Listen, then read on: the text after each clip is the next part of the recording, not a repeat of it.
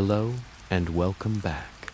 I am the Midnight Time Traveler, and tonight you're joining me on an adventure as we go off on our first quest.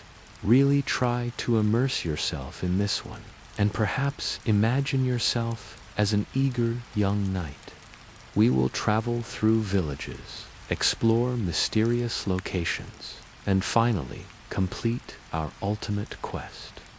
We may even find ourselves on the battlefield. Before we start, I know you may be using this video to fall asleep, so before that, make sure to leave a like and subscribe. Also, where are you watching from and what time is it there? Now, get comfortable, relax, and let's begin. Morning settles like a patient sigh upon my eyelids, and when I open them, I find myself stretched on a meadow sweet with clover, each leaf glazed by silver beads left behind by dawn. Above, the sky blushes coral near the horizon, fading into gentle violet higher up, as though the firmament were brewing a quiet tea for wanderers. I linger in the grass, letting the crisp air flood my lungs, while an unfamiliar chorus of larks stitches lively notes through the hush. Their music anchors me to this place like thread through cloth, and curiosity soon outweighs caution. A faint aroma of wild thyme drifts beneath the richer scent of damp earth, promising both breakfast and discovery. Somewhere beyond the hedgerow, a brook gurgles, polite yet insistent, inviting me to rinse away whatever night carried me here. I rise with deliberate slowness, joints murmuring in protest, and find that I am clad in a leather jerkin, quilted with linen soft as rabbit fur. A steel gorget lies nearby, its polished surface tossing coins of sunlight onto the grass, so I fasten it around my throat more from instinct than vanity. Beside the gorget rests a short sword in a plain scabbard, the pommel carved with oak leaves and a drowsy lion. A heraldry I do not know yet feels oddly encouraging. I draw the blade halfway, note its honest sheen, and slide it home with a nod of approval. A round wooden shield leans against a mossy stone, paint-chipped yet steadfast. Gathering these tokens, I sense responsibility settling over me, light for now, but sure to thicken the way morning mist climbs into cloud by noon. A ribbon of water calls to me from beyond the briar patch, its voice a playful gurgling over stones polished smooth by seasons. I cross the dew-soaked grass and kneel, cupping the crystal stream in my palms.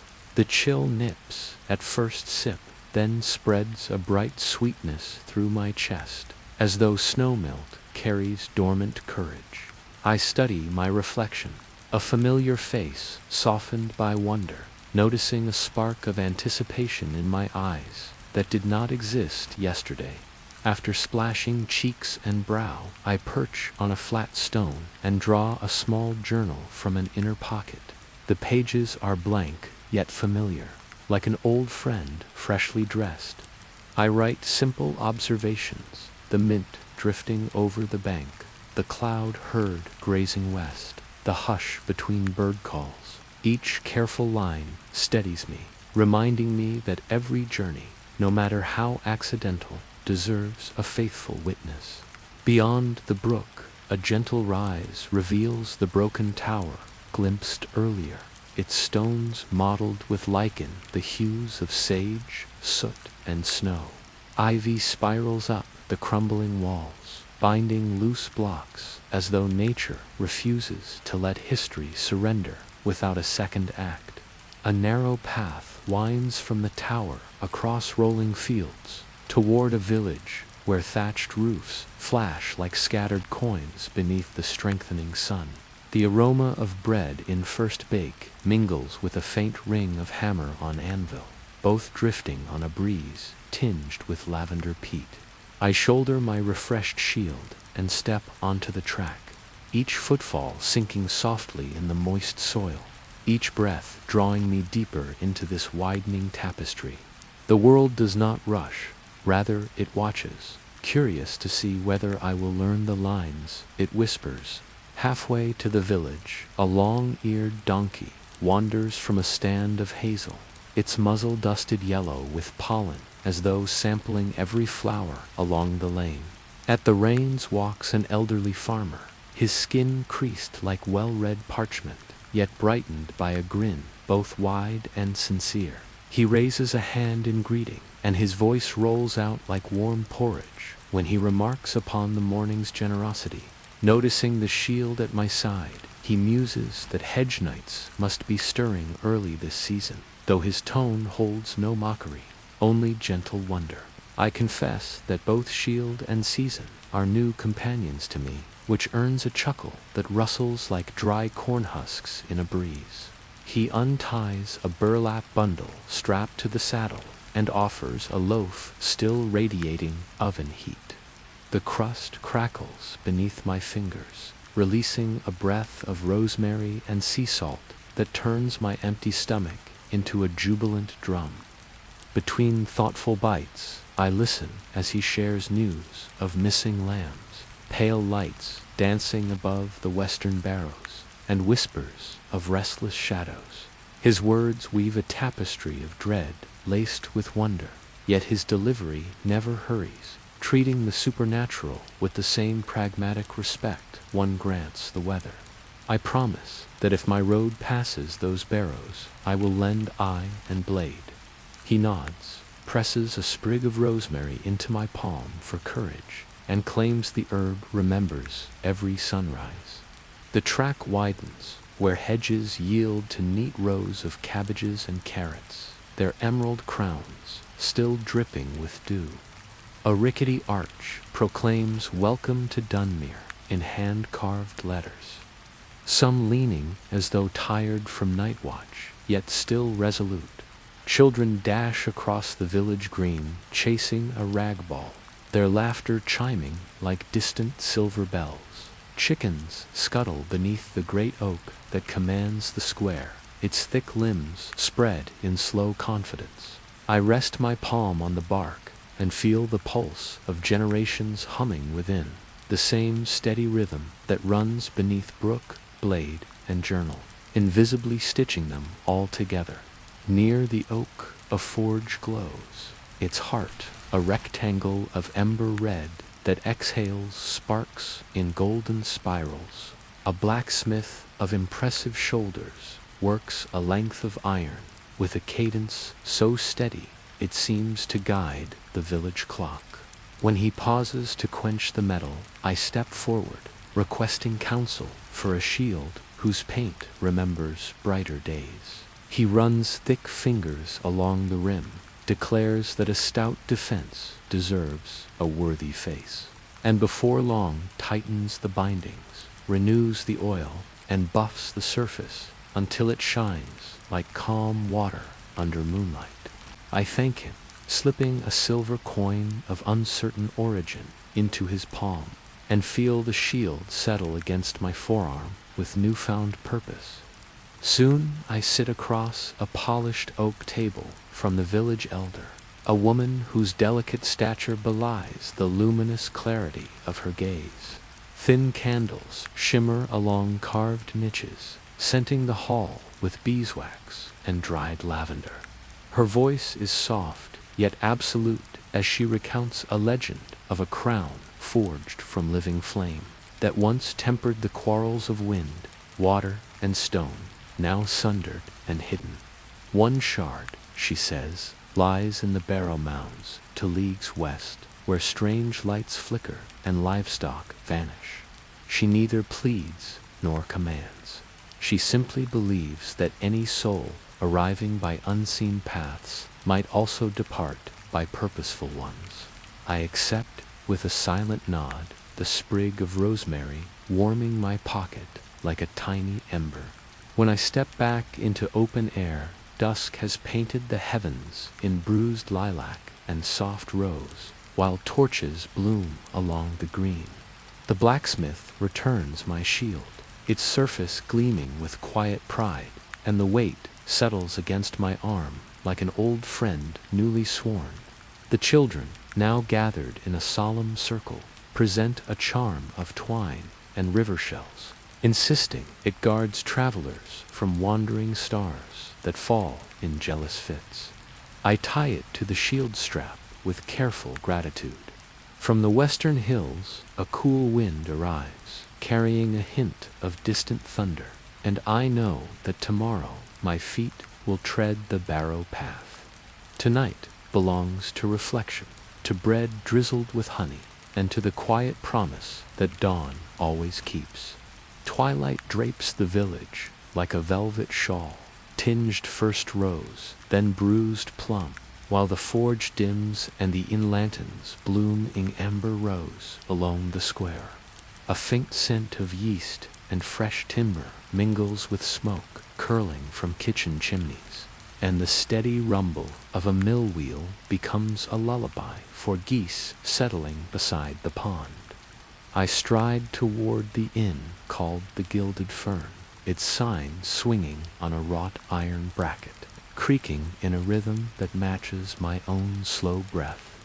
The wooden steps welcome with a familiar groan, and when I pause on the threshold, I feel as though the building inhales and grants me safe entry, folding me into a warm hush, broken only by clinking tankards and the occasional joke that darts like a swallow across the rafters, raising gentle laughter that fades before it can startle the candles. Inside, oak beams chase each other overhead like dark rivers in moonlight, their grains polished smooth by centuries of idle fingers. A wide hearth commands attention at the far wall, where logs the size of small boats glow with tamarind orange embers. Each pop sends tiny sparks upward, and they vanish just before touching the smoke-stained stone arch. Wooden tables, waxy from countless polishings, cluster around the flame in a haphazard constellation, and they are filled with neighbors, unhurried in their talk. Steam lifts from bowls of leek stew, freighted with thyme and bay, its aroma settling across the room like a welcoming blanket. Imagine yourself easing onto a bench, feeling the heat of the fire kiss your knees, while the cool of travel slips from your shoulders. The innkeeper, a ruddy-cheeked woman whose braid is thick as a ship rope, greets me with a nod that carries neither suspicion nor surprise. She sets a pewter mug in front of me, and the dark ale within reflects the hearthlight like a pond under sunset. I taste toasted barley and a subtle trace of honey, worth more than coin after a day of awakening into the unknown. Between sips, I trade small observations with her: the moss pattern on the north wall of the ruined tower, the way sparrows gather wheat chaff outside the mill. She smiles at each detail, tucking them into her memory, the way a weaver stores vibrant threads, and before departing to fill another order, she slides a slice of bread crowned by onion jam to my side with a wink, as though to say that good words deserve good fare. Conversation ebbs, while a traveling bard steps onto a low dais near the hearth. He is dressed in layered linens, dyed sea green and dusk blue, colors that shimmer each time he twirls the neck of his lute. After a brief bow, he begins a melody, sure and slow, notes lingering like lanterns above a quiet river. Between chords, he speaks of the western barrows, telling how pale lights glide over the mounds during moonless nights, how a lost shepherd followed them and was found at dawn, with eyes full of starlight, yet no voice to share what he saw. The inn listens, breaths synchronized, mugs forgotten mid-air. The tale is not new to them, yet each retelling seems to sand away fear and leave polished wonder, and I feel the story settle into my bones with the comfortable gravity of an old quilt. When the song closes, the bard extends a cloth roll of sketches made during his journeys, offering them to patrons in exchange for copper. Leafing through, I pause at an ink drawing of 3 concentric circles etched upon a stone slab, a pattern that resembles the carving on my shield, though mine is weathered and incomplete. The bard notices my interest and leans closer, confiding that he traced this design from a standing stone near the barrows themselves. He speaks softly, wary of eavesdroppers, yet eager to gossip, claiming the circles glow faintly when rain clouds embrace the full moon, as if the sky and earth share secrets in storms. I purchase the sketch, placing it carefully between the pages of my journal, the paper whispering secrets of its own as it settles.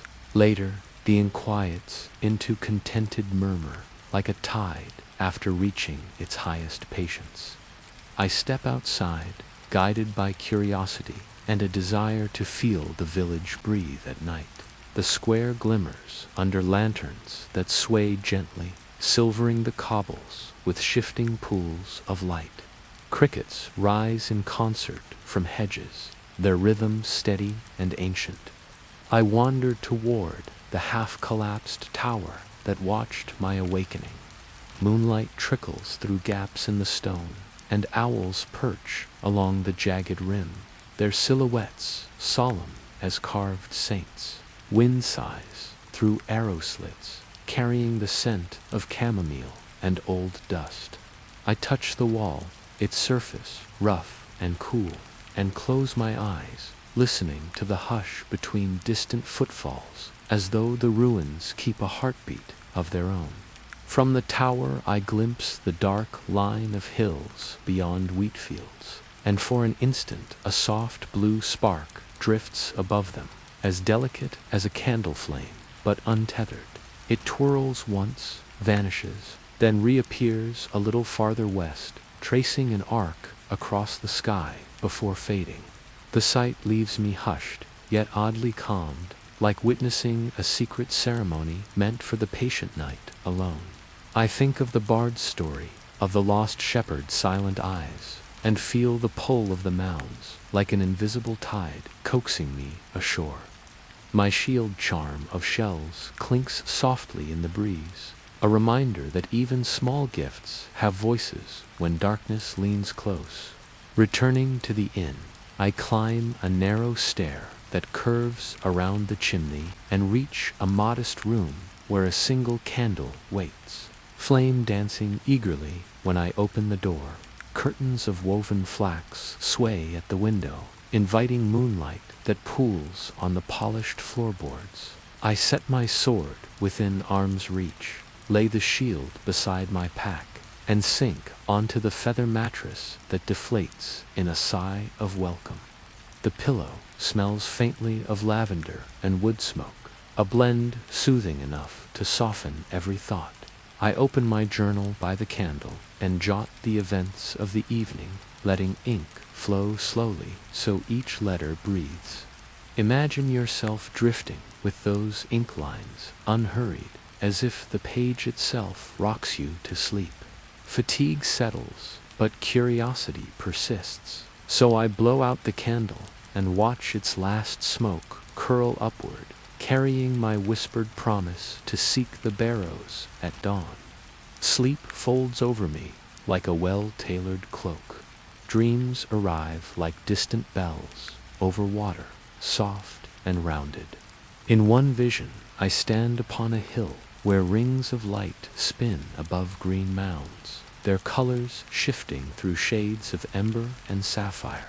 Voices murmur in languages I have not learned yet, still understand, and they speak of balance, lost and found, of crowns shaped by flame, of paths that twist like ivy, but converged like rivers to sea. When I reach toward the light, a gentle hand of mist pushes mine aside, and I awaken, heart steady, mind clear, dawn still distant, yet already feeling inevitable. The hush of night thickens, wrapping the inn and all within in a quilt of silence, punctuated only by the slow creak of beams adjusting to cooler air.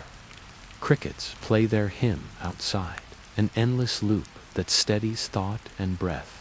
I grasp the rosemary sprig from my pocket, place it on the sill, and watch it catch moonlight until its oils scent the air.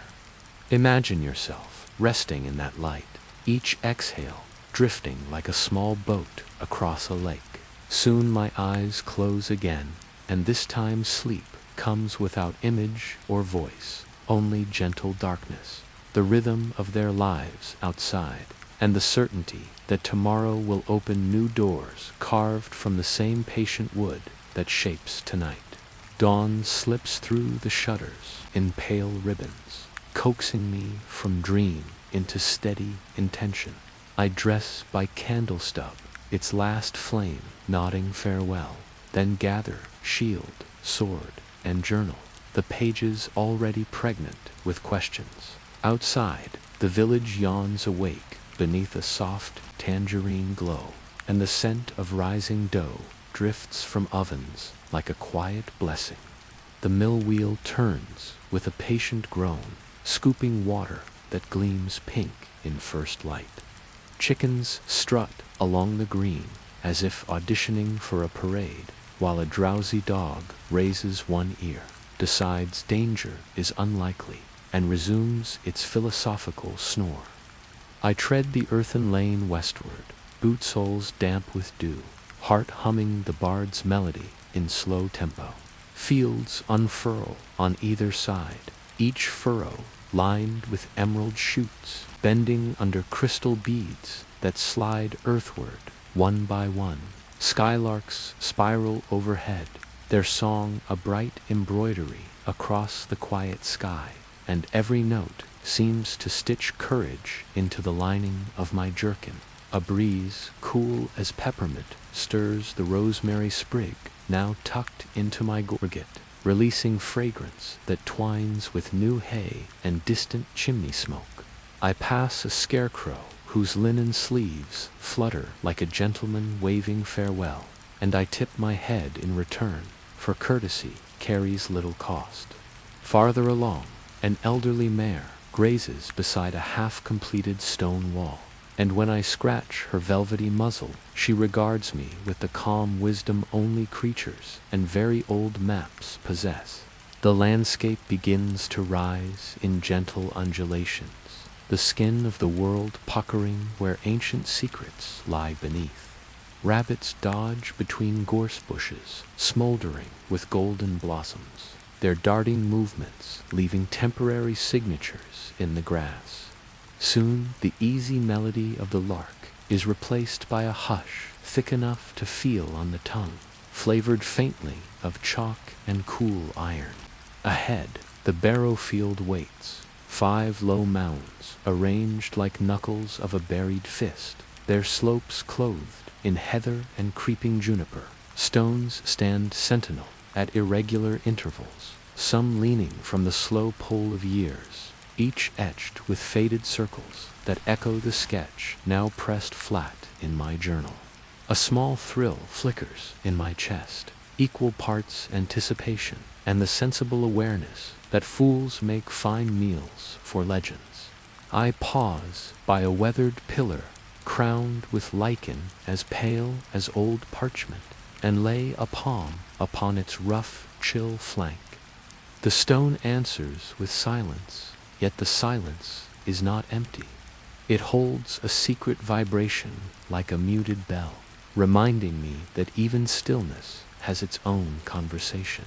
As clouds shuffle overhead, shadow and light play across the mound sides, creating the illusion of movement just beneath the surface, as though the hill itself is breathing at an unhurried tempo.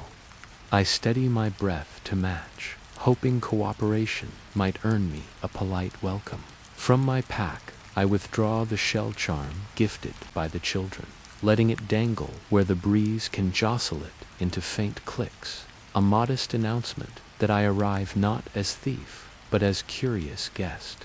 The entrance to the largest barrow reveals itself only when approached obliquely. A low arch of stacked stones, partially hidden by ferns, that whisper against my greaves like polite ushers guiding me inside. I duck beneath the lintel and feel atmospheric pressure change, cool air sliding along my skin like water in a slow brook. The passage smells of wet slate and ancient ash, a mixture both unsettling and nostalgic, like opening a long-forgotten chest in a grandparent's attic. My torch, lit from a smoldering twig outside, paints amber halos along the walls, where faded spirals and stick figures dance just beyond comfortable interpretation. The floor inclines downward, not steep, but enough that each footstep produces a soft echo that seems to run ahead, warning unseen listeners of my slow approach. Midway through the corridor, a cluster of luminous fungi clings to the ceiling, glowing with a mild aquamarine light that renders the torch redundant. I snuff the flame between thumb and forefinger, pocketing the brand so smoke will not announce every heartbeat. In the cool glow, the walls reveal fresher carvings, recent enough that dust has not reclaimed their sharp edges.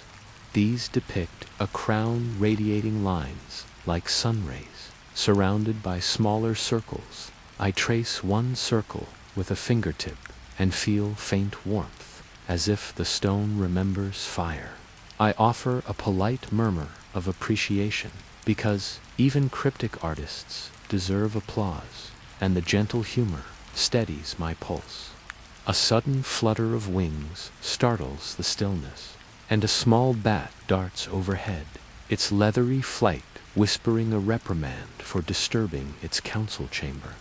I watch it vanish into darker recesses, then continue until the passage widens into a chamber shaped like an oval egg, ceiling high enough that darkness swallows its peak. At the center stands a stone altar, no higher than my knee, surfaces polished smooth by centuries of inquisitive hands. Upon it rests a single object, a ceramic bowl cradling water, so still it mirrors the faint blue glow like captured sky. Around the bowl, 3 concentric circles have been scored into the stone, their grooves filled with crushed quartz that catches light in pinprick stars. The air hums at a frequency felt more in bone than ear, and I sense a threshold, not merely spatial, but somehow conversational, the way a theater hushes one breath before curtains lift. I kneel beside the altar, removing the sketch for comparison, and the match is undeniable. The circles are identical in proportion, though the live version carries a resonance the ink cannot hold. I dip a finger into the water, half expecting a guardian spirit to leap forth, issuing citations for trespass. Yet the surface merely ripples outward to the edge of the bowl, where it stops, refusing to spill. A low vibration answers somewhere beyond the chamber walls, subtle yet certain, as though my touch completed a circuit long waiting. In the distance, deeper within the mound, a soft light pulses once, then again, steady as a watchful heartbeat. I rise, clearing my throat in the quiet, and address the dimness with dry humor. If that is an invitation, I accept, though I would appreciate good signage. The echo that returns carries no words, yet seems faintly amused. The pulsing grows steadier as I move, a soft throb that seems to keep time with my breath, so I match it intentionally, inhaling when the glow swells, exhaling when it fades. The corridor narrows until my shoulders brush cold stone, dampness kissing my sleeves with a mineral chill.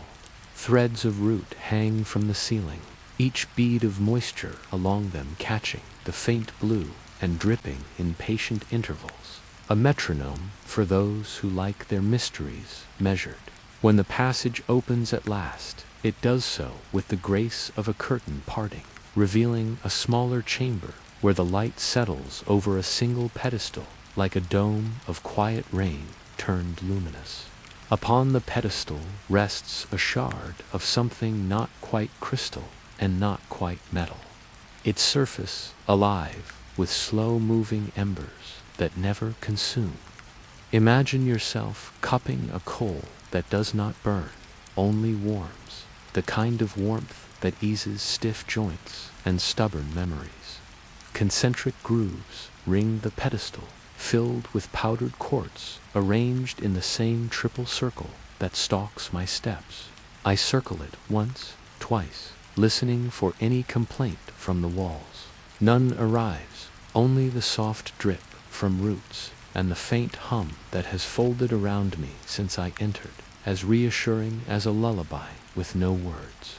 The shard answers, with a tremor felt through bone rather than skin, an almost greeting, and I let my palm settle over it fully.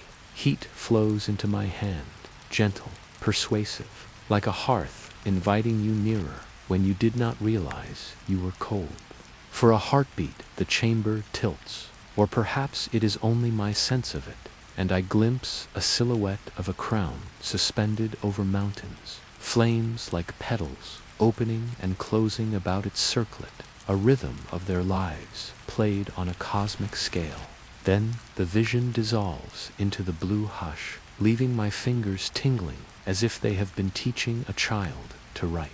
I lift the shard and the pedestal light diminishes to the pallor of a remembered candle. Somewhere in the barrow, the air shifts, a sigh of stone that has finished holding its breath. The quartz circles dim, the hum recedes, and I sense a communion has concluded with no hard feelings. Slipping the shard into a padded fold of my journal pouch, I bow to the altar because gratitude is cheap and often profitable. The act steadies me further, and when I turn to the tunnel, my torch stub flares of its own accord, a final echo of the shard's warmth, then settles into obedient ember. At the mouth of the barrow, the daylight greets me with the fullness of afternoon.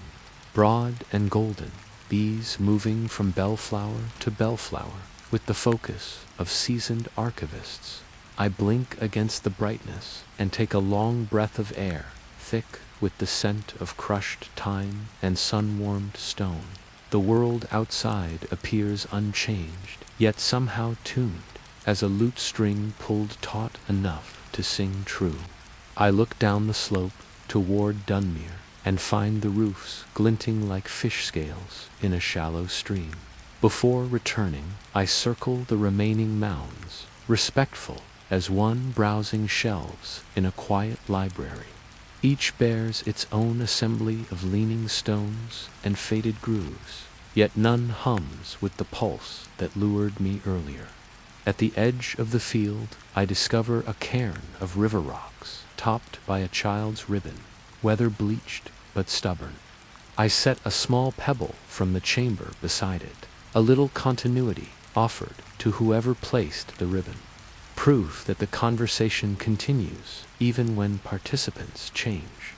A lark drops from the sky and lands beside the cairn, head tilted, eyes bright, then takes off again, tugging a strand of my attention toward the village like a kite string.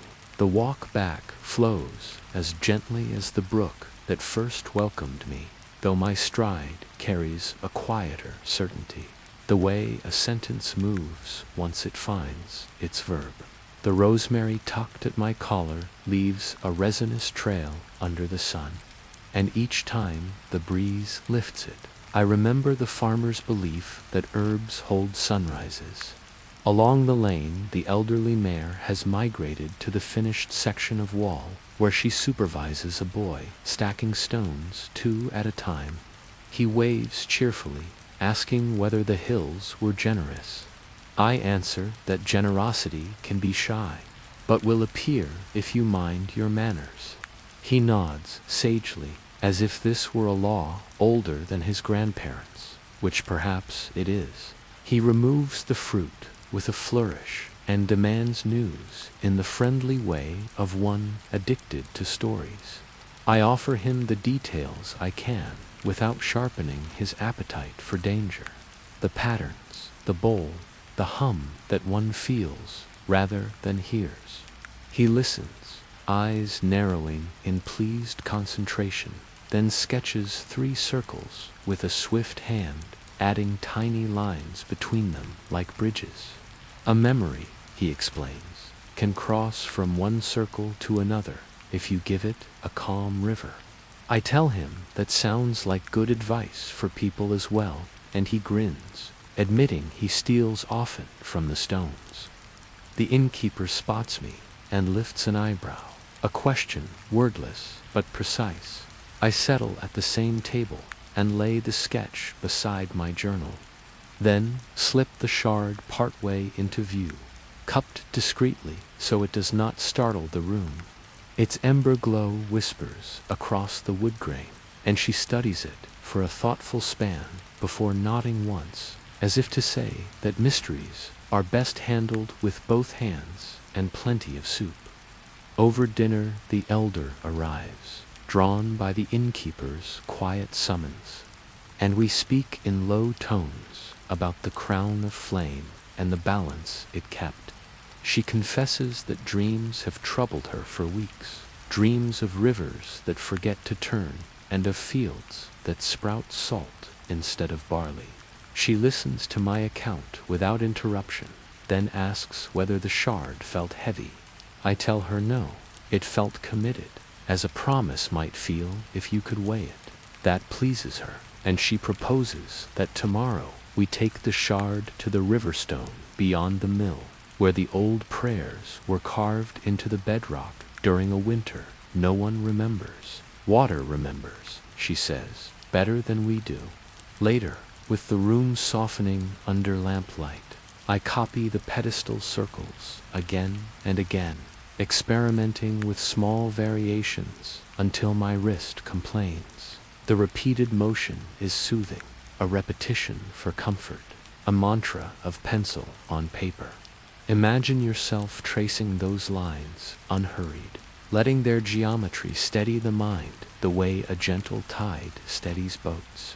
When I finally close the journal, I feel a sense of alignment, as though the circles have clicked into some internal mechanism I did not know I carried. The shard rests wrapped in a strip of linen beside my pillow, warm enough to perfume the air with a faint scent like rain on warm stone.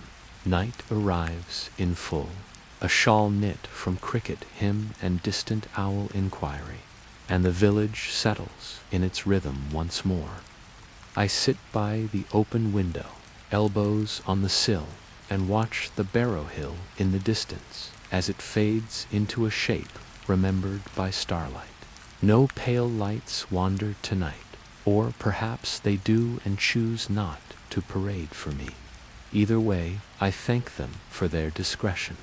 The sky is a deep well filled with quiet constellations, and I let my gaze fall into it until thought slows and breath follows. In the rhythm of their lives, beyond the glass, I hear hammers cease, mothers hush, dogs sigh. The shard's glow dims to a heartbeat echo, and I let sleep arrive like a companion who knows the way to the next door. Around it circle 3 figures I cannot name, their outlines blurred like faces seen through rainfall. They speak without sound, only presence, and the meaning that reaches me is patient and steady. Begin with water, they imply, then earth, then wind. Fire will wait, for it remembers being whole.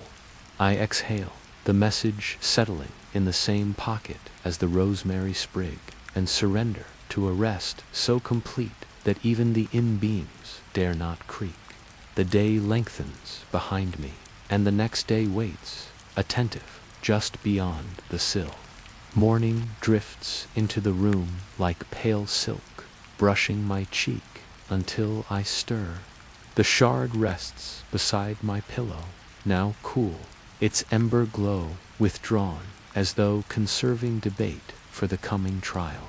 I dress slowly, savoring the hush that lingers between cricket song and sparrow chatter, then step into the corridor where the in-beams yawn in sympathetic creaks. Downstairs, the hearth embers mutter among themselves, while the innkeeper ladles porridge, scented with honey and nutmeg. She slides a generous bowl my way, remarking that wisdom walks better on a full belly. I eat with deliberate care, each spoonful a warm stone in the pocket of the morning, grounding me for whatever river memory intends to share. Soon the elder arrives, wrapped in a cloak the color of damp cedar. Her eyes glint with both anticipation and the restful patience of someone who has spoken long with stone.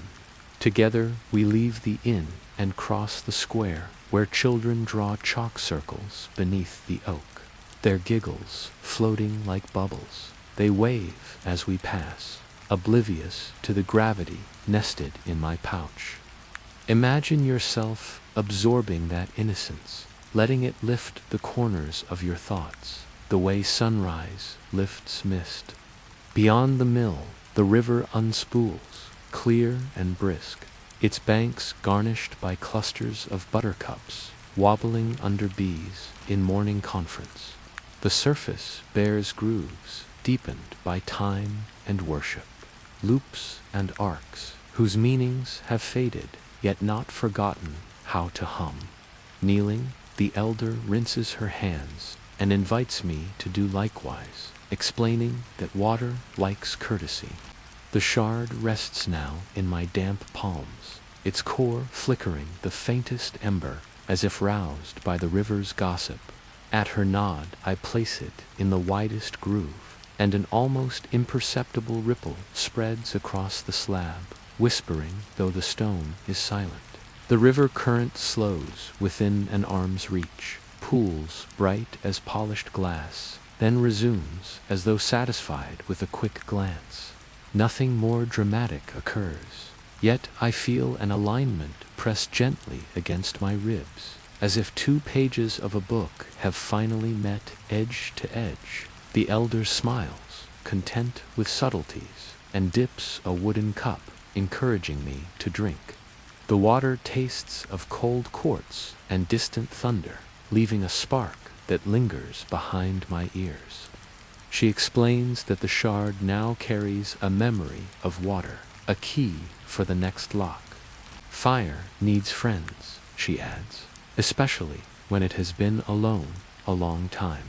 With a final blessing whispered to the slab, she sends me onward along the south road toward the larger town of Hartford, where smiths and scholars often trade theories for ironwork.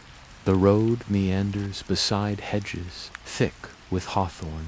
Sunlight filters through shifting leaves, inventing a private Morse code across my shield. A cart creaks ahead, drawn by 2 patient oxen, whose hides gleam like old copper. The driver, a plump merchant wrapped in cheerful stripes, calls a greeting and offers a lift upon learning I head for Hartford. Gratitude climbs aboard before caution can object, and soon I sit beside crates of fennel, wheels of soft cheese, and jars of pickled onions that wink ruby in the sun. As the cart lumbers on, we discuss weather, harvest prospects, and rumors of lights drifting over rivers farther east. The merchant chuckles that mysteries sell as well as spices. People love flavor, whether at table or in tale. Midway to Hartford, we pause at a clearing where tinkerfolk have raised canvas awnings the color of seafoam. Kettles hiss over small fires, and bright ribbons snap from poles, marking a brief carnival for travelers. I barter a sketch of the barrel altar for a coil of sturdy twine and a vial of lamp oil perfumed with rosemary. The tinker matron examines the drawing, nodding gravely before slipping it into a satchel already bulging with other people's dreams. She tells me that circles keep secrets in their own bellies, and that I should listen for their burps. I laugh, surprised, and tuck the advice into memory along with the twine.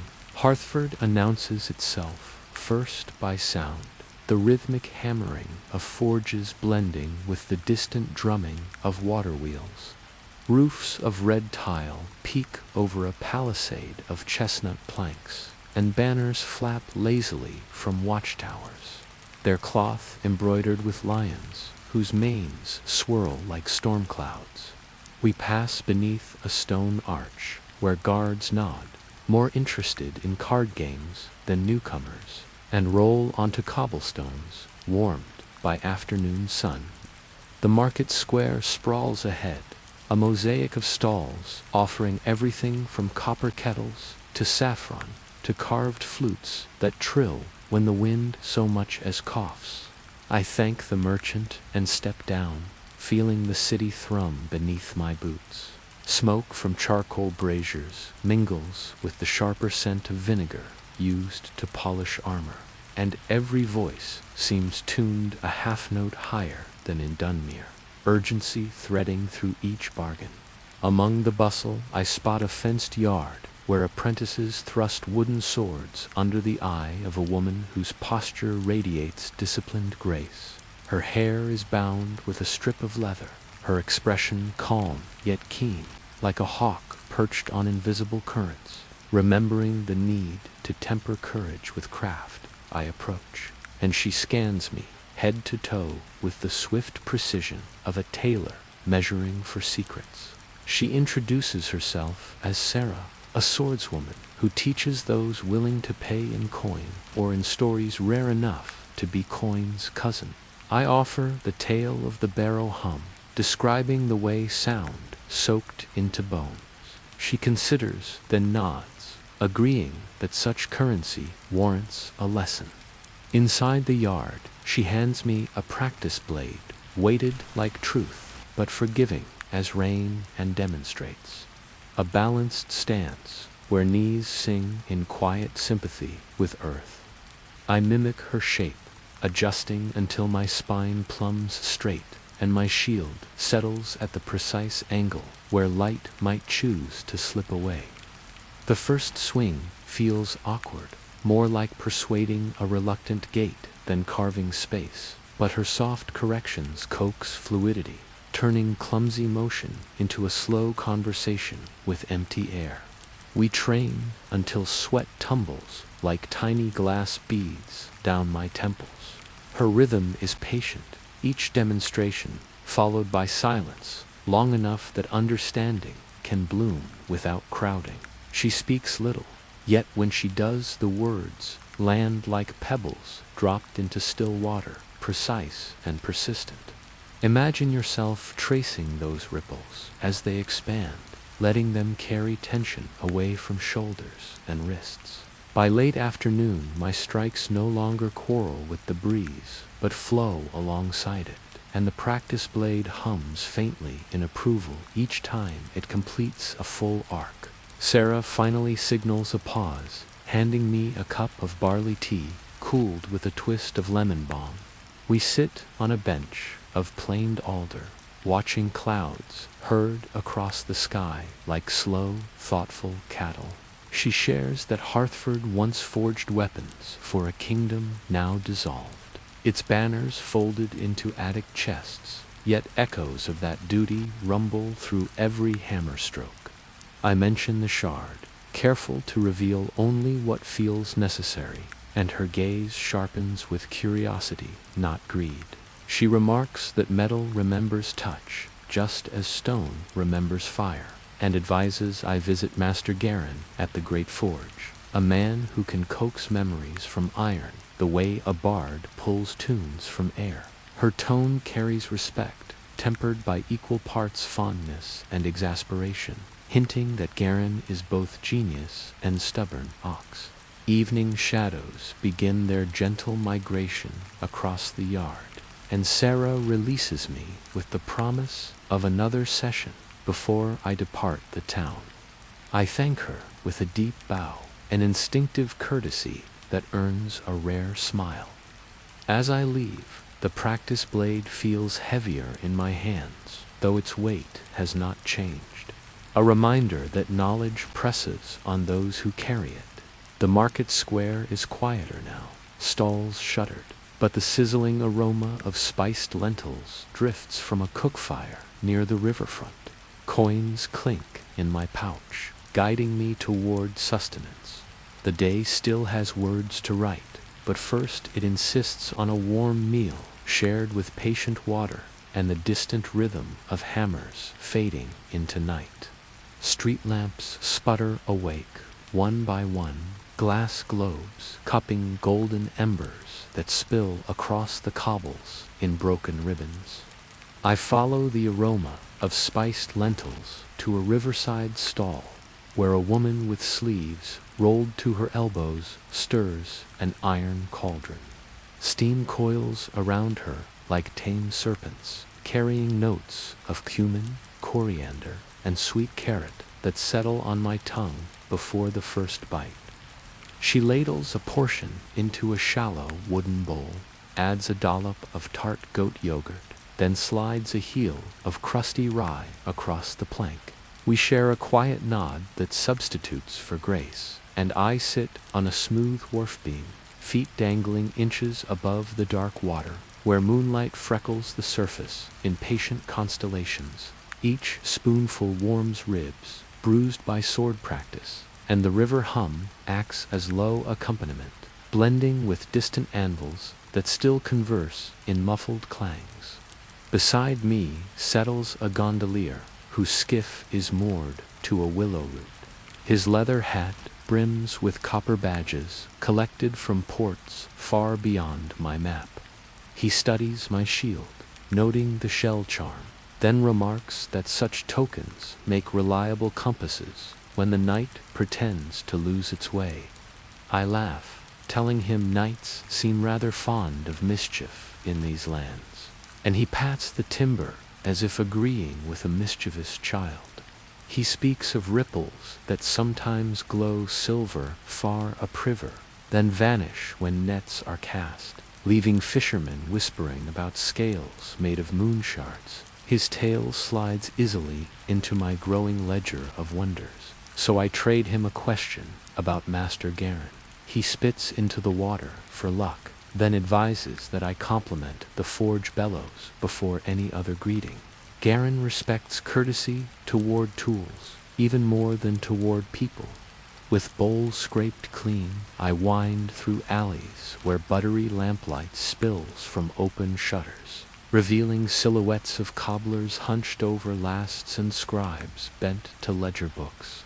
Vast doors of black walnut stand open, bathing the street in a cyclorama of orange glare. Sparks scatter beyond the threshold, drifting into night like fireflies with urgent errands. Inside, heat folds around me in layered waves, each carrying scents of molten iron, pine pitch, and the faint sweetness of charcoal dust. Every wall is lined with racks of tongs and chisels, their silhouettes forming a silent choir, waiting for the conductor to raise his hammer. Something in the architecture translates noise into rhythm rather than clamor, so even the loudest strike feels almost musical, a bass note anchoring an unseen orchestra. Master Garin appears from behind a curtain of steam, bald head slick with sweat, eyes bright as furnace coals. His beard, plaited in twin cords, is threaded with rings stamped with runes I cannot read. Before I can speak, he addresses the bellows by name, bidding them rest a moment, and only then does he turn my way, eyebrows lifted as if to measure weight rather than height. I offer a traveler's bow and commend the bellows on their steadfast devotion. His face splits into a grin, teeth gleaming like fresh tin under lamp flame, and he waves me deeper into the forge, past anvils scarred yet dignified. He asks what memory I wish coaxed from metal, and I answer by placing the shard upon a velvet scrap, its ember pulse timid in the overwhelming light. Garin circles the shard, hands clasped behind his back, humming a note that seems to probe its inner harmonics. He fetches a small crucible filled with clear spring water. When the rod meets the water, steam plumes upward, yet the rod does not hiss, it sings, emitting a pure bell tone that reverberates through beams and rafters. The shard answers, with a tiny flicker, brightening like surprise blooming in a shy face. Garin nods, satisfied, and explains that the shard indeed carries water's blessing, which must now marry iron if I intend to wield it without sulking flames or petulant floods. He proposes forging a reinforcement band for my shield rim, embedding a sliver of the shard, so its voice will guide my parries. The process unfolds as ceremony. First, he crushes a rice grain-sized fragment from the shard, sealing the remainder safely back into velvet. The sliver he folds into a billet of mild steel already glowing on the hearth, then hammers with measured strokes that push ember traces throughout the metal. Each impact prompts a pale blue spark that rises and vanishes, leaving behind filigree patterns reminiscent of frost upon window panes. Sweat trickles down his temples, sizzles on the anvil face. Yet he never breaks rhythm, forging the billet into a ring that seems to breathe with the tempo of my own pulse. When the shape is complete, he quenches it, not in brine nor oil, but in the same crucible of spring water, now shimmering with faint orange motes. The ring settles with a contented sigh, metal and memory newly wed. While the ring cools, Garin produces files and scrapers, smoothing edges until the band feels silk-soft despite its strength. He hands it to me with tongs, cautioning that truth remains warm even when facts grow cold.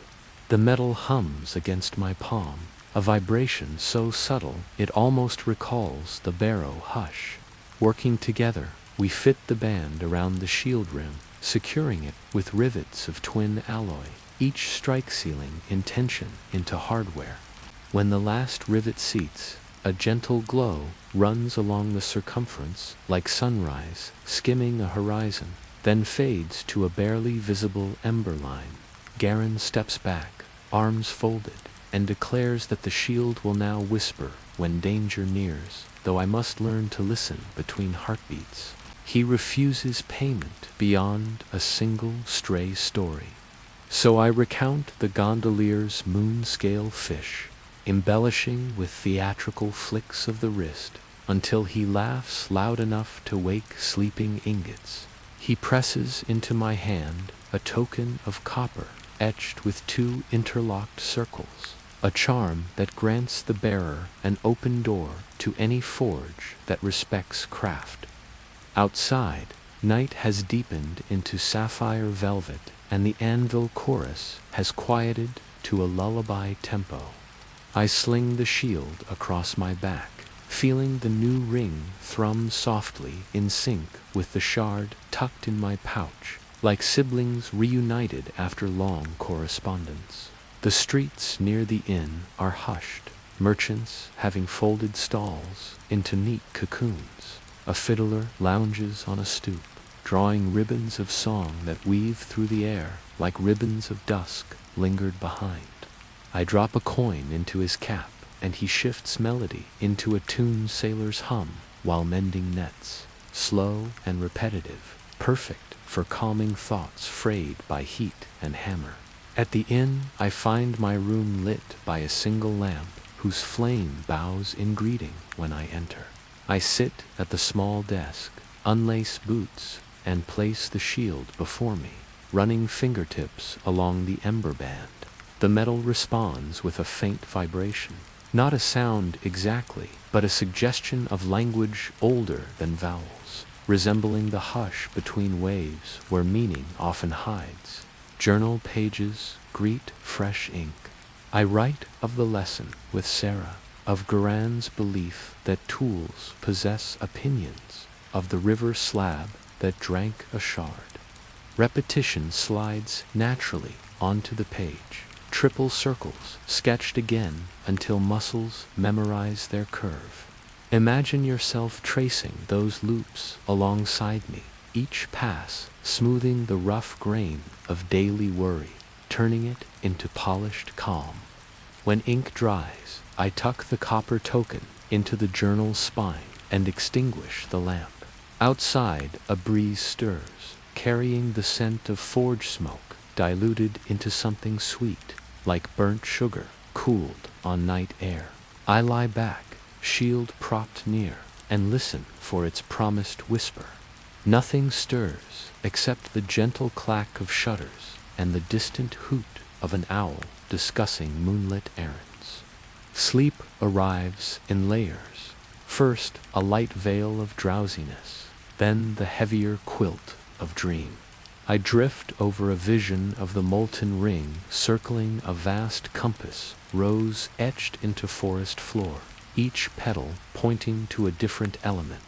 Water flows along one path, wind swirls along another, earth rumbles along a third, and the final path waits empty, reserved for fire that must choose when to dance. In the center stands the time traveler, which is to say, myself, holding shield and shard, listening for a chord that will align those paths into harmony. First light leans over the sill like a curious cat, brushing the shield rim with pale gold until the ember band stirs and offers one brief flicker of greeting, and the dream of intersecting paths lingers like the ghost of a melody humming faintly behind the ribs. I wash in a basin scented with dried mint, pull on linen and leather that still remember yesterday's sweat, then toss stray crumbs to a sparrow waiting on the sill. Imagine yourself sharing breakfast with small feathered optimism, the bird tilting its head as if to remind you that every quest is built from ordinary mornings stacked patiently one upon another. Hartford greets the dawn with clattering shutters and kettle steam that rises in slow columns, meeting sky in quiet handshake. Vendors haul carts onto the square, wheels speaking in creaks that blend with roosters bragging from rooftop perches. The innkeeper presses a packet of oatcakes into my hand, murmuring that oats travel better than gossip, and wishes me safe passages that return with tales worth the price of beer. I head south, where the cobbles concede to packed earth bordered by stone walls softened under moss. Dew sparkles on foxglove bells, and when a breeze stirs the petals, they ring together in a hush only bees seem to fully hear.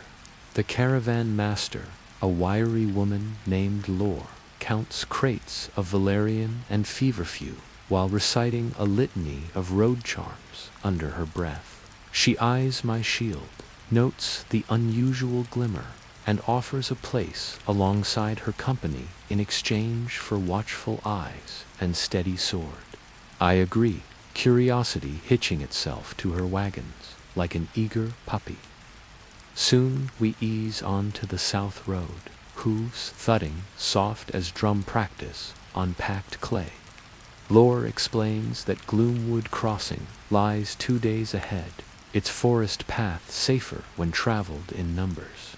She chuckles at the irony that groves grown for healing herbs are also rumored to host spirits who prefer their leaves unplucked. Morning ripens into mid-sun, and the road begins to weave among gentle hills quilted with heather and broom. Skylarks scribble quicksilver notes overhead, occasionally diving low to inspect the wagon canvas as if judging color schemes. Lowray's herbmaster, a round fellow named Corvin, rides beside me on a pony that embodies patient philosophy. He offers a tin of candied ginger, claiming it steadies both stomach and courage, especially when wood shadows deepen. We trade observations. He notes the faint vibration in my shield, and I note the faint glow in his satchel, bottles of tincture catching sunlight like tiny stained glass windows. Our words spin a delicate cord, thin but dependable, an early stitch in the cloak of fellowship. Ferns brush against wagon spokes, releasing a peppery green scent that mingles with resin dripping from pines. Somewhere a cuckoo calls, the note echoing as though bounced from hidden mirrors. Every few lengths, Lore halts to examine claw marks on bark or sniff the air, then motions onward with calm certainty. Imagine yourself matching her breathing, deep and level, grounding each step so forest hush becomes companion rather than threat. Sunlight enters in scattered spears, gilding pollen that drifts like lazy snow. Corvin unpacks loaves speckled with rosemary, while I unpack the shard to let it taste fresh air. At contact with light, it pulses once, timid yet curious, and the water beside us seems to answer, surface rippling, though no pebble falls. Lore watches with narrowed eyes, but asks no questions, perhaps believing every traveler shoulders private cargo that need not be unwrapped for casual inspection. She does remark that brook spirits appreciate courtesy, so I tip a crumb into the current, which spins it away like a tiny boat embarking on grand expedition. Rest concluded, wheels crunch over a carpet of last season's leaves. Their papery remains releasing scents of tea and distant storms. Deeper inside Gloomwood, the air holds a hush that feels curated, as if librarians of silence patrol these corridors.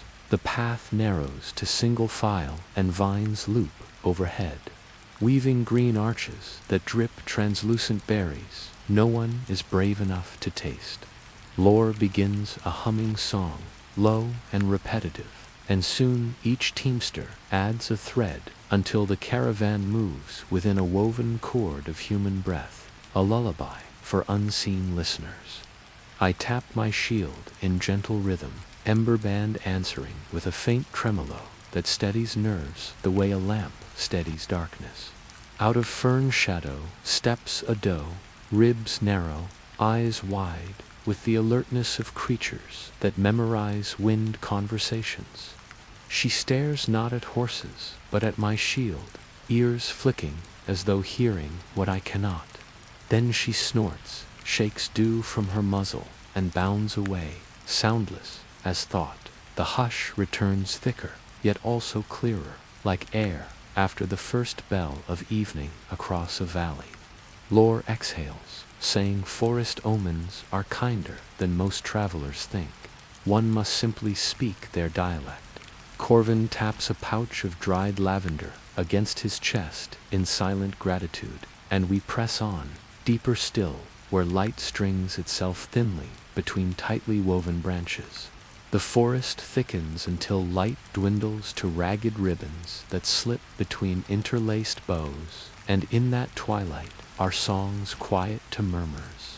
Wagon wheels crunch more softly, damp leaves swallowing their rimfire crackle, while the horses snort clouds of breath that drift like tame ghosts ahead of the column. I rest a hand on the new metal band that rims my shield and feel a faint vibration, steady and inquisitive, as though the iron listens for changes in the hush. Laurel moss dangles from branches in hushed curtains, releasing a faint citrus scent each time the breeze nudges it, and somewhere deeper a woodpecker raps a slow tattoo that echoes like distant hammer on anvil. Imagine yourself matching each heartbeat to that measured percussion, letting calm hold its ground, even as shadow gathers into thicker folds around the path. The hush fractures when a single raven croaks overhead, a sound like gravel tossed across glass, and immediately the horses stamp their hooves in anxious cadence. Lore signals a halt with 2 fingers raised. Silence blooms again, yet beneath it a subtle patter drifts through the understory, soft yet purposeful, as though rain attempts stealth. Out of bramble dark slide 2 figures, fur the shade of river silt, eyes ember bright. Wolf shades the size of lean mastiffs, shapes half flesh and half the deeper dusk they inhabit. Their gaze flicks from wagon to wagon, pausing on the herb crates, then fixes on me and my quietly humming shield. I raise the rim, palm steady, and the band glows a slender ring of ember light which seems to push the air outward in a mild yet undeniable ripple. The ripple halts the wolves mid-step, noses twitching as if they scent a storm rolling across sun-baked earth. I do not draw my sword. Instead, I shift stance from Sarah's lesson. Weight balanced, breath calm, and place the shield gently into the path between beasts and caravan. The band pulses once more, a soft gong none can hear, yet all can feel, and in that moment the wolves' eyes dim from ember to candle stub. They back away, pause, sinking into leaf litter without a sound, bodies dissolving into the deeper lattice of shadow, until only the bramble shakes in slow applause of their departure. Lore exhales, a laugh hidden inside relief, then thanks whatever quiet pact the rim and shard have forged with the wild. The caravan rolls onward until the sun, low though unseen, sends one last copper beam that spears through a gap in the canopy and strikes a standing stone set just off the track. Lore calls another halt, curiosity tugging both of us forward. The monolith leans as if tired from centuries of holding sky, its surface etched in the familiar triple circle motif, though here the innermost ring bears a small niche the size of a sparrow egg. Something within glimmers, catching the sun fragment and returning it with interest. I step close, feel the shield band hum in recognition, and reach into the niche. My fingers touch a shard, cool as river water, yet bright with an inner flicker of leaf-green light, softer than the ember, yet undeniably kin. The instant I lift it, the forest hush gains a minor chord of approval, a breeze shifting every fern in a single synchronized sigh. The new shard nestles beside its ember sibling, the two pulses blending into a rhythm reminiscent of overlapping heartbeats that find a harmonious compromise. My thoughts steady, expanding outward like ripples from a skipped stone. And for a breath I sense every root beneath us and every branch above. A living lattice that murmurs of balance, restored in increments. Lore, ever practical, suggests we camp here where the ground feels watched by kinder eyes. We circle wagons, light a small cooking fire of pine splinters that smoke with a scent of lemon balm, and dine on oatcakes softened in nettle broth, while Corvin hums a slow reed tune meant to lull restless travelers. Sparks rise toward unseen stars, each carrying a secret wish that perhaps twirls in new orbits around ancient constellations. Later, I sit apart on a fallen log, polishing the shield rim with a cloth dipped in mint water. The band now shows faint veins of green light spiraling through orange, like copper wire plated with spring sap. Each pass of the cloth summons a murmur that fades as quickly as it forms, and I imagine the two shards comparing notes, deciding which element should speak next. In my journal, I sketch the wolf shades, noting their hesitation, then copy the standing stone's deeper carvings. Repetition again brings comfort, the curves of the circles smoothing the memory into calm. Around me, the forest breathes without unease, and even the raven has muted its commentary to a single approving croak before bedding down on a distant limb. When the fire dwindles, Lore sprinkles the embers with lavender, sending plumes of violet scent into the vault of leaves. Each teammate retires under canvas tarps draped from wagon sides. Yet I remain a moment longer, watching the shards glow inside their pouch like twin lanterns placed at opposite ends of a narrow bridge. Imagine yourself standing upon that bridge, feeling it settle under your weight, while the river below mutters wisdom in syllables older than stone. Night tightens its velvet cloak. Stars finally argue through the foliage, and a full moon nudges a branch aside to peer down like a curious patron. I slip into my blanket roll, shield under my arm, and the last thing I hear is the gentle tick of sap cooling inside pine logs, counting breaths until dreams take up their vigil. Morning glimmers through the forest canopy in broad strokes of amber, pooling over our little camp until dew jewels every wagon canvas and the embers of last night's surrender with a hiss that sounds content rather than defeated.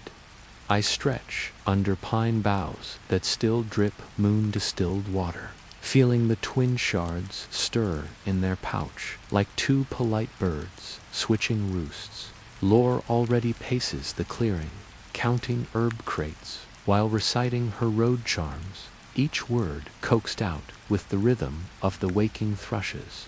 Corvin stirs nettle leaves into a cauldron of thin porridge, the steam rising with an earthy sharpness that clears the lungs better than any sermon.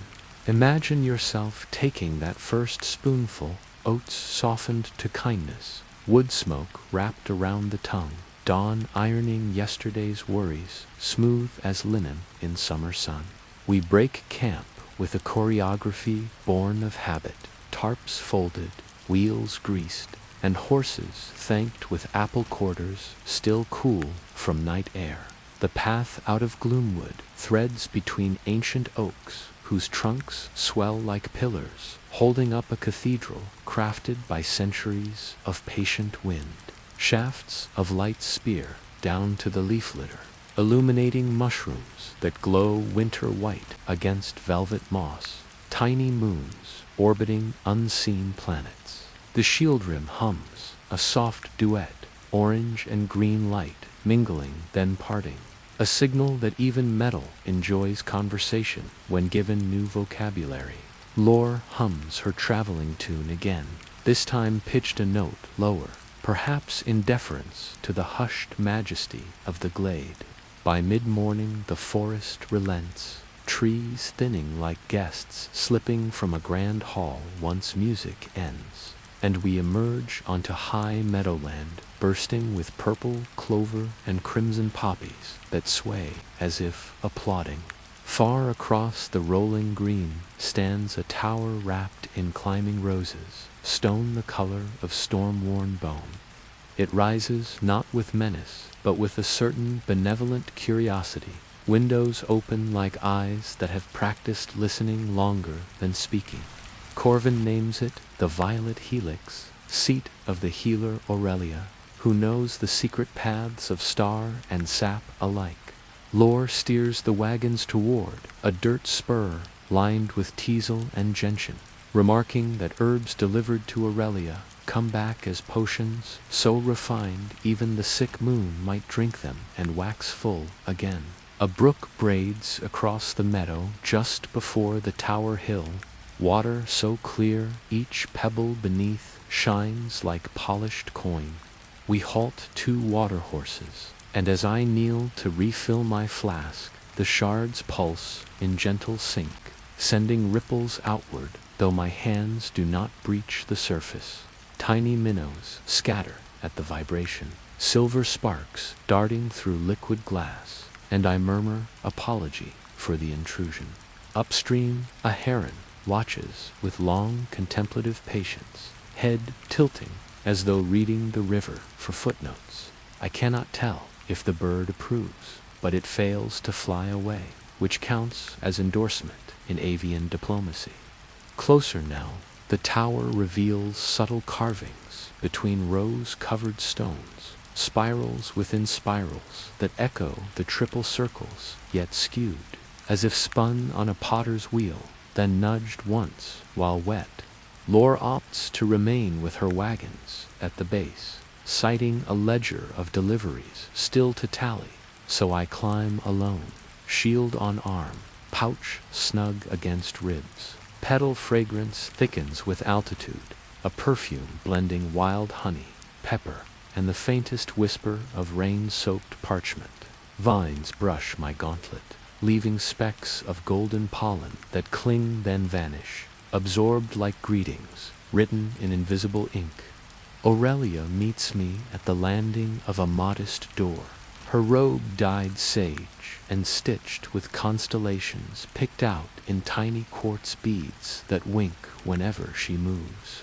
Her hair is silver, yet alive with auburn strands, as if sunset refuses to surrender entirely. She studies my shield, not with surprise, but recognition, the way one greets a season returning on schedule. Without preamble, she invites me into a circular chamber, lined floor to ceiling with shelves of glass jars. Each jar holds a slice of forest, petals suspended in viscous gold, seeds resting in milky suspension, fragments of bark floating like small boats on amber seas. The air tastes of rosemary, chalk dust, and something colder, lunar almost, that pricks the nostrils like the memory of snow. She gestures toward an oak workbench, where a copper bowl sits upon a tripod, coals beneath glowing dull cherry. With delicate tongs, she withdraws the water shard, holding it near the bowl until its core gleams brighter, painting watery light across her beads so they resemble dew shaken, free at dawn. Next, she slips the green leaf shard beside it, and the two pulses marry into a steady breath that seems to bend the copper sides inward, then release. Aurelia nods, as though a question asked decades ago has finally earned its answer, then begins adding measured pinches of powdered star thistle, threads of willow bark, and a single droplet taken from a vial labeled with a sigil resembling intertwined rivers. The concoction lets off a soft sigh, neither steam nor smoke, but a fine mist that smells like cool rain seeping into fresh-turned soil. She beckons me closer and explains in a voice as calm as shaded pools that the shards respond to elemental echoes, and my presence stitches those echoes into new forms. This potion, once complete, should heighten perception, tuning senses to the frequencies where stone and root converse plainly. Her lips quirk at my raised brow, and she adds that such clarity can be both gift and burden, like reading every marginal note in a caravan ledger, including the jokes scribbled in bored moments. I remark dryly that boredom has rarely frequented my path lately, earning a soft chuckle from glass jars that tap quietly against one another, as if in shared amusement. We must let the mixture steep, she says, exactly until the mist folds inward and kisses the shards. In tower time, this equals the span of 6 sand, trickles through a narrow hourglass fashioned from hawkbone, which she sets upside down with ceremonial care. While we wait, she unrolls a parchment etched with constellations unfamiliar to my memory, lines connecting stars into shapes of cup, bridge, and rising flame. She taps the cup, calling it the vessel, and traces a route from its rim to the bridge, explaining that when the shards align overhead, they reveal pathways hidden at ground level. Tonight, she murmurs, the sky will tilt just so, and the southern rim of the vessel should point toward Frost Peak Pass, where another echo waits buried under sleep-thick snow. I study the chart, stars inked in ochre, realizing that Aurelia's tower likely serves as both pharmacy and observatory. One window is cut wider than the rest, framed by polished brass rings that can rotate, turning stone into telescope. She invites me to peer through a smaller lens, where daylight still washes the heavens, yet faint glimmers already pulse in the pale blue field. I see the faint outline of the vessel taking shape, its cup angled shyly west. The promise of navigating by celestial conversation sets a quiet thrill along my spine, akin to discovering that books speak even when covers remain closed. if only one learns the hushed vowel of paper. Behind us, the hourglass sinks its final grain, and the potion mist collapses into the copper bowl, kissing both shards with bead-sized droplets that flare turquoise, then settle. Aurelia lifts the shards out, dries them with silk printed in rowing foxglove blooms, and returns them to my pouch. She pours a palm's worth of luminous liquid into a crystal field, instructing one careful swallow at moonrise, no more, lest the senses widen faster than reason can follow. She supplies 2 spare vials, one for emergency and one for trade, her eyes twinkling that barter travels faster than rumor. Payment, she says, will be a future story, told when I next pass this tower cloth-bound in more experience. I tuck the files away, feeling their cool weight promise unknown tastes. I descend the rose-wrapped stair in measured steps, potion files snug in an inner pocket where their cool glass taps my ribs with tiny friendly knocks. Outside, meadow's sun has tilted toward honey gold, glazing each poppy petal so it appears lit from within. Lore lounges against a wagon wheel, ledger balanced on her knee, while Corvin negotiates with a sparrow that covets his seed biscuits. When they spot the files, their brows arch in synchronized curiosity. Yet they ask no direct questions, perhaps content that mysteries steep better when left unshaken. Aurelia waves from the tower arch, roses stirring as though they too bid farewell, and her voice carries on a breeze scented with pepper and rain, advising me to remember that moonlight enjoys polite company. The wagons roll once more, wheels crunching clover heads that release faint vanilla perfume beneath sturdy rims. Our road bends east then south, tracing the gentle flank of the meadow where grass fades into scrub dotted with juniper, each bush offering blue-gray berries like small planets waiting for their own sky to spin. Lore hums the same traveling tune, but adds a counter-melody under her breath, perhaps a charm to coax mild weather. Over his shoulder, Corvin recalls the healer's chart, speculating whether stars might rue being used as road signs, or whether they secretly relish the attention. I answer that celestial egos seem vast enough to handle a bit of earthly admiration, earning a laugh that jiggles the herb jars in his crate. At each jostle, they clink softly, a glass applause that keeps time with the drone of cicadas starting their afternoon recital. Toward late day, the land begins its slow climb, ground swelling into low shoulders of mountain foot. Pines appear, standing solemn with bark the color of well-brewed tea, and the air cools in delicate degrees until breath feels freshly laundered. Lore guides the wagons to a shelf of flat stone overlooking a valley carpeted by silver grasses. She announces we camp early so horses can rest before tackling Frost Peak ascent at dawn. Corvin starts a stew of lentils, carrot tops, and a daring sprinkle of powdered nettle bloom that he claims will loosen tired joints. I settle on a boulder, shield across knees, feeling the twin shards within my pouch pulse in unison with the rhythm of hammers still faintly echoing from distant Hartford forges. Twilight weaves indigo threads through pine needles, and when the first star pricks the sky, I recall Aurelia's dosing counsel. I unstopper a Fael liquid, pale as dawn mist swirling in miniature tempests, and raise it in a silent toast to absent teachers. The potion is cool on the tongue, neither sweet nor bitter, but tinged with the memory of rainfall striking warm flagstone.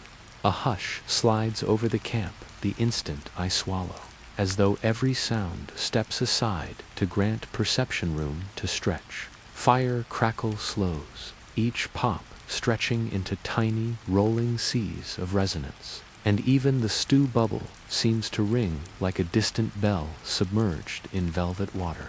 Edges sharpen, yet colors also soften into deeper conversation, as if hues traded brightness for truth.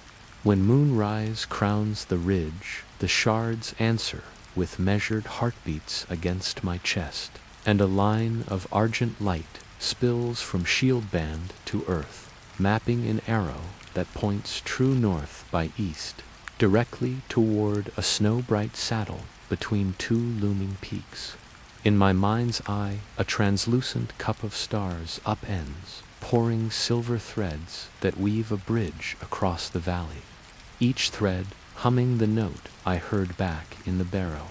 Upon that bridge stands a third figure of light, neither ember nor leaf, but a flicker of frost blue, its form shifting like candle flame caught in winter breath. The vision narrows to a single glint that settles upon the chosen pass, then winks out, leaving the sky ordinary and bold. I blink, senses folding back to practical limits, though still tuned finer than before. The stew smells richer, pine resin sharper, and Lowry's quiet whistle reveals a melody nested inside the obvious one, like a secret path traced on the underside of familiar maps. I relay the vision, and she nods, claiming road choices are easier when mountains speak plainly, though one must still pack warm socks. Corvin remains skeptically delighted, promising extra ginger for those socks if visions prove chilly.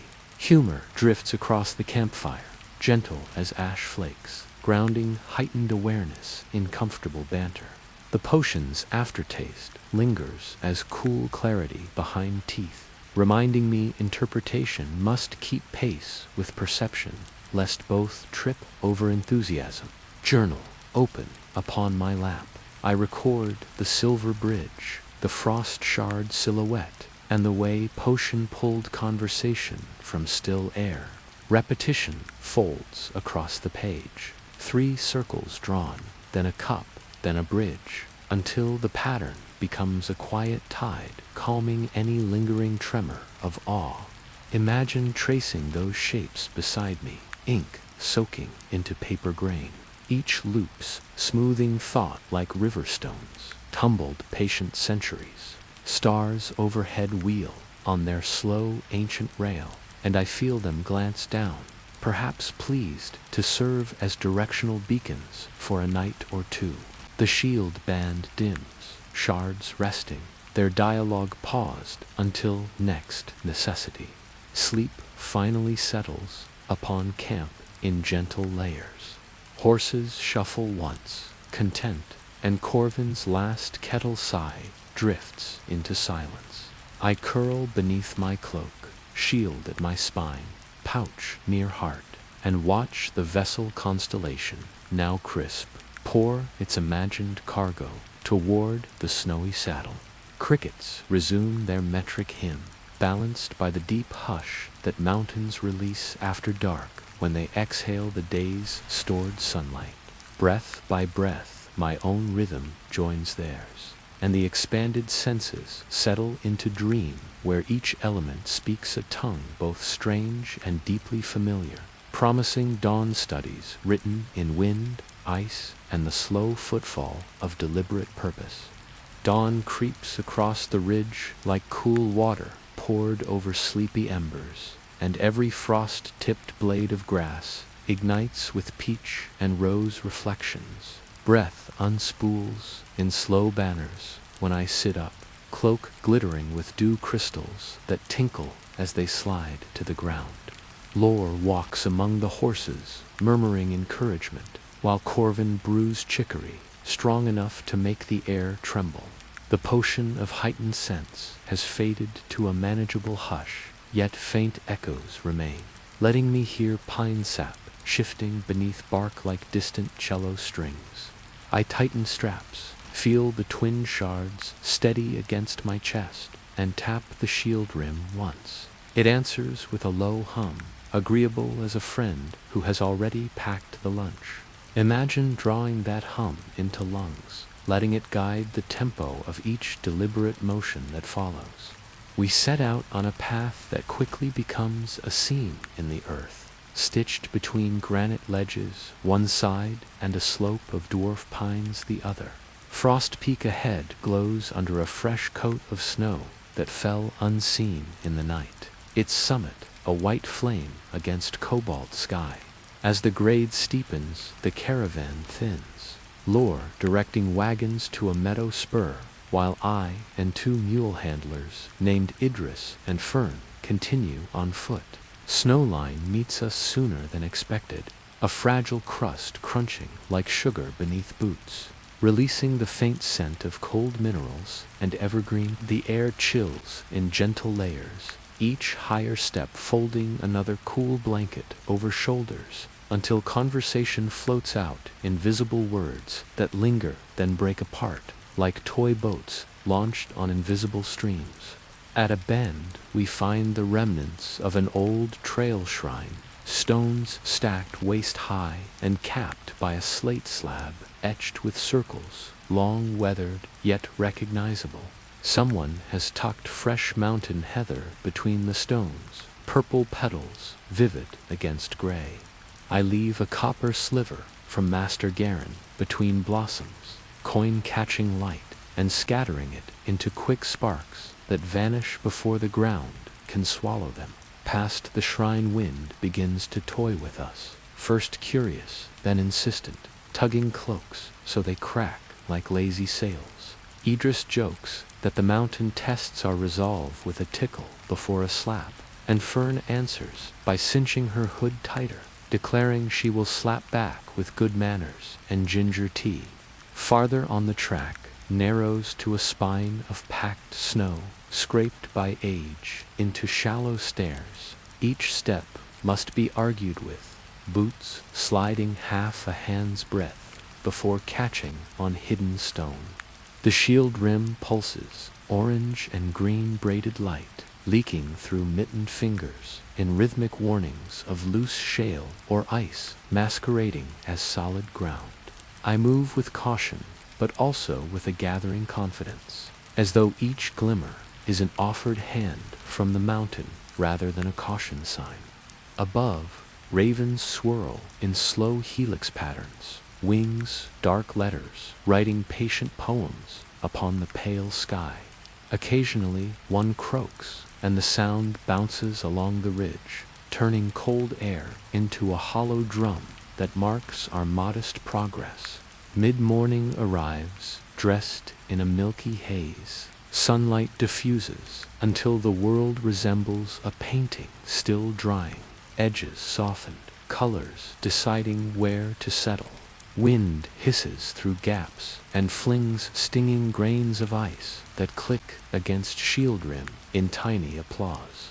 We pause at a granite outcrop shaped like a crouched giant, using its bulk as windbreak. Fern pours tea from a dented kettle, steam curling upward where it freezes into fine snow that drifts back onto her sleeve like friendly confetti. Idris shares dried apple slices sprinkled with cinnamon, their sweetness a sudden reminder of orchard warmth miles and seasons away. Imagine that taste, sharp then mellow, anchoring spirit, while altitude tries to trade breath for marvels. Beyond the outcrop, the climb steepens again, switchbacking between stone ribs crusted in hoarfrost that glitters like spun glass. My lungs labor in even cadence, a tide of cold air rushing in, then leaving with reluctant sighs. The shards respond to height with a new undertone, a chime pitched like ice struck by silver mallet, guiding steps toward a narrow saddle where snowdrifts collect in graceful curves. As we approach, a lone goat appears, coat shaggy, horns curved like question marks contemplating sky. It regards us with mild amusement, then trots ahead, pausing to look back, clearly inviting pursuit. Idris laughs that mountain guides come cheap today, and we accept, following caprine footprints that press perfect commas into the untouched snow grammar. The saddle yields to a sheltered hollow where wind dwindles to a whisper, and the goat departs with a final wag of beard, leaving us beside a low shrine carved directly into rock face. Here, 3 concentric circles glow faint frost blue within the stone, ice filling grooves like crystal mortar. The hum in my pouch quickens, shards eager as children spotting first fireflies. Idris and Fern remain at respectful distance while I kneel, shield set upright in powder. The rim's braided light unfurls across ice lines, weaving orange and green into pale blue until all hues braid into steady white. Somewhere beneath snow, a fracture sounds, not threatening, more like a cork easing free after long duty. The first half of this day reaches its held breath, ready for revelation that waits a whisper beyond noon. A hush settles so complete that even wind holds its breath, while light from the shield rim pours into the circles until every groove shines like moonlit water under glass. The stone under my knees warms, an impossible sensation in this frozen hollow, and a pale crack unfurls across the inner ring in deliberate slow motion, revealing a cavity no larger than a teacup. From its depths rises a shard of crystal the color of dawn on glacier ice, edges feathered with tiny prisms that scatter patient rainbows onto the snow. Frost curls around it like lace, yet the crystal itself releases gentle heat, as though the cold has learned kindness and wishes to share. I place both ungloved hands around it, surprised to feel neither burn nor chill, only a balanced, temperate calm like spring meeting winter in polite conversation. The moment the shard leaves its cradle, the braided light retreats back into the rim, and the carved rings fade to their natural granite gray content that duty has shifted forward.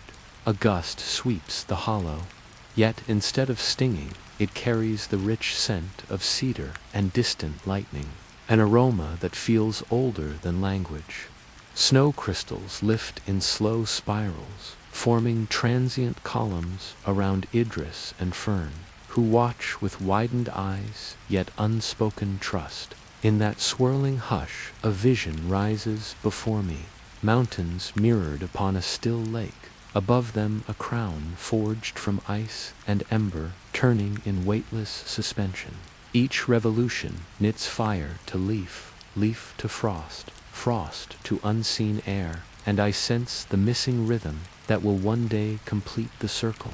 I tuck the frost shard into the pouch beside its siblings, and an immediate chorus of heartbeats replies, 3 distinct pulses, weaving into a braided tempo that settles into the cadence of a steady march. The shield rim answers with a single luminous breath, then returns to quiet steel, though now when I tilt it, a faint pattern of frost creepers appears, vanishing when I blink, as if reminding me that perception lies partially within permission.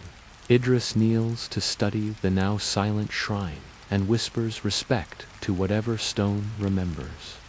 Fern empties a pinch of cinnamon into the hollow as token offering, the spice scent mingling with cedar and frost into a perfume that feels like a song half sung. Our guide goat reappears at the edge of the saddle, stamps once, and starts down the opposite slope that curves toward a shelf of dark basalt sheltered from raw wind. We follow, crunch of snow, now softer underfoot, perhaps out of gratitude rather than temperature. At the shelf, Idris unpacks a canvas lean-to. Fern sets a small brazier of pine cones alight, and I fix the shield at the entrance so its rim can watch the pass. The hollow behind us settles, wind smoothing our tracks until the shrine appears untouched. waiting patiently for whatever pilgrim next earns its favor. From lower ridges, wolves sing a distant refrain, but the tone is communal rather than hungry, a hymn welcoming new voices to a very old choir. Afternoon sun slides behind thin cirrus, light diffusing into open-line sheen that paints every contour of the pass in mother of pearl. We brew broth from snowmelt and dried sage, the steam swirling above tin cups like playful spirits tasting freedom. The shards inside my pouch settle to a warm weight, their pulses gentle yet insistent, echoes of a conversation that will eventually need words. I sketch the memory of the ice-crown vision, lodging each turn of its arc into ink, so the mind cannot soften edges with time. The repeated circles create a hypnotic comfort, grooves of thought sliding into familiarity until the cold seems less intrusive, more like a deliberate silence that invites reflection. Clouds part in late afternoon, revealing peaks to the north that glitter with untouched snowfields. A broad plain of ice stretches below, its surface fractured into turquoise crevasses that glow as though lit from deep within the mountain.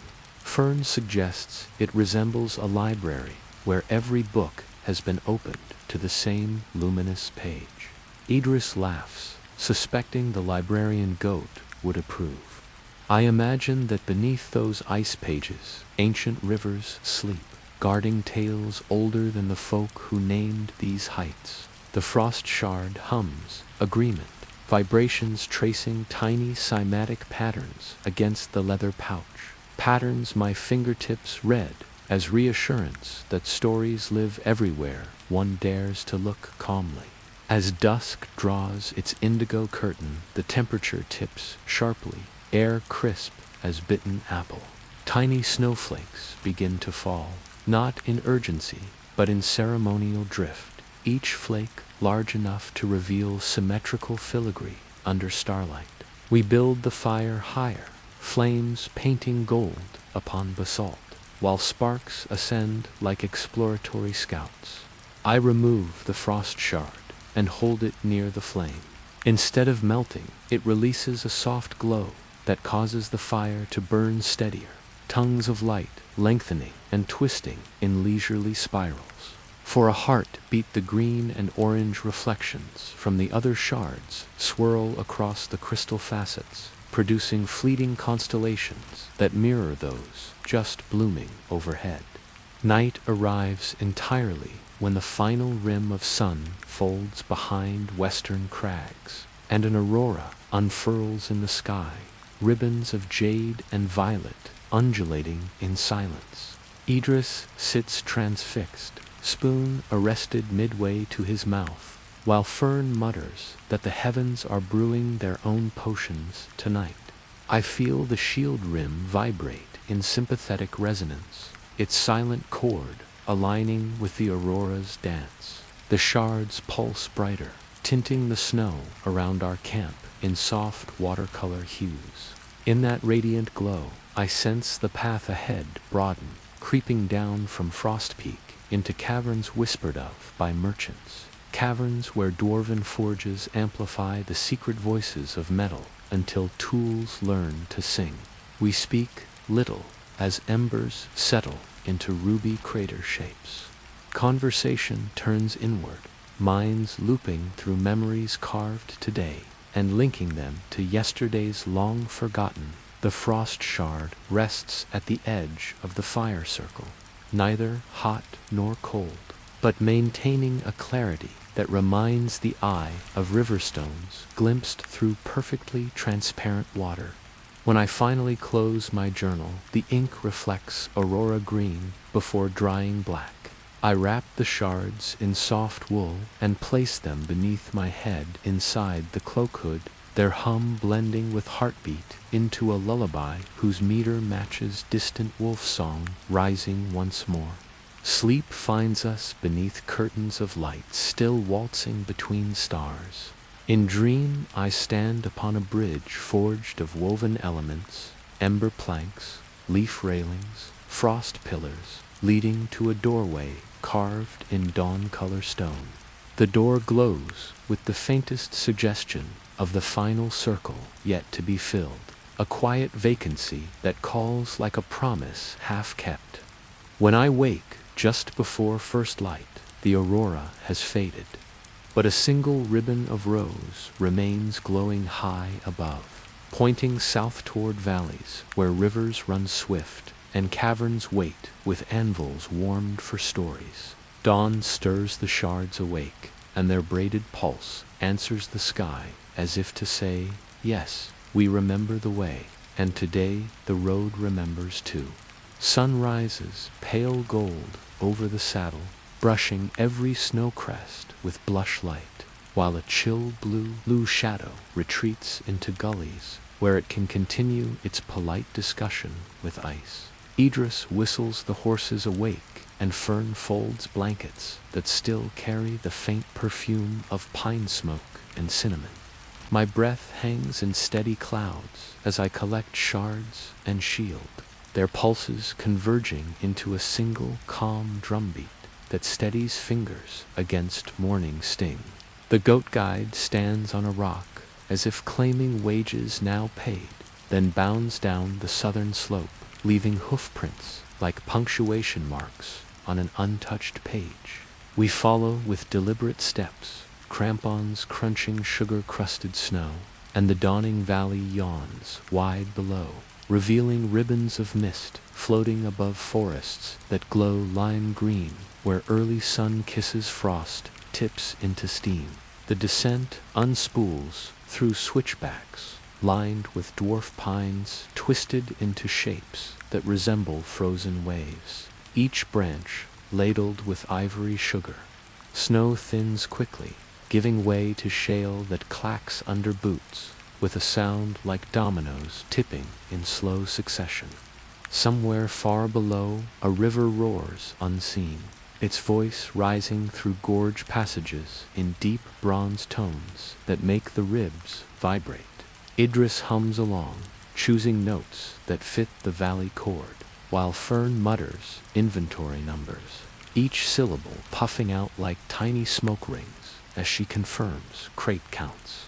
My senses still linger on last night's potion clarity, letting me hear mica crackle when sun kisses it, letting me taste copper in the air where ore veins hide inside the mountain flank, as though the very ground is announcing the forge ahead. Near midday we find the entrance, a grand archway carved directly into basalt, flanked by two statues of dwarves leaning on hammers taller than myself. Their beards spill into stone scrolls etched with runes that spiral like vines around the arch, ending in three familiar circles nested inside each other at the keystone. No doors stand visible, only a black rectangle that exhales warm breaths scented with coal dust, iron filings, and a surprising undertone of sage. An iron bell hangs from a chain beside the arch. Idris looks at Fern, Fern at Idris, and both at me, so I shrug and ring, the clapper dropping a note so deep it seems to ripple the outline of the opening. Moments later, sparks bloom within, and a voice rich as furnace bass rumbles welcome in a dialect that grinds each consonant like a whetstone kissing steel. A dwarf appears, eyes bright behind goggles, beard plaited with brass beads that clack when he speaks. He introduces himself as Rune Captain Bragny, keeper of the threshold, and taps my shield rim with a stubby finger, eyebrow climbing when the band responds with a faint frost glow.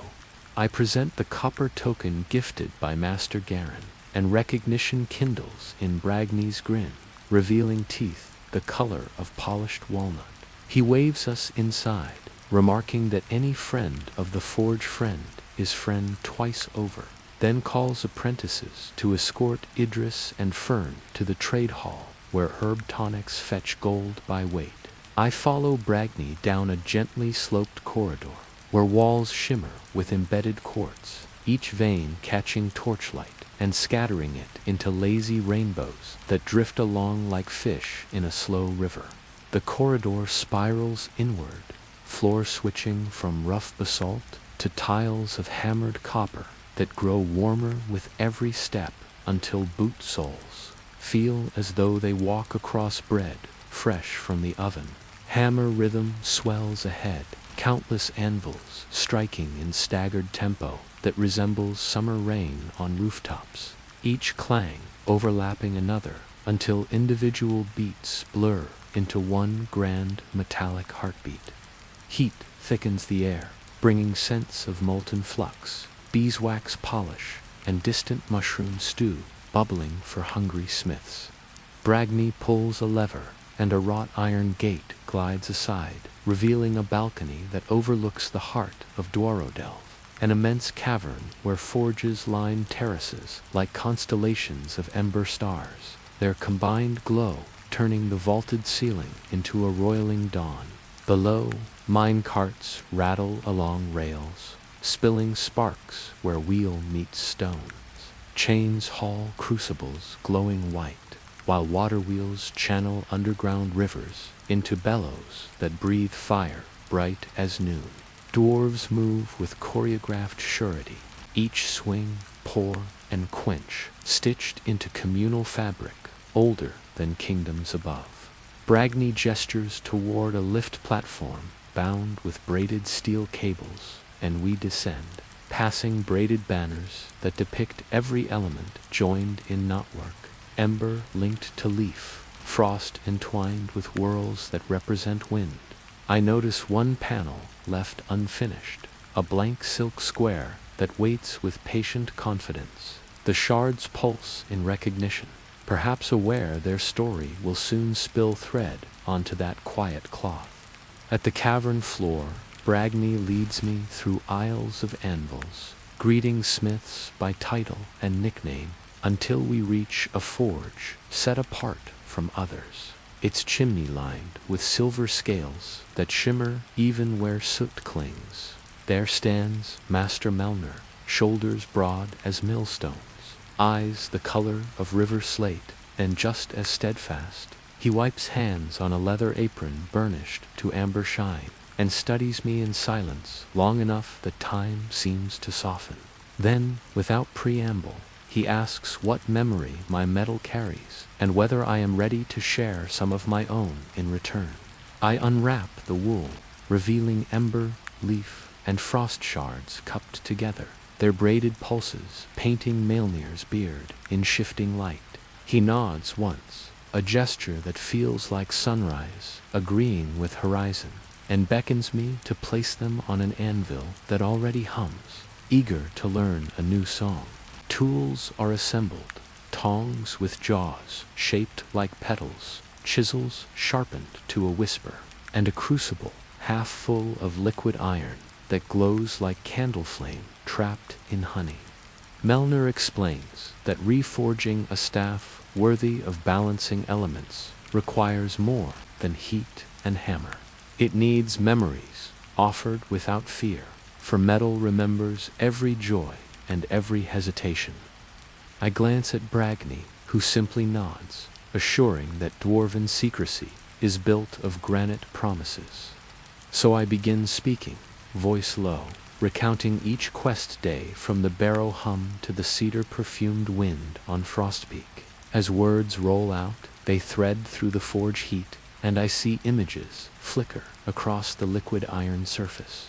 The lark spiraling over Dunmere, the quiet bridge of starlight above the valley, the goat guide stamping patience into snow. Melner listens, hammer resting across his palms, like a priest cradling scripture, waiting for the story to declare its final comma. When I finish, silence swells but does not press. It simply hovers like a blanket offered on a chill night. Melner sets the shards one by one into the crucible, each lowering met by a flare of colored flame. Orange first, then green, then the pale blue of dawn on glacier ice. He picks up a length of ironwood, dark and straight, veins glistening with natural resin, and lowers its tip toward the molten alloy, explaining that wood too can be convinced to drink fire if asked politely with the right song.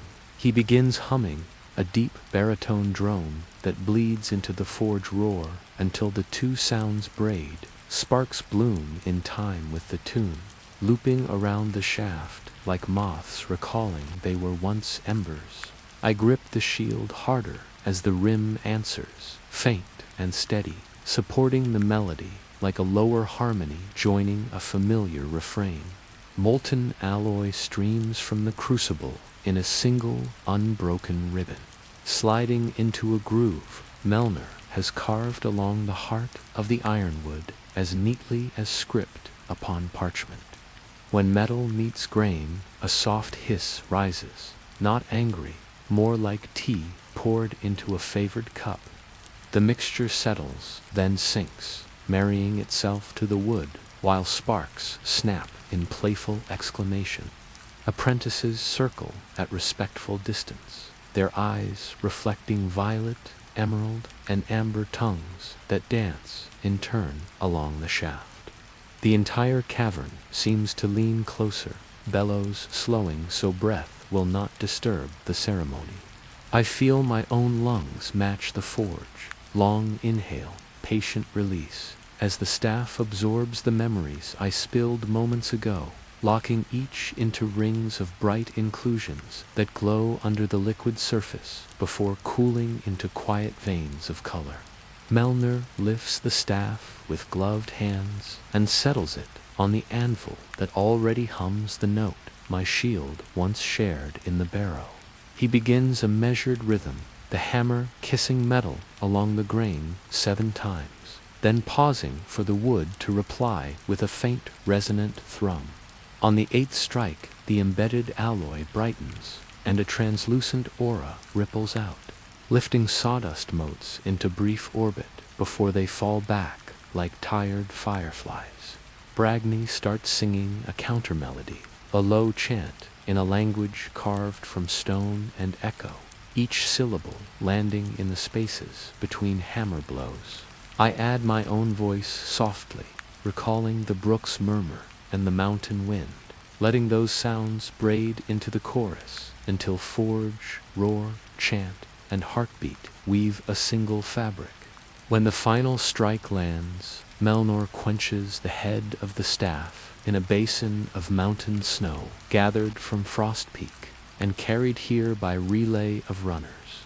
Steam billows in fragrant gusts that smell of cedar, crushed lavender, and the crisp edge of new snow on tongue. From within that cloud comes a ringing like distant bells, catching a cheerful wind.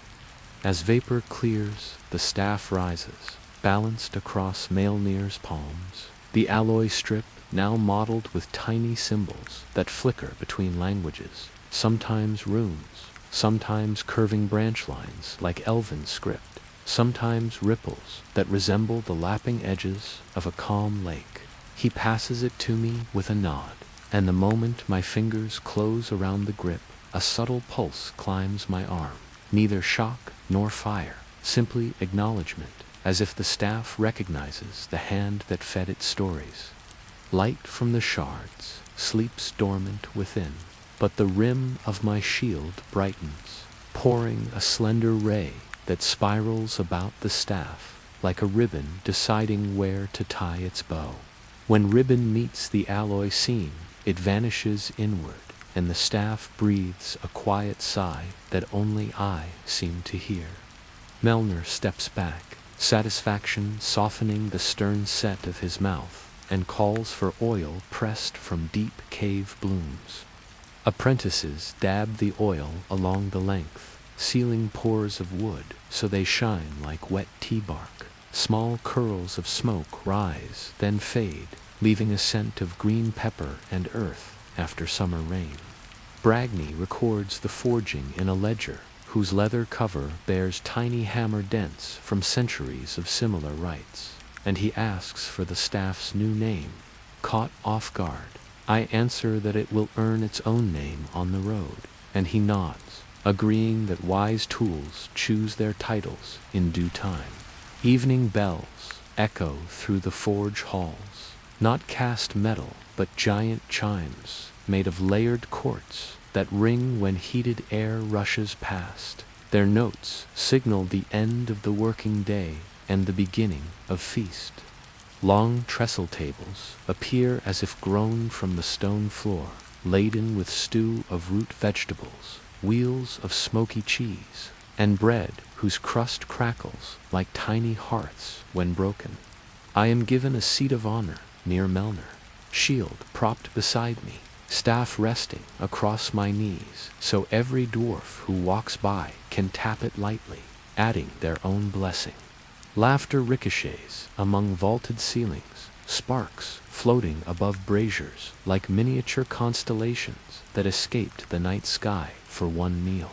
I add my chuckles, though my gaze keeps drifting to the alloy seam now pulsing in rhythm with the chewing of the hall, as if the staff shares supper by borrowing shared warmth. After the third mug of spiced malt, the hall hushes for a storytelling round. Bragney rises, unfurls a tapestry of smoke-colored wool, and begins recounting the history of the Ember Crown. How it once sang nations into peace by tuning elemental hearts. Every verse ends on 3 circles embroidered in silver thread, reminding listeners that balance is a craft requiring constant mending. When his tale concludes, I am pressed to speak next, and I find words flowing like the molten alloy earlier. I describe the barrow hum, the wandering lights, the healer's tower under rose vines, and the goat guide that oversaw our safe passage. Each event draws murmurs, some skeptical, some amused, most respectfully curious. Apprentices jot notes on slag slates, eager for new legends to hammer into rivets or hide beneath blade hilts. Feast wanes and torches dim until only forge glow paints the still airborne motes. Melner leads me to a small chamber carved behind the main hall, walls lined with obsidian streaked in veins of rose quartz. There he demonstrates the first movement of staffcraft, a stance where knees unlock and spine aligns with an invisible plumb line dropping from some patient star. The staff sits across open palms, at shoulder height, no squeeze, only balance. When breath sinks into belly, the embedded alloy glimmers, projecting faint swirls of color into the quartz, like sunrise reflected through thin ice. He instructs me to hold that breath, then let it out in 3 evenly spaced pulses, each matched by a subtle forward tilt of the staff. I comply, and the colors leap, first ember, then leaf, then frost, forming a delicate braid before sliding back into metal. Practice, he says, will teach the braid to stay, but haste will tangle it, and untangling light is not an advised pastime. We repeat the movement until shoulder aches worn of rash ambition. Melner finally dismisses me to a guest alcove, furnished with a bed carved from single cedar trunk, the wood sanded so smooth it gleams under a thin coat of beeswax.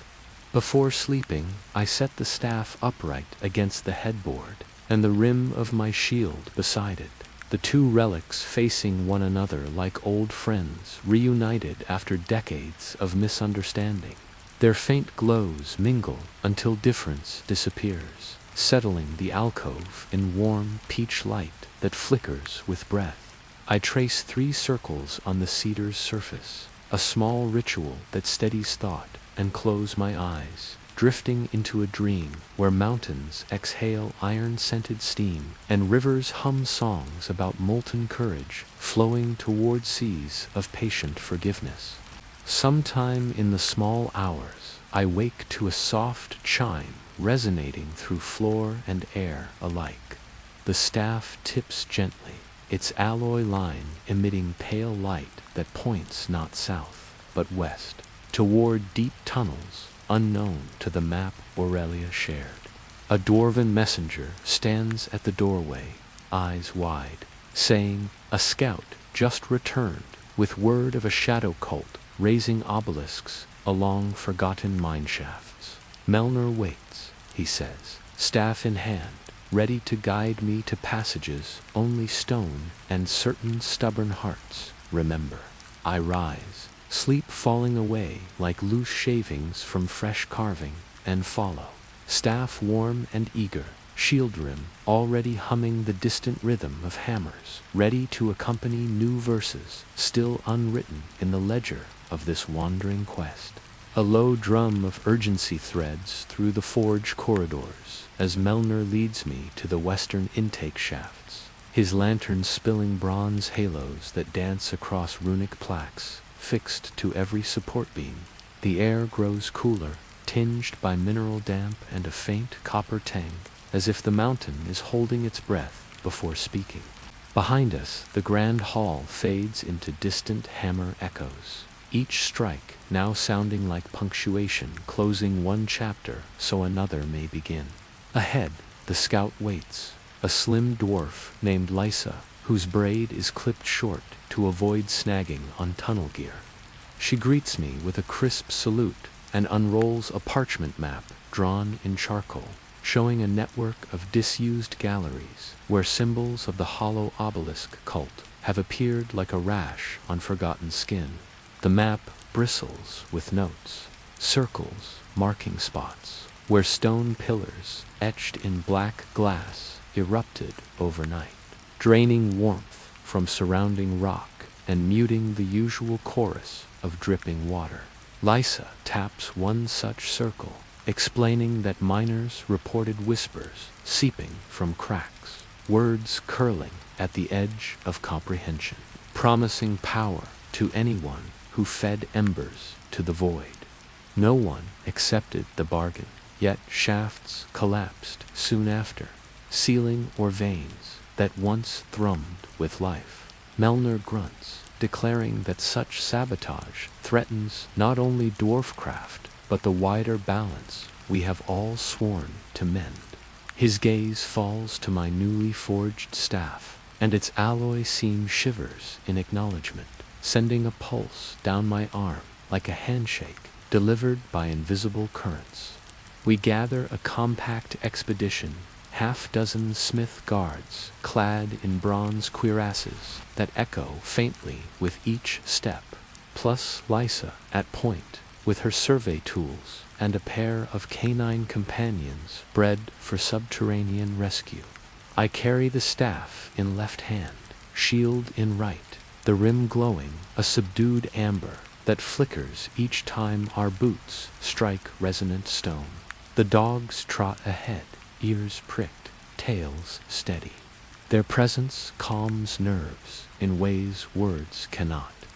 Melner remains beside me, humming the forge melody under his breath, adding a silent beat every 10 strides, as though measuring distance with rhythm. His hum mingles with drip notes from overhead stalactites, turning the passage into a stone-ribbed instrument, willingly playing us forward.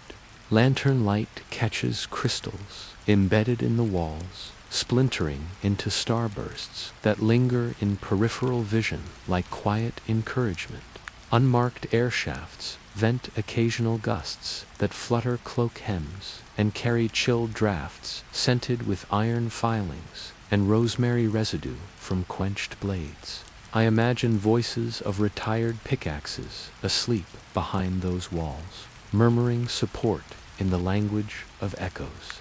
At intervals, Lysa pauses to chalk sigils of protection on keystones, her swift strokes producing faint sparks where chalk meets quartz. She explains the marks will hum if cult residue creeps behind us, giving warning the way a kettle sings when water readies for tea.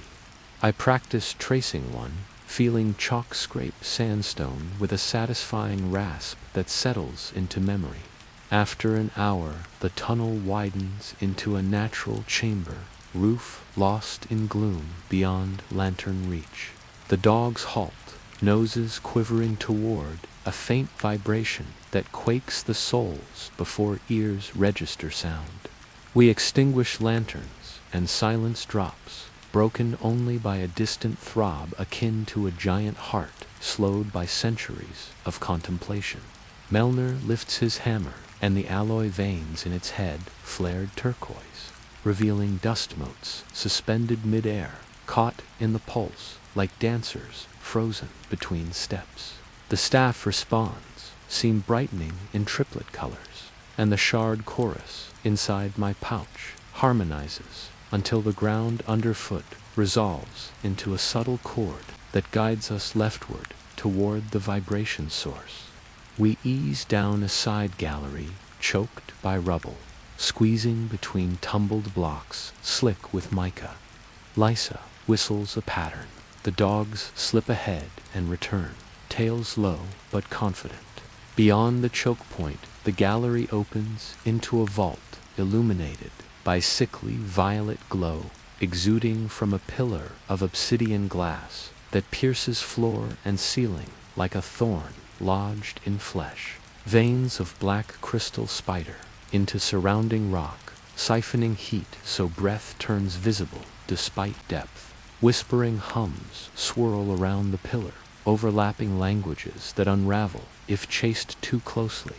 I step forward, and the staff scene blazes, casting leaf-green halos that push back the violet haze, just enough for the guards to form a semicircle, shields raised like bright petals around a shadowed stem.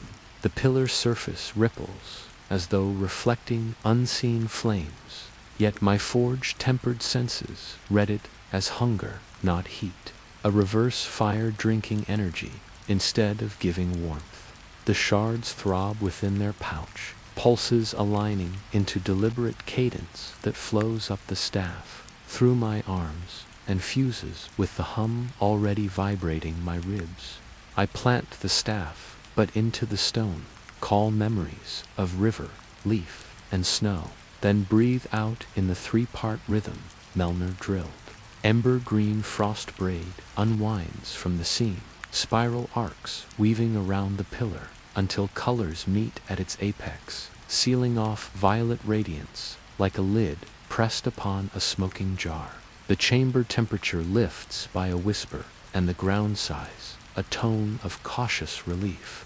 But the pillar is stubborn, cracks fissuring its side to birth smaller blades of glass that leap outward, seeking fresh anchor points. To strike a guard shield, ringing it like a gong, and sparking purple fire that sizzles across bronze. The staff answers automatically, alloy line flaring sunrise gold that stretches into a membrane sheltering the semicircle. Each shard within offers its element: ember, warmth; leaf, resilience; frost, clarity. Together they form a living curtain that absorbs the shards, nullifies their poison, and returns the energy as harmless motes that glitter down like spent fireworks drifting into night ponds. Melner laughs, a deep, confident rumble, and readies his hammer, signaling it is time to rewrite stone politics. I meet his eye, nod, and shift stance, aligning breath with heartbeats of both weapon and mountain. The staff tip glows brighter, projecting runes across the floor that map potential fault lines in the glass thorn. Bragny's forge song resurges in my mind, and I realize the staff has begun humming that same tune, notes resonating in floor and ceiling. Melner swings, striking precisely where rune lines converge.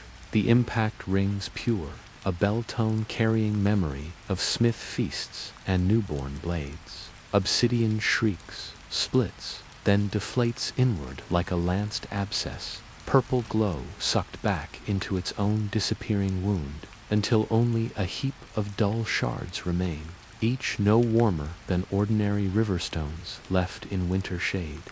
Silence returns, genuine now, punctuated by relieved canine panting.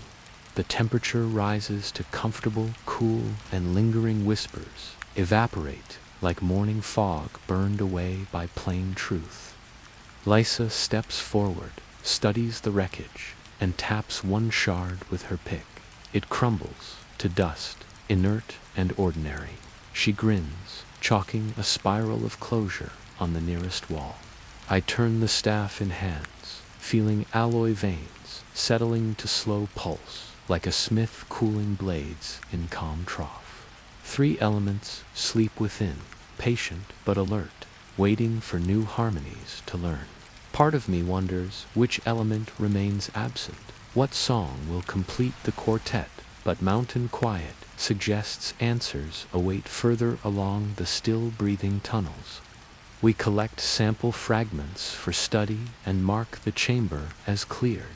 Retreating past the choke point, I pause to glance back. A single violet spark flutters, then fades, unable to anchor in stone, now rewritten by balanced chorus.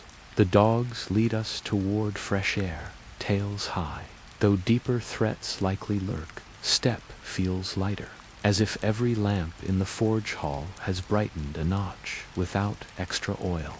I chalk a final triple circle on the chokestone, sealing memory in place. Then follow the echo of comrades' boots, tapping cadence toward future corridors, where new verses hum beneath the facade of stone, eager for attentive ears.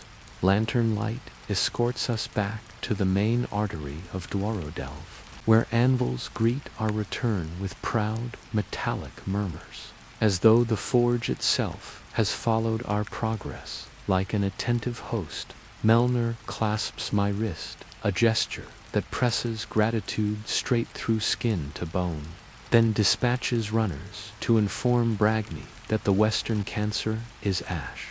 In the refectory cauldrons simmer with rosemary broth, and while guards trade scuffed stories, I kneel beside the weary dogs, offering scraps of smoked hair that vanish before finishing their arc to the stone.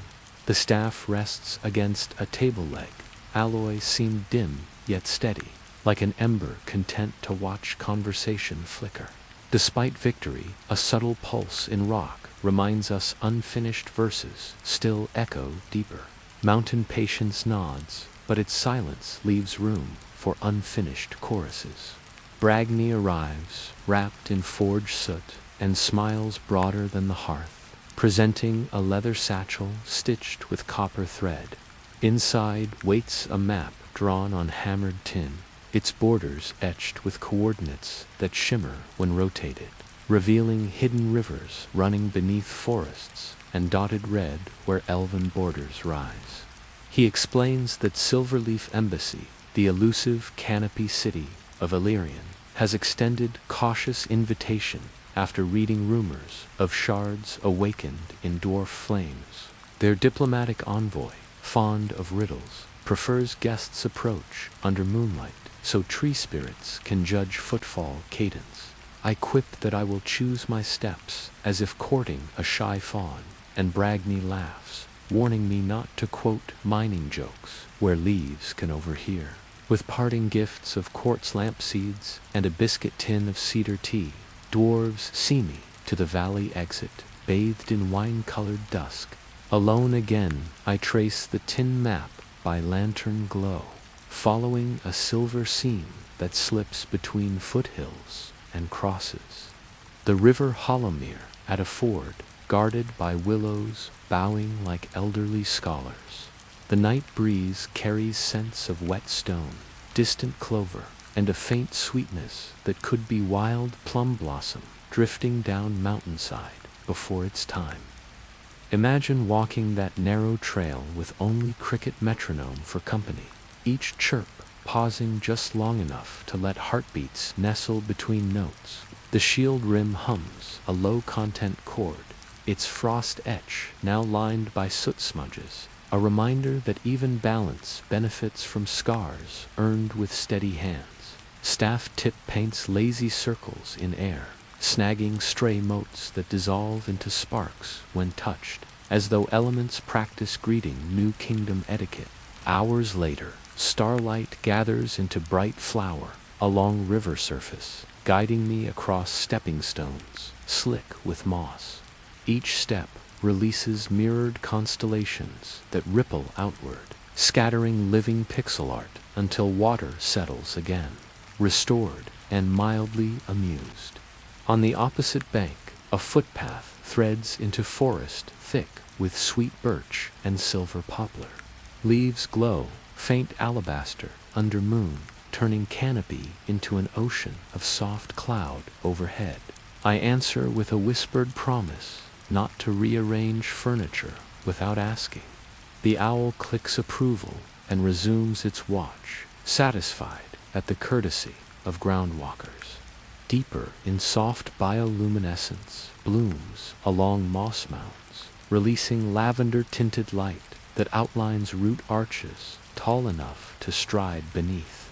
A delicate chime drifts on air, produced not by metal but by leaf edges tapping as they sway. Soon a bridge of living wood curves across a ravine, railings braided from willow, their buds pulsing with subtle turquoise glow that brightens when approached. Halfway across stands an elven sentinel clad in robes, dyed indigo and stitched with constellations more intricate than any chart Aurelia showed. His posture embodies gentle firmness, like a reed accepting yet guiding river currents. He greets me in lyrical cadence, then switches to common tongue for my comfort, requesting proof of balanced intent. I present the staff. Its alloy seam flares green, ember, and frost in polite rotation, like a bow executed in 3 subtle languages. The sentinel smiles, eyes catching shard colors and adding a 4th hue I do not yet understand, then beckons me forward. The bridge slopes into a grand court, suspended among colossal oaks, whose trunks rise thick as towers, bark etched with runes that pulse in sequence resembling breath. Elven artisans move along suspended walkways, some weaving banners from threads of moonlight. The air carries aroma of jasmine, cedar smoke, and distant caramelizing fruit. My arrival prompts only gentle curiosity.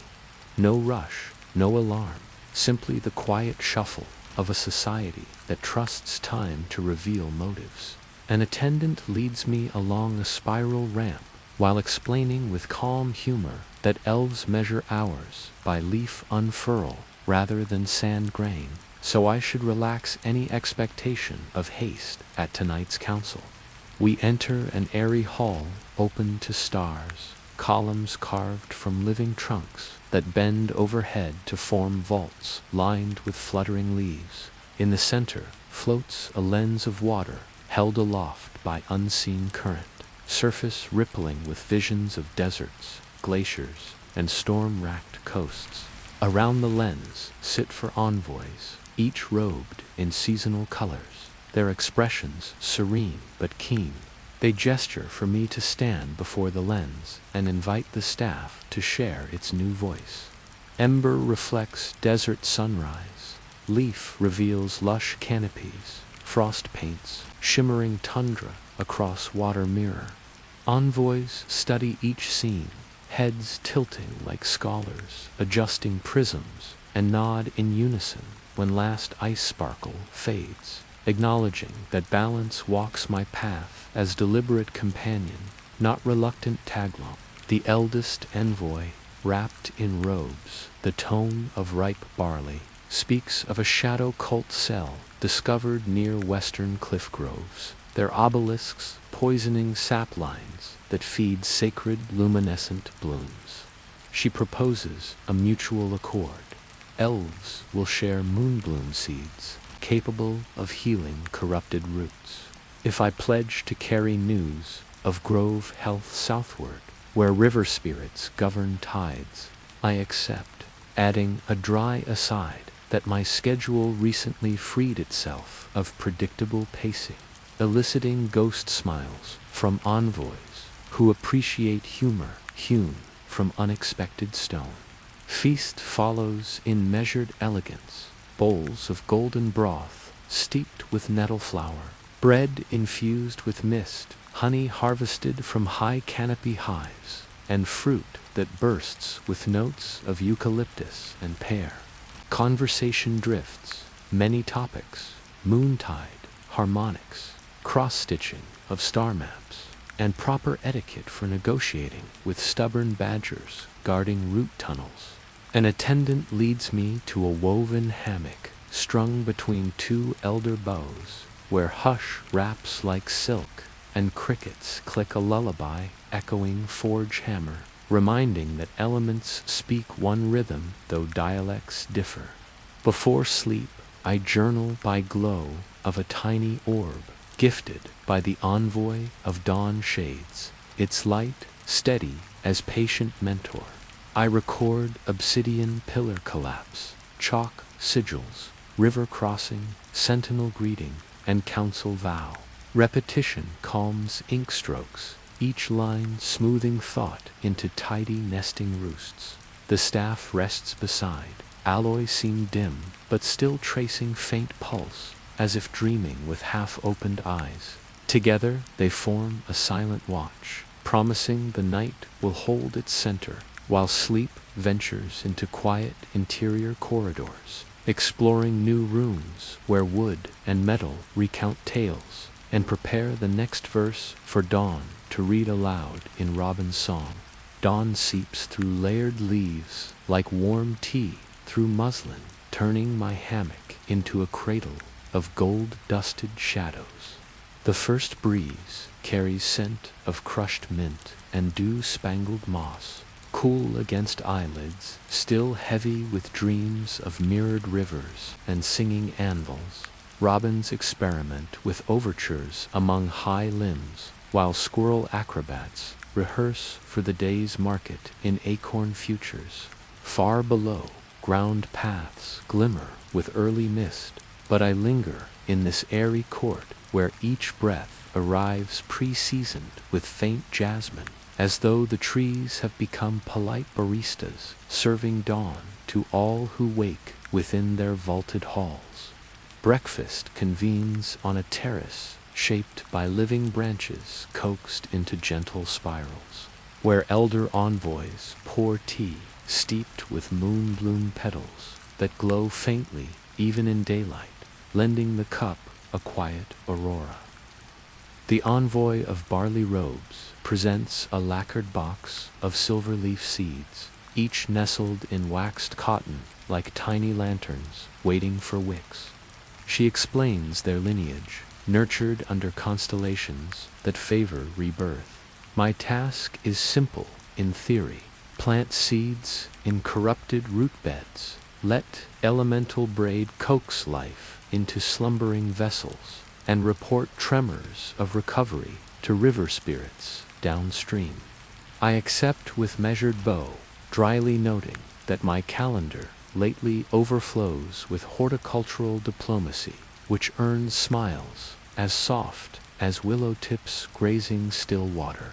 Escort arrives in the form of 3 wardens, clad in bark-toned scale that flexes like overlapping leaves. We traverse aerial bridges spun from living vine, each span whispering beneath boots, yet never truly swaying. Below, forest floor falls away into valleys threaded by silver streams, their laughter climbing trunks to meet us in bursts of cool perfume. Monarch butterflies float alongside as if petitioning for cameo roles in whatever legend the wardens narrate to future saplings. The frostline responds by drawing delicate filigree across rail vines before melting away. A brief lesson in contrast that the leaf shard concludes by sprouting a single green mote which lands on my glove, then dissolves, leaving scent of rain-kissed cedar lingering behind curiosity. Near midday, we reach the western cliff grove, a promontory where ancient oaks lean seaward, roots clawing limestone ribs as though unwilling to surrender altitude. Shadow corruption is visible at once. Bark dulled to slate, leaves curled inward like fists, hiding stories. Sap veins, pulsing sluggish purple beneath translucent blistered skin. A hush heavier than reverence blankets the grove, broken only by distant gulls, drafting coastal thermals. The wardens exchange glances, their usual calm tinted with bruised concern. I kneel, pressing palm to desecrated soil, and shards quicken, alloys seem heating with resolve rather than anger. From satchel I withdraw moonbloom seeds, each glimmering with faint internal starlight, and place them in the hollow between gnarled roots where purple sap pools like spilled ink on forgotten letters. The staff guides the ritual. 3 breaths, triple exhale, then a gentle tap of butt to earth. Ember warmth seeps downward, loosening stiff fibers, followed by leaf resonance that coaxes dormant chlorophyll into timid awakening. Finally, frost clarity sweeps across sap channels, cooling fevered purple into calm lavender before it fades entirely. Soil drinks the change, releasing steam scented of loam after summer rain. Seeds respond, shells cracking in simultaneous surrender, sending pale roots spiraling into new clarity, while shoots unfurl upward, pale at first, then flushing jade as they taste clean light. The grove exhales, a sound like distant surf returning borrowed breath, and leaves uncurl one by one, revealing veins luminous with reborn green. Wardens watch in quiet triumph, and I allow small, dry humor that even trees enjoy spa days when properly scheduled by cosmic gardeners. The grove settles into a hush of gratitude once the last seed roots itself, and the wardens step back so the trees can stretch without watchers. New leaves uncurl like tiny flags in slow motion, showing veins of pale silver that pulse each time a shoot drinks sunlight. Fallen petals lift from the bruised soil, swirl in soft spirals, then drift toward the cliff edge, where rising thermals catch them and scatter pastel confetti over the churning sea far below. The staff records this quiet celebration through a faint vibration that runs from my palm to collarbone, reminding me that wood and metal can share the same heartbeat when purpose is clear. I kneel one final time, pressing ear to earth, and hear a rushing sound deep beneath roots, not the corrosive hiss of shadow sap, but a river of fresh nutrients, applauding the moon bloom's first concert. Wardens mark the perimeter with slender wands of polished alder to signal that healing has begun. Then motion me toward a hidden stair carved into limestone, its steps damp with salt-laden mist. We descend carefully, passing murals etched by unknown hands centuries ago, images of spiral crowns and seed comets flying from moon to soil. At the cliff's base, a crescent cove waits, sand the color of tarnished silver, waves rolling in polite whispers rather than booming crash.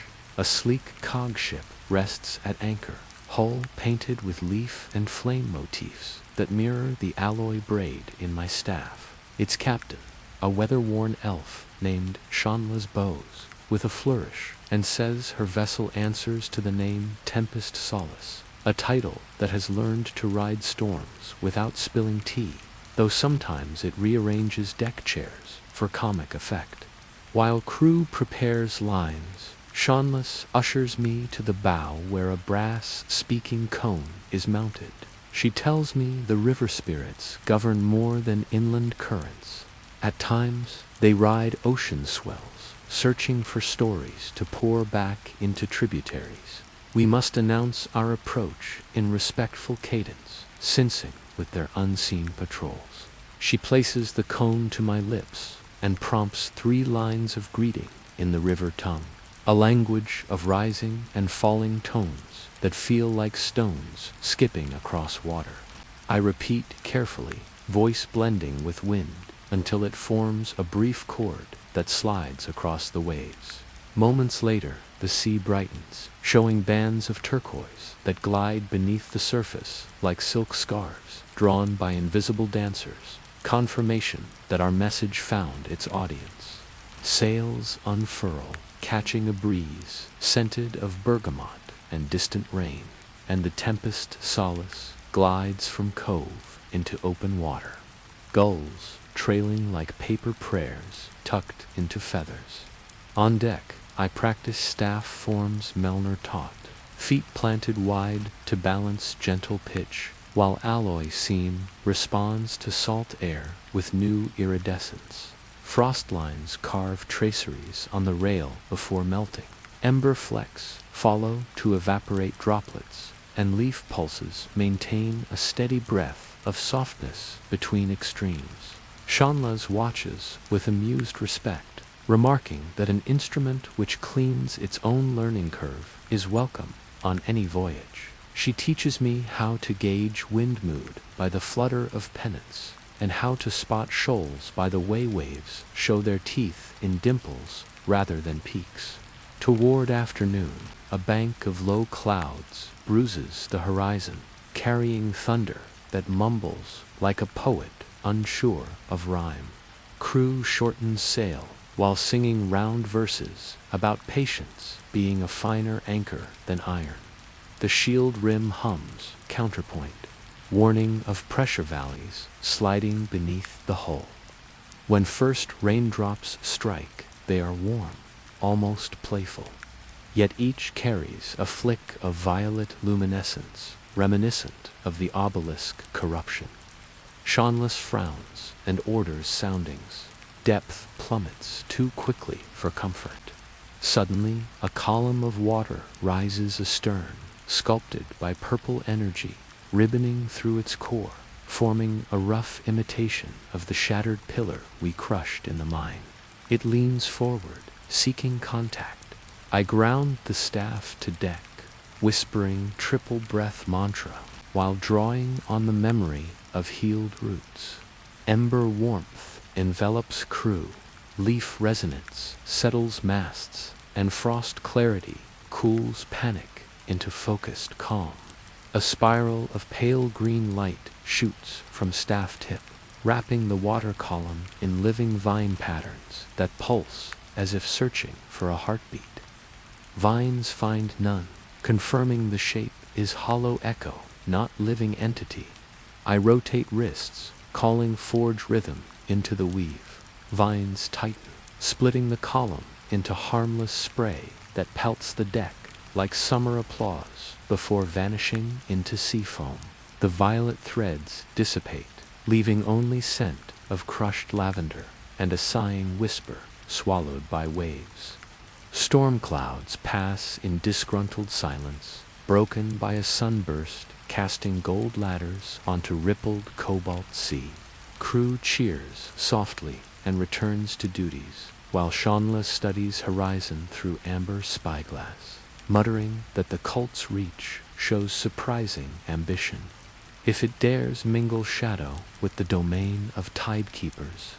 I agree, noting that each encounter feels like an audition for some larger act still hidden behind curtains. We chart new course along a shining current that glows with subtle turquoise, the river spirits traveling incognito. My reflection in water shows a faint halo of overlapping colors around the staff, hints of balance still adjusting its spectrum. Evening approaches, promising celestial stories printed across calm sky, and I ready journal pages to capture every line, trusting that repetition will tame the strangeness into wisdom before Moon commands next stage of our patient quest. Sun climbs behind us as tempest solace glides east along the turquoise artery traced by the river spirits.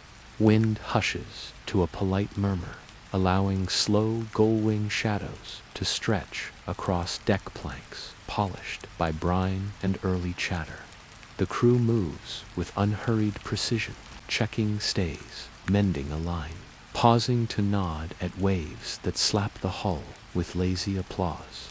I stand near the prow, staff in hand, feeling bass thrum where wood meets water.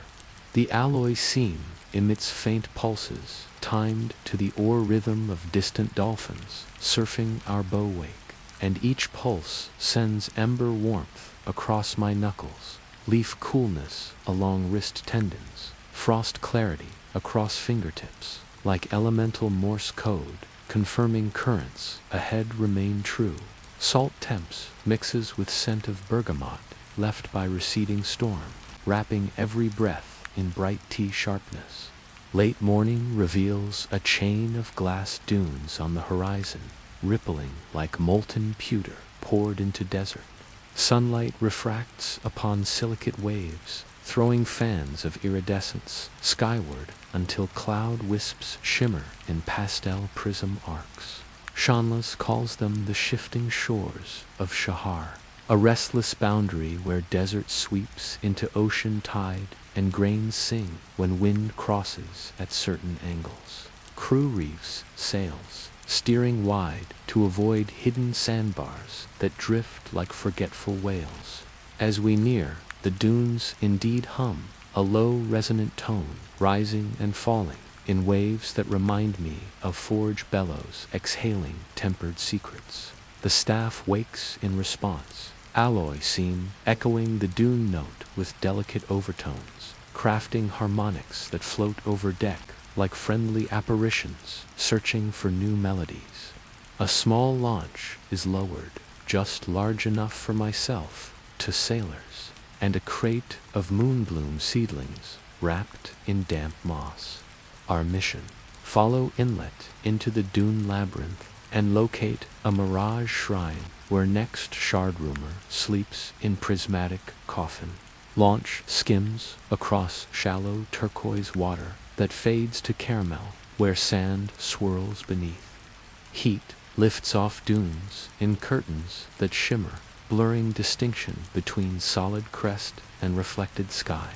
Sailors, veterans of these waters, hum a counter-rhythm to the dune song, using it like sonar to judge sandbank proximity. I dip staff tip into water. Ripples flash ember, then fade emerald, mapping safe channel stripes visible only for a heartbeat, enough to steer by faith and quick correction. Crabs scuttle across sunlit bars, claws raised as though cheering our careful navigation. We beach on a crescent of glittering sand whose grains feel cooler than expected, as if lunar frost hides in each quartz shard.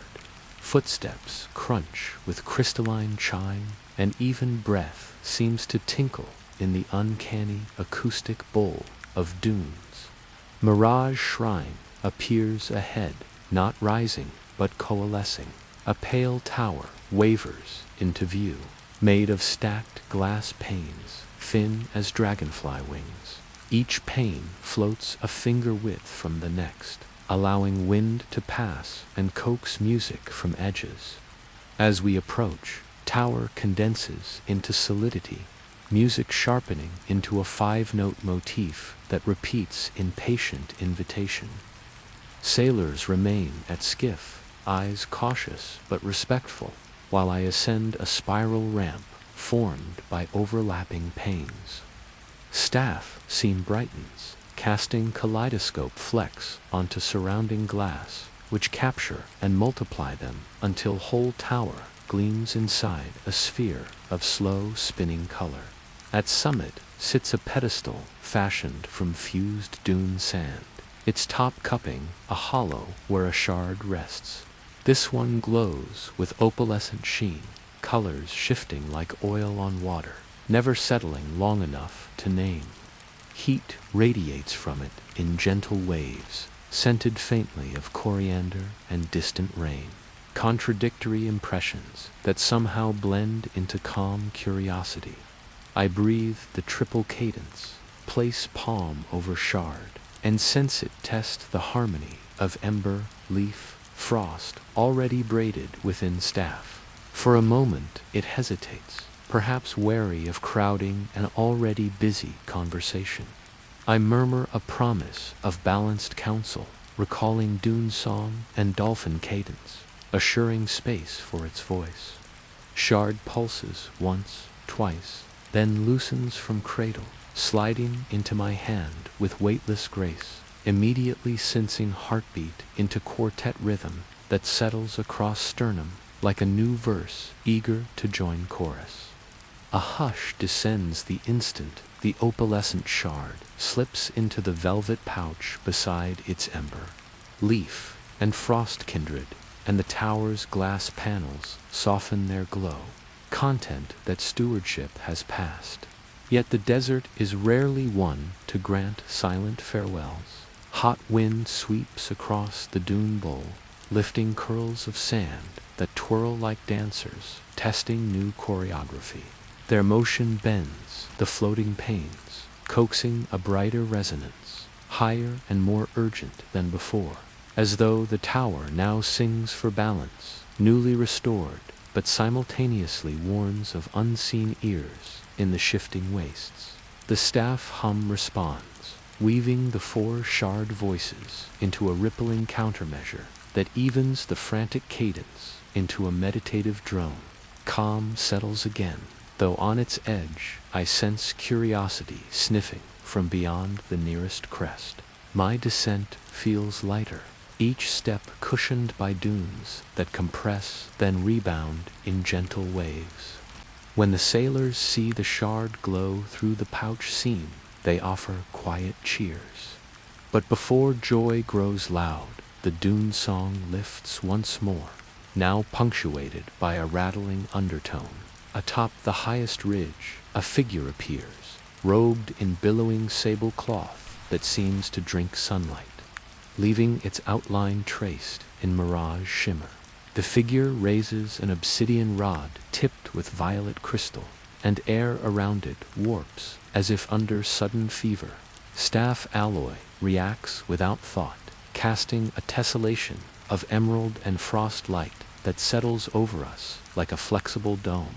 The first bolt of violet arcs downward strikes the dome and fractures into a bouquet of harmless sparks that bury themselves in sand with angry hiss. The staff pulse deepens, inviting ember warmth to thicken the dome until it gleams like sunrise painted on glass. Sailors ready curved blades, but the robed stranger merely watches, head cocked as if studying a specimen in new terrarium. I draw a breath in 3 parts, spin the staff once, and channel the combined quartet outward. This time, the air before me folds open like a fan, revealing a pattern of overlapping circles that line up with the tower behind. Dunes around and sky above, matching unseen ley lines that hum just beyond usual hearing. Wind catches the circles, flings them toward the stranger, where they dissolve against the robe, tearing away illusions layered like onion skins. Garb unravels into stray wisps, revealing not a creature of flesh, but a hollow shell of violet crystal, shaped to mimic draped cloth. Without substance to cling to, it tumbles apart, shards ringing on descent with forlorn chimes before melting into the sand they once corrupted. Silence drapes the grove again, yet no one relaxes until dune song drops to a subdued lullaby. The staff seam dims to a steady glow, content that threat was more echo than roar. We load skiff, push off shallows, and glide back toward tempest solace, while dunes behind gradually swallow the tower, each gust burying lower panes until only a spectral glimmer shows where shrines stood. I catch myself wondering whether it chooses submersion as self-defense or ceremony, then decide both are possible in places where sand and song sign joint treaties. On deck, the shard quartet synchronizes inside pouch until hull planks resonate faintly underfoot, sending vibrations through wood, rope, and canvas. Crew swears, wind freshens at their backs the moment tempo steadies, as though elements themselves grab rigging, eager to nudge travel onward. Afternoon sun arcs west, blossoming into tangerine halo that gilds sail fabric and paints crew faces in warm bronze. Shanla studies the horizon through bronze spyglass, marking a faint smear of storm clouds to starboard, then nods approvingly when the staff hum indicates our course threads safe corridor between sand shoals and brewing tempests. I spend hours at rail practicing new forms, each motion guided by quartet rhythm, now a fuller symphony. Ember wraps muscles, leaf loosens joints, frost sharpens focus, opal shimmer suffuses thought with flexible ingenuity, letting movements evolve like improvisation in well-loved melody. Gulls wheel overhead, occasionally trying to match arcs only to falter with amused squawks as staff tip flares into brief ribbons, reflecting sea below and sky above. Evening drapes lavender shawl over water, and the river spirit current brightens, thin turquoise lines glowing beneath hull-like glowing script. Shanla slows canvas so ship can drift where spirit pulses converge, forming aquamarine whirlpool no larger than tavern table. I kneel at prow, staff across knees, shield resting beside. From whirlpool rises a figure of water, shaped like androgynous dancer, limbs swirling fluidly while retaining perfect poise. Voice arrives as overlapping ripples, thanking for moonbloom remedy and dune tower pacification. The spirit requests shard vibrations to cleanse delta reeds, plagued by residual obelisk taint upstream. I answer by lowering staff tip to water, letting four colors blend into gentle beam that spirals into vortex. In return, the spirit dissolves, leaving two opalescent pearls that bob on calm surface until I retrieve them, each warm despite cool dusk, pulsing in sync with shards. Nightfall hosts quiet celebration. Crew strings lanterns along rail, their flames tinted by melted shard dust gifted earlier in trade. Glowing sea green and sunset orange, Shanles serves cardamom stew with dried fig, asserting that balanced palate equals balanced voyage. I share tale of violet mirage foe, garnishing description with dry speculation that even rented storm illusions apparently require deposit copies of real fear. Laughter breezes across deck, light yet anchoring, binding sailors, spirit keepers, and wandering night into single story, still in authorship. Later, I retire beneath stretched awning, journaling fresh memories in looping script. Repetition once more tames wonder into grounded wisdom. Circles fill margins, and ink absorbs salt temps, blowing soft from south where river meets marsh, promising next dawn will unveil reeds waiting for quartet hymn to mend fractured resonance. Stars sprawl overhead, unhurried library of guidance. Staff rests within arm's reach, its seam pulsing, slow lull, matching waves that nuzzle hull. Shield rim reflects starlight, frost-etched tracing obscure constellations shaped like infinite spiral crowns under patient cosmos. Pearls nestle in cloak pocket beside shards, humming minor harmony yet to be named. Sleep drifts upon gentle swells, carrying dream images of desert towers sinking in starlit dunes, river spirits threading pearls along liquid current, and distant obelisks crumbling under hush, reinforced by balanced refrain.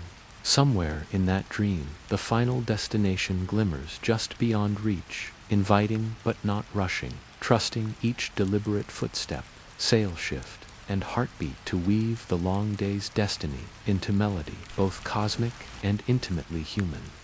Dawn slides beneath the low-deck awning, brushing my eyelids with coral light that smells faintly of brine and jasmine wood tar. I sit up slowly, listening to the hush that falls over a ship before ropes groan and sails remember their morning script. The staff rests against the mast, seem pulsing in four-toned cadence, as if rehearsing scales for a concert only dawn can hear. Shield rim echoes gently, frost etch tracing soft vapor trails across polished bronze. I breathe the triple rhythm, letting ember warmth loosen shoulder joints, leaf breath stretch the spine, frost clarity sharpen gaze, and opal shimmer soften thought edges so curiosity can bloom. Somewhere beneath hull planks, a dolphin clicks its own greeting, percussion to nature's orchestral opener, reminding me that water too keeps diaries in language of echoes and wave tips. Breakfast is a symphony of muted tasks, crew coiling damp lines that drip morning pearls onto bleached decks, gulls pattering aloft, waiting for crusts flung skyward in casual gratitude. Seanless pours smoky chicory into carved horn mugs, handing one to me with a grin that promises favorable currents. Cardamom lingers on steam, coaxing sleepy nerves into upright posture. I note the pearls gifted by river spirits glowing softly in breast pocket, pulse sensing with staff hum, quietly drafting new harmonies. We chart a course northeast, where marshlands fringe delta, their reeds tall as young oaks, humming when afternoon breeze tickles their hollow stalks. Seanless marks a sinuous light blue ribbon on her weather-worn chart, explaining that hidden channels snake between reed beds like secrets whispered at twilight, navigable only when tide sighs in patient cadence. By mid-morning we approach delta mouth, salt sea, fading into brackish labyrinth, smelling of peat, lily, pollen, and distant citrus. Water flattens until wave memories vanish, replaced by ripples chasing dragonflies. Crew swaps canvas for sculling poles, steering tempest solace along mirror corridors lined with reeds that rustle like parchment, shuffled by unseen librarians. Each stroke dips silent, lifting droplets that catch sun then vanish as if swallowed by thirsty air. Staff seam brightens at reed song, responding with gentle overtones that settle the vegetation into cooperative sway, partying before bow and closing behind, leaving no wake for prying eyes. I feel shards confer, quartet weaving subtle current that guides hull through maze without map, as though old friends reminding each other of forgotten playground shortcuts. Deeper inside marsh, the air thickens with layered scents, sweet rot of decaying lotus pads, mint sharpness of wild watercress, and metallic tinge hinting at distant storm forging new clouds. The river purls warm, casting ripples of aquamarine light across inside of cloak, signaling proximity to guardians who thread tides like needle through hem of seasons. Soon a clearing broadens, water-pooled calm as polished obsidian mirror, broken only by one small island crowned with weeping cypress, whose roots dangle into dark surface like skeletal fingers, rinsing dreams. Beneath roots glow faint symbols reminiscent of barrow circles, yet lines differ, spiraling outward in elegant sine waves that mimic tide graphs. Shield rim hums, recognizing balanced dialect spoken in watery cursive. Shanla's grounds pole, whispering, we have reached the chorus seat, a place where river spirits convene to deliberate migrations of fish, sediment, and whispered prophecy. I disembark onto peat path spongy underfoot, each step releasing earthy sigh laced with ginger undertone. Staff guides me toward cypress trunk where water shakes loose glittering scales that float upward instead of sinking. To spirits rise, coalescing from droplets, figures translucent, torsos rippling between eel sleek and humanoid grace. They speak in overlapping chords, a duet millennia old, greeting me bearer of balanced refrain, asking whether dune shard has blended willingly into elemental fabric. I reply through staff motion, drawing braid of light in midair, each color threading into simple knot that tightens then relaxes, showing harmony, not conquest. Spirits nod, releasing ping of approval that circles lagoon-like rolling coin, striking reeds so they chime in domino succession, turning marsh into gentle bell garden. Spirits present puzzle. Delta reeds remain scarred by violet corruption that drifts downstream as dust, unseen until roots inhale poison and leaves fade to ghost green. They gesture toward pearls now glowing brighter, instructing that dissolved shards inside staff can awaken healing properties within pearls when submerged at rhythm of moonrise and sunset. I accept, wading knee-deep into cool water that slides past calves with silken curiosity. Using triple breath, I sink pearls beneath surface. Staff seem flaring opal first, then cycling through leaf, frost, ember. Pearls crack open silently, releasing plumes of luminous spores that drift toward reed beds, settling on stalk wounds where they melt, seeping restorative chords into vascular secrets of plant world. Reed song rises a pitch, from hushed lament into tentative hymn of restoration. Process repeats across clearing, each step measured.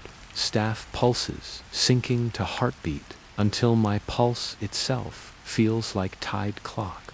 Crew watches from deck, respectful hush holding space where humor might otherwise bob.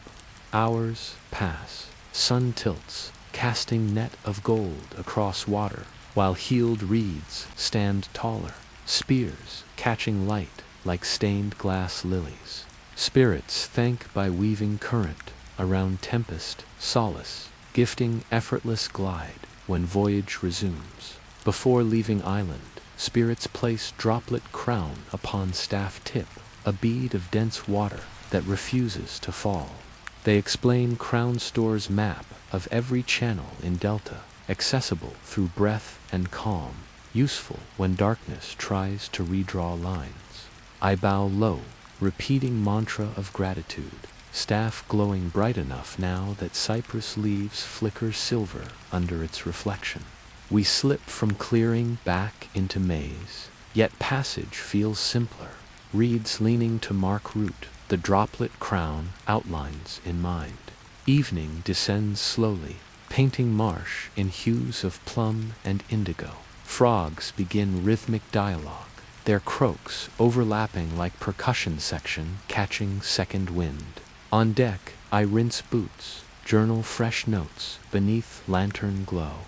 Repetition building mental scaffolding so tomorrow's tasks find stable footing. Staff rests across lap, seen pulses calmer now. Satisfied quartet has found new stanza. Shield rim catches moon's first sliver, silvering frost etch until it resembles delicate lace laid across ancient songbook. Somewhere aft, Shanla's hums lullaby about ships that learn to dream, and I suppose even wood and canvas deserve narrative arcs, especially when they choose to ferry balanced hope along rivers that remember every story ever whispered into their patient tides. Moonlight matures into full silver coin by the time tempest solace clears the last reed throat and noses into open estuary, where tidal current drags glitters of starlight across black glass water. Crew trims sail to catch languid breeze, and I remain at bow, recording final observations beneath swinging lantern, whose flame now burns aqua from lingering shard dust. Ink flows willingly, strokes bending like river bends I mapped an hour ago, repetition soothing nerves that still vibrate with chorus of frogs. Each loop of script reassures the mind that events, once captured, can rest on parchment and cease clanging in memory hallways. When I paused to sand the page, cress scent wafts from marsh behind, and cedar resin rises from deck planks ahead.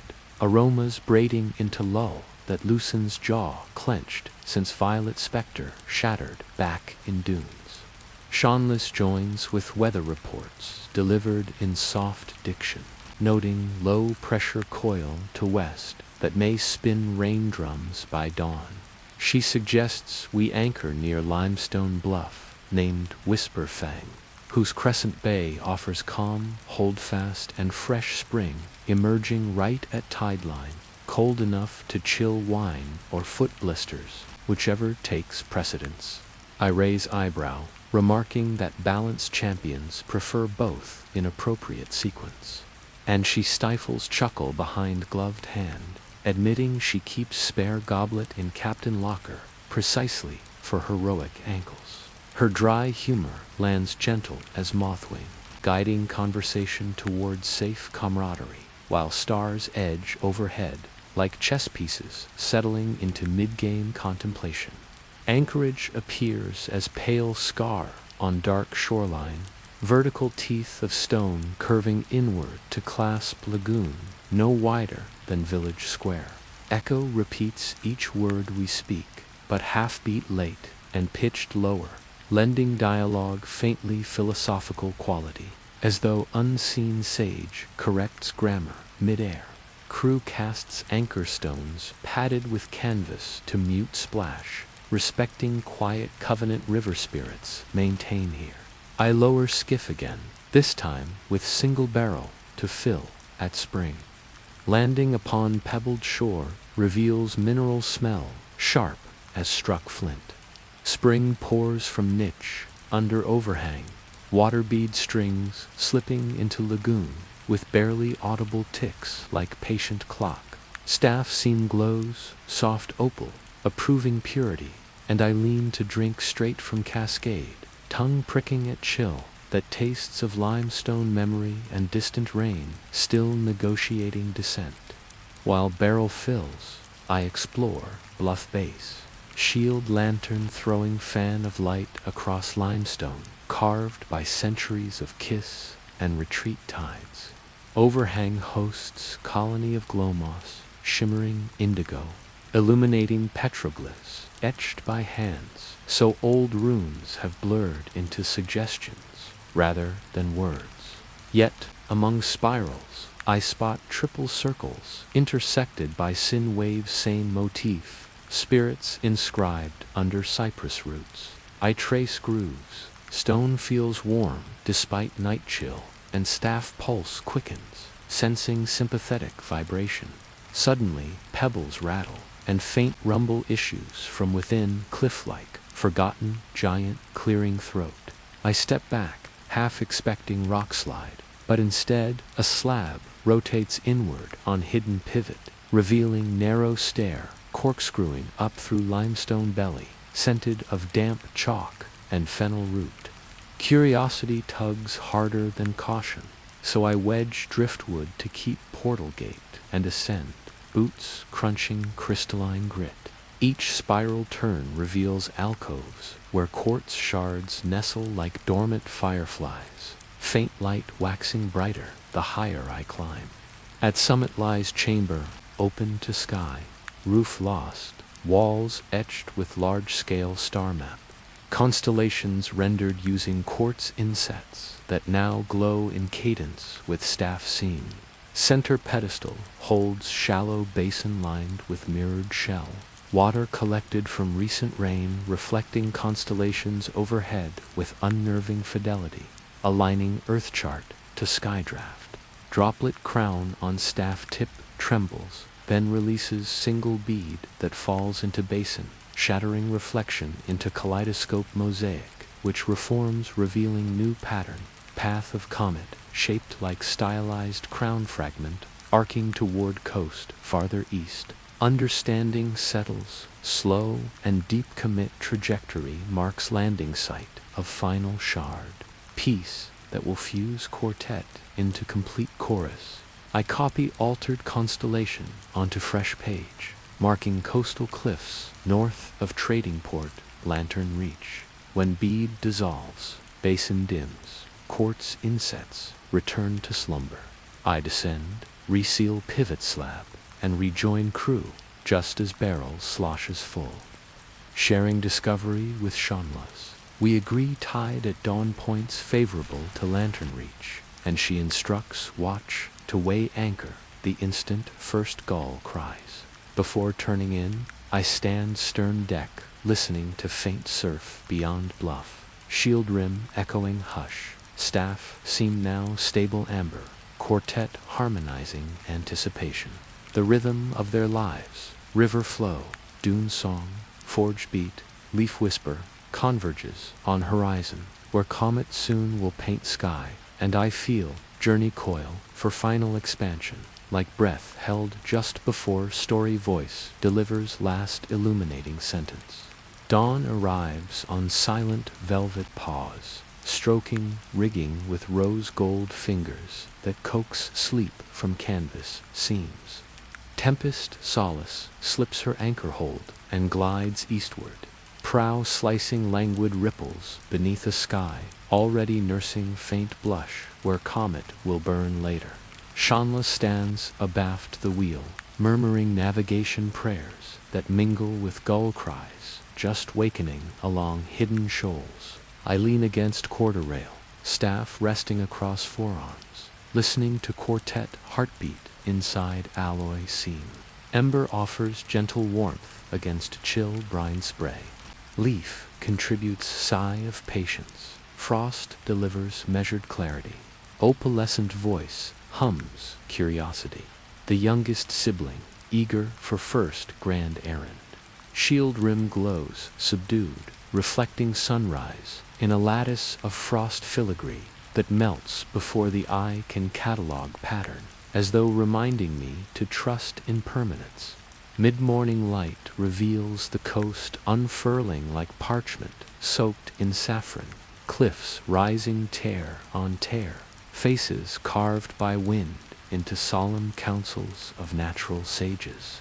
Lantern Reach emerges at their base, a jumble of whitewashed cottages, stacked like seashells caught mid-splash, smoke drifting from terracotta chimneys in lazy ribbons. The harbor lives up to its name. Glass lanterns of varying size hang from masts, jetties, even stubborn cranberry bushes growing along footpaths, each vessel of colored panes breathing pastel fire despite daylight. Their combined glow dapples the water with candy streaks that sway beneath Tempest Solace as she eases into mooring. A harbor bell, drunk on echo clangs 3 greetings, then falls quiet, allowing hush of expectation to linger as gangplank thuds against seasoned pine wharf, slick with kelp fragrance. Stevedores in linen vests swarm, looping hawsers and exchanging jokes that drift like friendly sparrows from barrel to barrel. I disembark with captain at my side, boots tasting cobble grit still damp from dawn tide wash. Bizarre hum waits farther uphill, spice sellers shouting cinnamon fortunes, fishermen debating morals of squid courtship, children negotiating marble trades with diplomacy that would shame monarchs. I pause under arch of lanterns shaped like chrysanthemums, letting staff register town cadence. Alloy seam glows faint jade, sensing life energy unscarred by violet residue, yet restless under rumor weight. Shanlas points toward an ivy-laced tower half hidden by windmills. Inside lives cartographer Ailoon, custodian of comet lore and guardian of keys to northern escarpment, where impact crater sleeps among heather and basalt. We thread alleys, fragrant with cardamom pastry and oak-smoked mackerel. Citizens nod politely at staff glow, accustomed to oddities delivered by sea. A minstrel recognizes shield crest and breaks into impromptu ballad about dance between fire and frost, inserting playful leaf flutter whenever his lute misses beat. At tower door we are greeted by mechanical owl, whose brass feathers click like shuffled cards. It scans staff pulse, then hoots approval, inner gears ringing small silver cord. Eileen descends spiral stair, her robes patterned with swirling constellations that shift when she moves. Ink responding to body heat. She welcomes us into chamber, where parchment maps cover walls like overlapping wings, each dotted with star pins that glimmer according to unknown logic. Scent inside is parchment dust, violet ink, and hint of wintergreen tea steaming on tripod brazier. Eileen studies the droplet crown, still affixed to staff tip, eyes widening as refracted channels shimmer onto ceiling vault. She instructs me to rest staff atop crystal dais, etched with radial grid. When alloy seam touches surface, lines ignite, projecting comet trajectory in soft luminescent yarn that stretches from deep western sky to chalk-white escarpment beyond lantern reach. She explains comet shard fell generations ago, burying itself under fused sand, now called glass dunes of Shahar. What remains aloft tonight is echo fragment due to circle overhead, precisely when moon kisses zenith. That moment will awaken crater stones which guard final ember of crown memory. To retrieve it unscathed, traveler must balance quartet frequencies within window of 3 heartbeats, else echo will fracture into shards of empty glare. Afternoon drifts, while Eileen calibrates star chronometers, their brass arms ticking in harmony with shield hum. She teaches breathing exercise, aligned to comet's pulse. Inhale during twin star rise. Hold through silent interval when gull wings pause mid-flap. Exhale as lantern light flutters on cusp of violet dusk. We practice atop tower balcony, wind playing curls of parchment around us. Each attempt knots rhythm tighter into body memory. Below, harbor prepares festival. Townsfolk hang extra lanterns shaped like comet tails. Children paint faces with streaks of silver dust. Vendors stocks citron cakes, said to grant bold wishes if eaten exactly when comet crosses meridian. Shanless secures rations and arranges for Tempest Solace to stand ready as signal ship, its sails prepped to mirror comet sheen, a beacon guiding any lost harmony back toward grounded resolve. Evening tiptoes, painting rooftops in lilac hush, while first lanterns wink alive like terrestrial constellations, eager to gossip with skykin. I jot fresh repetition in journal. Cadence counts, trust breath, let shards speak equal. Each line closes loop between mental doubt and physical certainty. Staff now pulses slower, content that rehearsal feeds confidence. Shield rim reflects lantern glow, frost etch tracing nascent comet arc. Somewhere above horizon, a pale thread brightens comet's ghost-warming hands before grand performance. I feel quartet hum rise within sternum, elemental choir inhaling on shared cue, ready to shape note that might ring wide enough to still shadow echoes and crown balance with final unstated chord waiting just beyond tomorrow's deliberate dawn. Dawn unveils itself with deliberate ceremony, unrolling a pale apricot mist across lantern reach, while the sea exhales quiet applause against the harbor stones. I rise from my narrow loft in Eileen's tower, spine grateful for cedar-scented linen, and mind freshly inked with comet breathing drills, practiced till lanterns burned low. Outside, gulls preside over morning market setup, their calls echoing between salt-bleached eaves and wafts of dough that promise honey, crullers soon to crisp in sizzling oil. I stand on the balcony where star chronometers still tick a muffled countdown, the brass hands pointing toward the hour when comet and moon will clasp in silent greeting. Staff rests against the balustrade glowing gentle gradients. Quartet hum soft yet vibrant like musicians tuning before symphonic sunrise. Shield rim catches, slanted light, scattering frost lace across cobbles, and waking cats stretched long in slow feline applause at day's opening act. After a breakfast of citrus porridge laced with ginger, Eileen leads me down spiral stairs to a hidden archive where scrolls sleep row upon row like rolled seas waiting for new explorers. She selects one vellum sheet preserved behind crystal, its ink shimmering violet and emerald, depending on how sun slants through skylight. It depicts crown renewal, a ritual older than recorded dynasty, involving alignment of celestial shard, elemental verse, and willing heart to bridge them. Eileen explains that tonight's comet is the rhyme to the earlier echo, a final syllable required to complete the spell broken when crown shattered ages ago. She traces 3 concentric rings near margin, then adds a 4th half-drawn, leaving gap where my staff seam pulses in opal invitation. She nods, saying the drawing accepts another voice, and I realize my role is not soloist but conduit in concert, a ribbon-binding cosmic choir.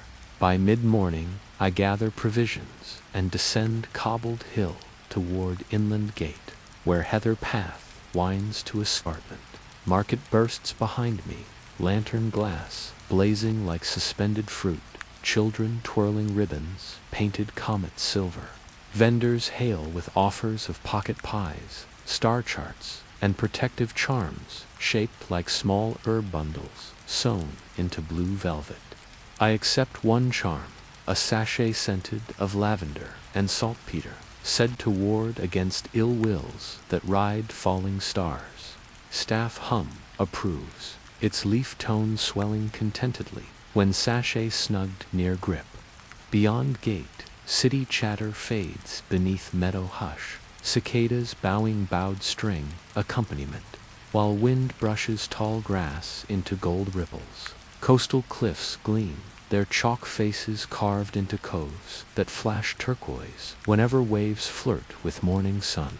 But my route aims upward, a long track peppered with wild thyme, whose minty bravado clears lingering tavern smoke ghosts from lungs. The escarpment path steepens, drawing out slow music in calf muscles.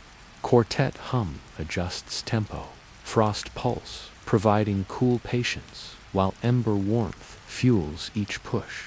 Leaf breath balancing inhalations through nose filled with scent of damp chalk and sun-baked lichen. Opal shimmer, still youngest, improvises playful trills that coax a lark into aerial spiral overhead.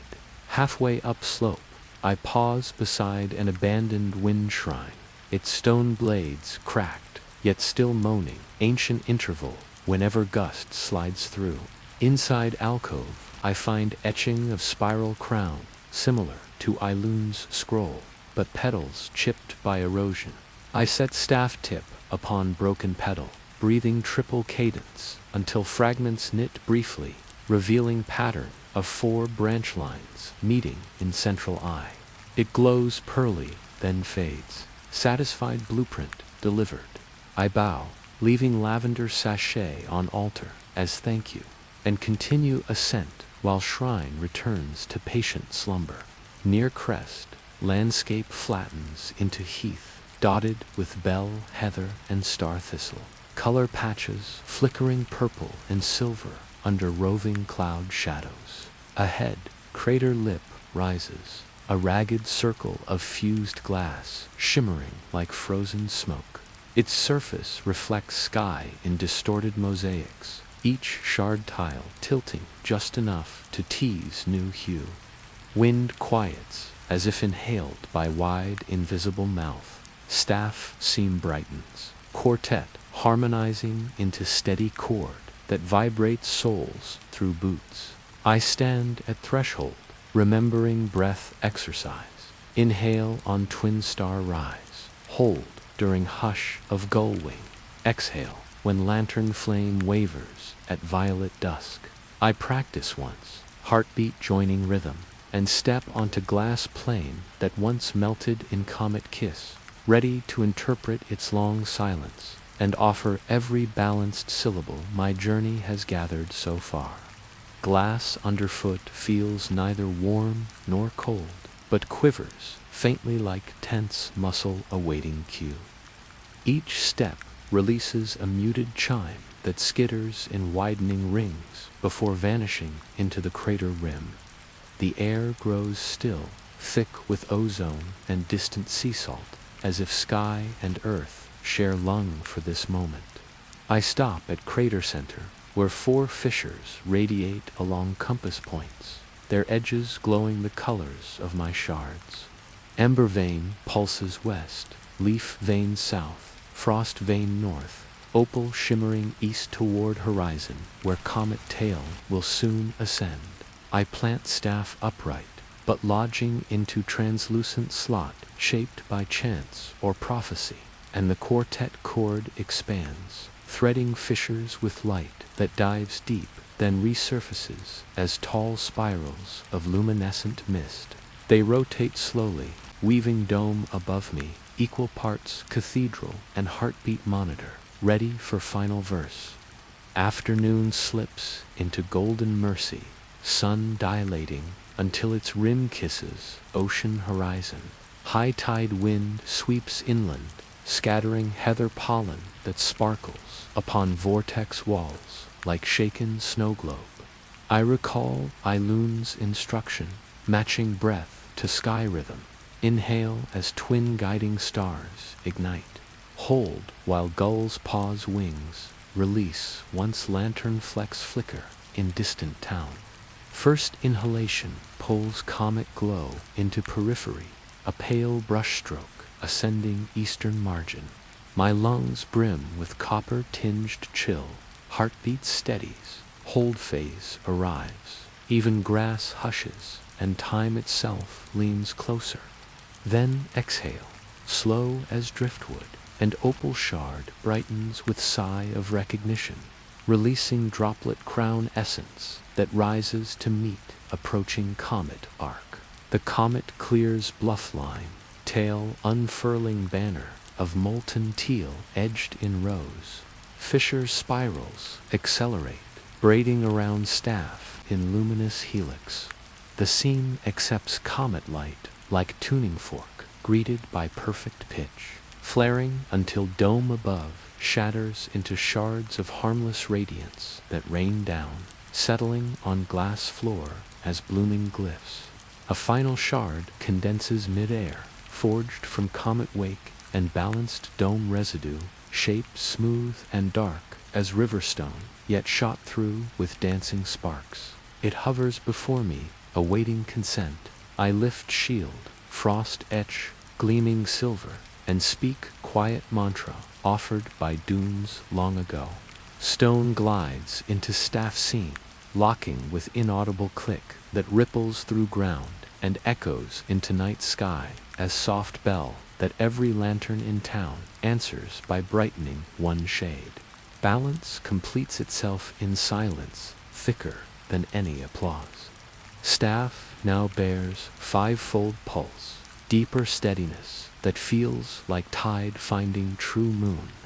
The glass beneath my boots warms pleasantly, fissures fading into healed sheet where quartet symbols merge into simple circle free of ornament. I withdraw staff, seam seals over, hiding weld line as though unity were original condition. Comet passes zenith, tail shedding final sparks upon distant sea. I kneel, tracing circle in dusting of comet snow that settled on glass, whispering thanks to mountain forge, river current, dune song, marsh reed, and leaf whisper. The circle glows briefly in moon-tinctured silver, then sinks below surface, gift returned. Journey downward feels lighter, staff serving quietly as walking stick, its weight now perfect opposition to every step. At shrine wind blades, broken earlier, resume slow spin, releasing clear tone that follows me like devoted pup. Lantern reach below flickers in festival revel. Comet cake scent and brass trumpet drift uphill. Shanla's waits on ridge path, eyes reflecting 5 colors as she studies staff, then nods once satisfied story found rhyme. We walk toward town through heath, now lit by thousands of fireflies, newly emerged, their tiny lamps echoing city lanterns, so that sky and earth trade constellations for one generous hour. Each breath carries rhythm of their lives, steady and calm, unhurried toward, yet unwritten part 13, yet present enough to savor every footfall where glass memory meets soil, ready for new roots. Lantern Reach exhales its final comet reverie in soft sighs of ember confetti drifting seaward, and dawn finds the docks hushed save for slow gull murmur and the creak of rope that remembers dancing under lantern constellations. I wake aboard Tempest Solace, cedar bunk, still warm from dreams, threaded with 5 colors, now pulsing quieter than a kitten's heart. Shanla's leans over a rolled sea chart, finger tracing new course inland. She lifts gaze, eyes glinting slate, and remarks that every tide whispers of a gathering shadow mustering beneath that black fortress. My staff answers with a single deep thrum, not alarm, more polite nod, acknowledging invitation to the grand conversation history intends to hold at those walls. We dock once more at the busy quay and disembark into brisk morning, salted by fresh mackerel smoke. Eileen joins us, her constellation robes gleaming muted pewter, holding a packet of notes scribbled during comet passage. These notes chart converging lines of power, currents of intention, she claims, move like flocks of starlings, and they all spiral toward the obsidian citadel. We convene beside stacked cargo crates, joined by Lore, whose caravan has arrived laden with healing tonics, by Sarah, the swordswoman, sporting fresh map of wind tunnels under fortress ramparts, and by Melner, who left Forge Glow behind, yet carries it in hammer heft and eyes resolute. Even Corvin appears, pockets stuffed with ginger chews and improbable optimism. The quorum forms an unlikely constellation, its points linked by shared dusk tales and dawn promises, now ready to chase balance into deepest stronghold of imbalance. Afternoon sun warms the council chamber of Lantern, reaches Sea Guild, where we spread vellum maps across cedar table that still smells of resin. Eileen outlines 3 concentric blockade lines surrounding Citadel, manned by cult disciples cloaked in midnight cloth.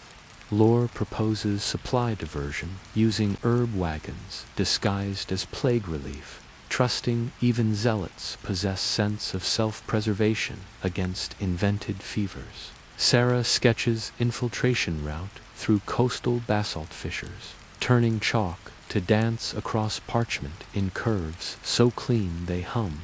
Melner studies foundation schematics, tapping weak support buttress, where a single, well-placed resonant strike might sing stone into surrender without burying every negotiator in rubble. I listen, staff resting across knees, pulse of 5 shards, aligning with rhythm of their voices, weaving strategy into calm tapestry no panic can tear.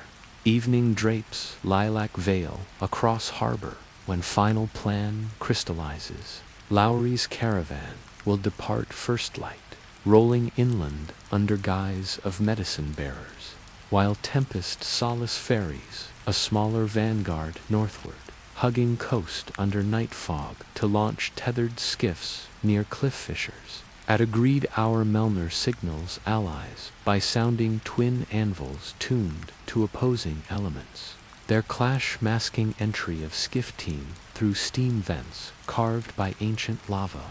Inside walls, I will guide Shard Harmony to neutralize Shadow Ward's guarding crown pedestal. If fortune smiles, Citadel defenders will stand disoriented by collapse of void obelisks powered by stolen shards, granting Sarah's ground unit path to secure central bridge. Strategy reads smooth on parchment, though every ink line shivers slightly, aware that living quills must convert scribbles into walking truth. Night before departure, festival lanterns extinguish, leaving streets lit only by windows, where families share last cups of hibiscus tea before curfew. Our alliance assembles in quiet courtyard, scented by orange blossom.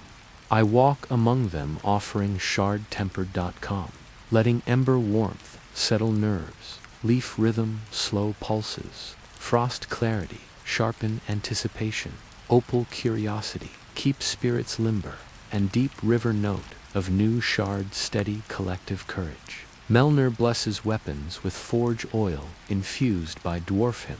Ilun paints protective sigils of simplified star paths on inner wrists. Lore distributes rosemary sprigs remembering sunrises, and Sarah demonstrates a breathing drill so smooth it seems woven out of night air.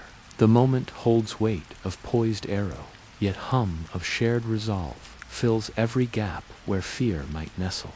Before partying 2 quarters, I climb watchtower overlooking moonlit sea. Shield rim catches, pale glimmer, frost pattern, now tracing faint silhouette of obsidian spire, as though forecasting tomorrow's skyline conquest. Staff stands upright beside me, seam pulsing measured bass chord that blends with surf hush below. I open journal, adding repetition of key coordinates etched earlier, forging memory grooves ready for instant recall.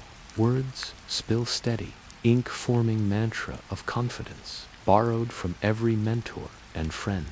Imagine yourself turning these pages, feeling each stroke anchor, wandering thought, guiding it into harbor safe against coming gale. I close book, slip it beneath cloak, and whisper thanks to quiet stars that have guided feet since first day waking under ruined battlements. Tomorrow, we step onto final corridor, where balance must meet discord, no longer as polite guest, but as host, reclaiming his house. Moon slips past zenith, drawing silver hinges across harbor water, while our caravan creaks from lantern reach under cloak of faint seaside fog. Lore drives first wagon, reins wrapped in gloved fists that smell of marjoram to disguise stress, sweat. Behind, crates bear tonic vials packed in straw, but secret compartments hold spare blades and forged detonators snugged in wool. I ride 6th cart, where staff lies atop burlap sacks, glow muffled by canvas shutters, yet pulse steady in palm. Road climbs inland dunes, then dips among salt cedar, wheels crunching shell grit that pops like muffled applause. Each jerk of axle fits breath, drill Sarah taught. Inhale crest, hold trough, exhale climb. Night insects churr warble, stitching invisible lattice over our route, soothing nerves the way lullaby tames skittish colt. At dawn break, we reach Checkpoint Hill, crowned by crumbling watchtower, repurposed by cult patrol. 2 robed guards step from brush, masks painted with violet comet tails. Lore feigns cough, claims wagon's hall counter, plague elixir, flourishes forged quarantine papers, bearing guild wax. Ilun crafted while discussing star routes. I punctuate story with weary shrug, lifting staff for support, so guards see no light. One wants sample. Corvin offers jar of pungent ginger syrup, simmered with sulfur. Guard recoils, eyes watering through mask slits, waves us through while muttering prayer against imagined contagion. Wagons roll beyond sightline before laughter escapes lips, quick, quiet, carried off by sea breeze that steals smell of fake medicine. Staff scene flickers brief amber chuckle, then steadies, mapping heartbeat route toward outer blockade. Blockade trench appears midday, carved through black basalt, lined with stakes, topped by lanterns containing smoky quartz that throbs faint purple. Sarah's infiltration team waits, hidden in vent fissure nearby, signaled by hawk feather flutter tied to root. We halt wagons under pretext of wheel inspection. Taps twice. Dwarven runners beneath earth answer with dull gong that travels through souls like subterranean thunder. Ground shivers, stakes vibrate, purple lantern glass hairline cracks. At identical beat twin anvils strike from coastal cliff, where Tempest Solace now anchors broadside, cannon muzzles disguised beneath sailcloth. Credo. Sonic wave meets resonance within basalt. Trench wall fractures downward, leaving gap wide as two wagons. Cult sentries stumble, ears bleeding from phantom bell they cannot see. Before they recover, Lorraine's first cart surges through breach, followed by entire column. Herb banners snapping victorious critique of sloppy architecture. Inside perimeter we split. Wagons peeled toward courtyard, posing as field infirmary, while I dismount with Sarah, Melner, and two wardens cloaked in reed armor, brightened by river pearls that pulse aquamarine. Steam vents exhale sulfur, warm breath. Path slopes into rear maintenance tunnel, built centuries before Citadel warped into Shadow Bastion. Tunnel bricks drizzle condensation, tasting of rust and regret. But staff glow leads unerringly toward furnace core that feeds obelisk grid. Each step synchronizes shard choir deeper until walls echo quintet heartbeat louder than marching boots. We encounter first cult engineer crouched over rune valve. Frost pulse flickers, pipes glaze in ice tracing, swift calligraphy. Engineer slips, slams head, sleeps gentle snow dream while we pass like guests, leaving library after hours. Dry humor nudges me to whisper overdue fee forgiven, drawing smirk from Sarah, who wipes blade on silence. Central crucible chamber yawns vast, lit by magma sluice, channeled through crystal rails. Atop gantry broods hollow regent, cloak of nightmares, stitched from fragments of self-doubt. Helm carved of stolen comet glass, swirling violet storms. Staff seam brightens, accepting challenge, but not anger. I breathe triplet cadence, let river droplet map open in her eye. Regent turns, voice hollow, echo yet scented of garden grief. Return shards, or realm slips beneath tide of perfect stillness. I answer calm, suggesting balance, prefers motion. Stillness leads to dust. He gestures, magma pulses violet, pushes, shard-powered surge, toward us. Melner swings hammer tuned to dwarf him. Strike meets flow, converts surge into shower of harmless glass beads, tinkling across gantry-like wind chime applause. Leaf shard sends green arc that sprouts moss along rails, dampening heat. Frost shard cools air, forging footing for advance. Ember warms courage. Opal refracts doubt into prism of possible compromise. We close distance. Sarah duels regents, obsidian blade, sparks painting chamber with brief constellations that vanish before naming. My role becomes chorus conductor. Staff conducts elemental harmony that unravels dark filament woven through regent's armor. Each pulse removes layer of despair until his movements slow beneath weight of realized choices. At final breath, I plant staff, but into basalt ring. Circle of 5 colors projects dome hallmark from crater days ago. Dome expands, envelops regent and myself in hush where only heartbeat counts. I ask his true name, he whispers, Corvian scholar, once tasked to safeguard crown before fear edits purpose. I extend hand, shards dim, offering gap for new voice. He collapses, armor crumbling into harmless obsidian dust. Outside dome obelisk network flickers, then dies. Violet flames guttering into thin smoke that smells faintly of rain on warm slate. Balance lodges itself quietly into room's echo, waiting next verse. Moonlight slips through shattered vents and settles on the cooling magma rails, glazing them with soft pewter that belies the fury expelled only moments ago. The chamber exhales long, as though the citadel itself has awakened from a nightmare of its own forging. Obsidian shards that once formed the regent's fear-stitched mantle now sprawl across basalt like discarded chess pieces, their surfaces dulled to glassy gray, powerless without stolen shard charge. A hush spreads outward, touching echoing corridors and distant parapets where cult banners sag at last, their midnight dye appearing almost apologetic under pale glow.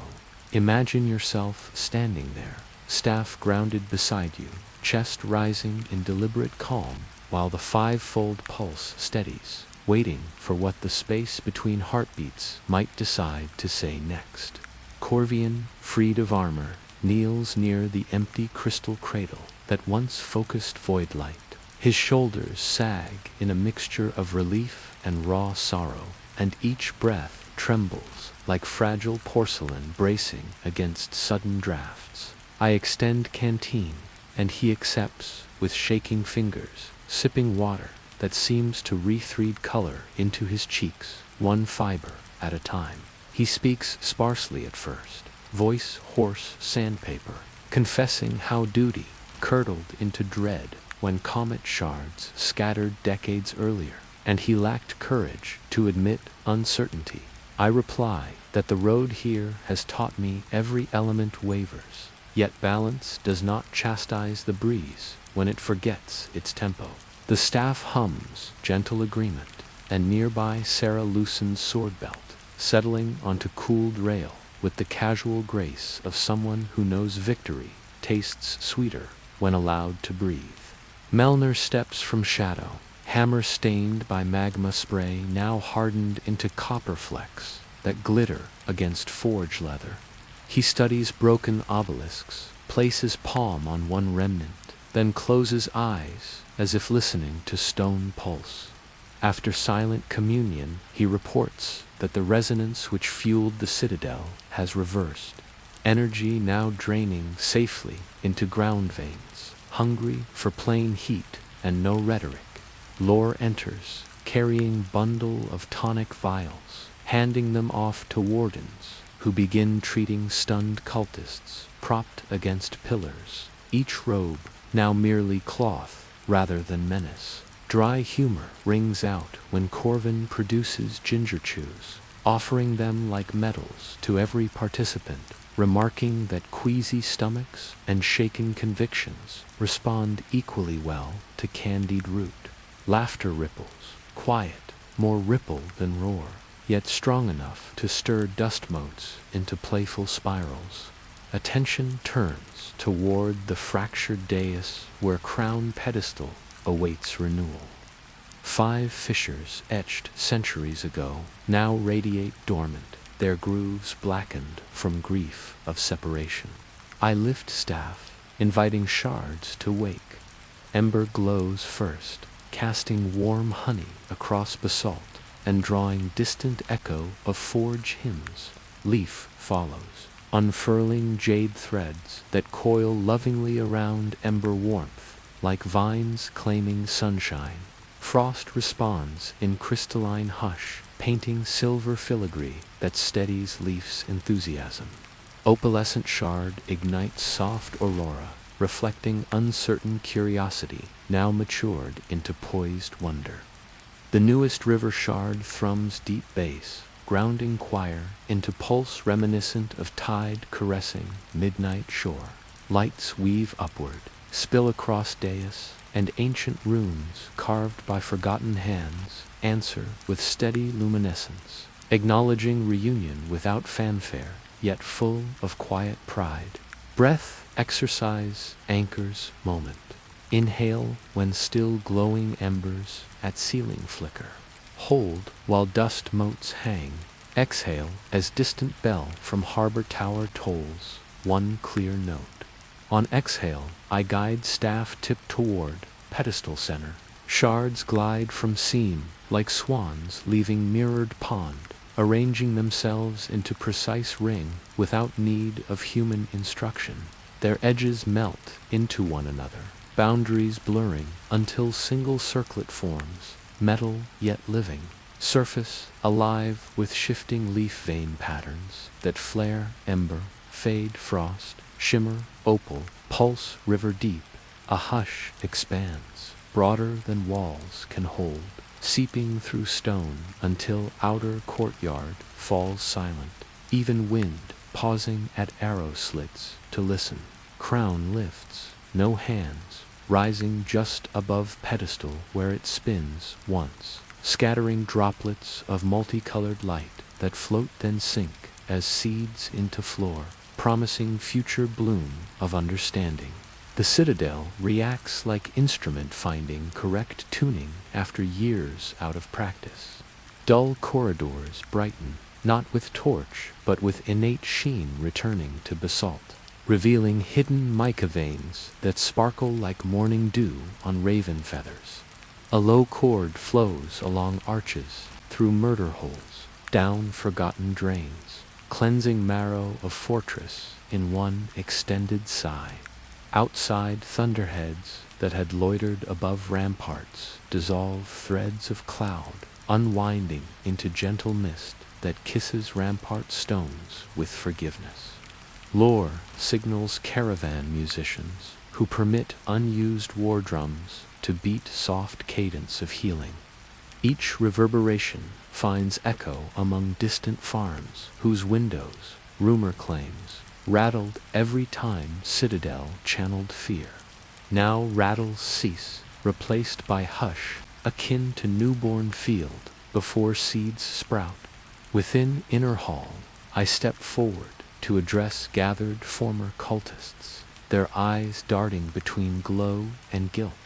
I share memory of barrow humming runes, of river spirits thriving in restored reeds, of doomed tower that chose submersion rather than pride. I tell them balance welcomed their leader back, despite misstep, and will welcome each of them when they contribute steady notes to shared melody. Melner adds that dwarves temper or not through harsh strike alone, but by giving metal time to breathe between blows. Sarah promises training yard open to any who wish to exchange blade fear for blade discipline. Lore offers caravan ledger, needing keepers who understand caution after dancing with chaos. Invitations float like lanterns across hall. Some eyes remain wary, yet many soften, perhaps remembering how relief feels lighter than armor. Night creeps toward horizon, pulling soft indigo through broken skylights. Crown now floats serene, waiting for journey's final affirmation. Placement atop head, ready to bear responsibility. I feel weight of decision, no longer novice, but still wary of titles. Corvian steps up, bowing low, suggesting crown belongs to no single brow, but to circle of guardians, pledged to maintain elemental dialogue. Eiloon, arriving breathless after guiding townsfolk to safe vantage, agrees, proposing rotational stewardship written into constellation calendars, so future watchers remember humility. Consensus forms like pearl layering itself patiently. Leadership by shared custody, not throne. Staff hum deepens into content per, and I know balance applauds choice. First half of this long final day thus closes on chamber, bathed in soft prism glow, crowded with people breathing in unison, the rhythm of their lives finally attuned to gentle, promising stillness before next vital verse. The provisional council gathers beneath the new crown, seated in a circle on basalt flagstones whose sheen now mirrors candlelight rather than swallowing it. Eiloon unrolls fresh parchment, and begins to draft the charter of shared custody. Her quill scratching a gentle heartbeat that blends with the low hum still radiating from staff and crown alike. Lore supplies practical clauses about supply routes that will ferry herbs and grain to villages once taxed for cult tithes. Sarah adds training schedules so former sentries can trade aggression for disciplined guard duty. Melner notes smithing rotations for repair of roads and bridges, long neglected, while Corvin dots margins with cheery reminders to hold seasonal feasts, honoring each element in turn. The document blossoms into living promise, words braided like willow wands, sturdy because they bend, because they cause to bad prisse. When clauses at last align, crown lowers of its own accord, resting on a shallow pedestal fashioned from fused obsidian, now veined with river blue, marking neutral ground none can claim, but all can serve. 5 selected stewards step forward, each representing element and community. River warden, desert nomad, dwarf smith, elven herbalist, human archivist. They place palms upon circlet as dawn spills through eastern breach, threads of gold catching tiny motes of dust that dance like new ideas. Crown glows, soft peach, sealing vow without ceremony pomp, yet walls themselves seem to lean closer, mortar brightening where light touches, as if stone has become eager apprentice of balanced governance. Outside, banners once dyed in terror are dipped in clear water, colors bleeding away until fabric returns to gentle flax tone, ready for honest wind. The citadel breathes deeper now, corridors buzzing with purposeful footsteps instead of frantic patrols. Warden's Guide Cult initiates to garden terraces where leaf shard energy has coaxed shoots from cracked planters. Frost nuance keeps air crisp, preventing wilt even under midday sun that glances off fresh cleared arrow slits. Ember warmth flows through refitted hearths where cooks stir massive kettles of lentil stew, spiced with rosemary and ginger, recipe courtesy of Corvin, who orchestrates an impromptu kitchen brigade staffed by former alchemists delighted to handle ladles instead of doom eclipses. Laughter rises over simmering pots, echo bouncing against new-shaped stone and returning layered, richer. Imagine yourself inhaling that aroma, hearing spoons clang harmony that would have sounded scandalous here only sunrise ago. In a quiet bastion overlooking cliffs, I take moment to center, planting staff but into patch of time that survived siege by hiding in mortar fractures. Shards now speak low, their once distinct voices blending into chord, so smooth individual tones only reveal if one leans close with closed eyes. They feel lighter, as though having shared burden with wider chorus diminishes need to announce themselves. Shield rim mirrors mood, frost pattern relaxed, filigree lines drifting like clouds across polished bronze. I turn journal pages, engraving fresh repetition. Balance circulates best when gifted. Leadership travels safest when shared. Fear dissolves quickest in steady daylight. Ink dries fast in salty breeze, each line anchoring wandering thoughts back into earth, now fertile with possibility rather than portent. Evening approaches, draped in soft tangerine, and the first inclusive council session convenes on parapet, where cool wind carries temps of distant seaweed. Delegates from surrounding villages arrive by pony and sail skiff, eyes wide at transformation.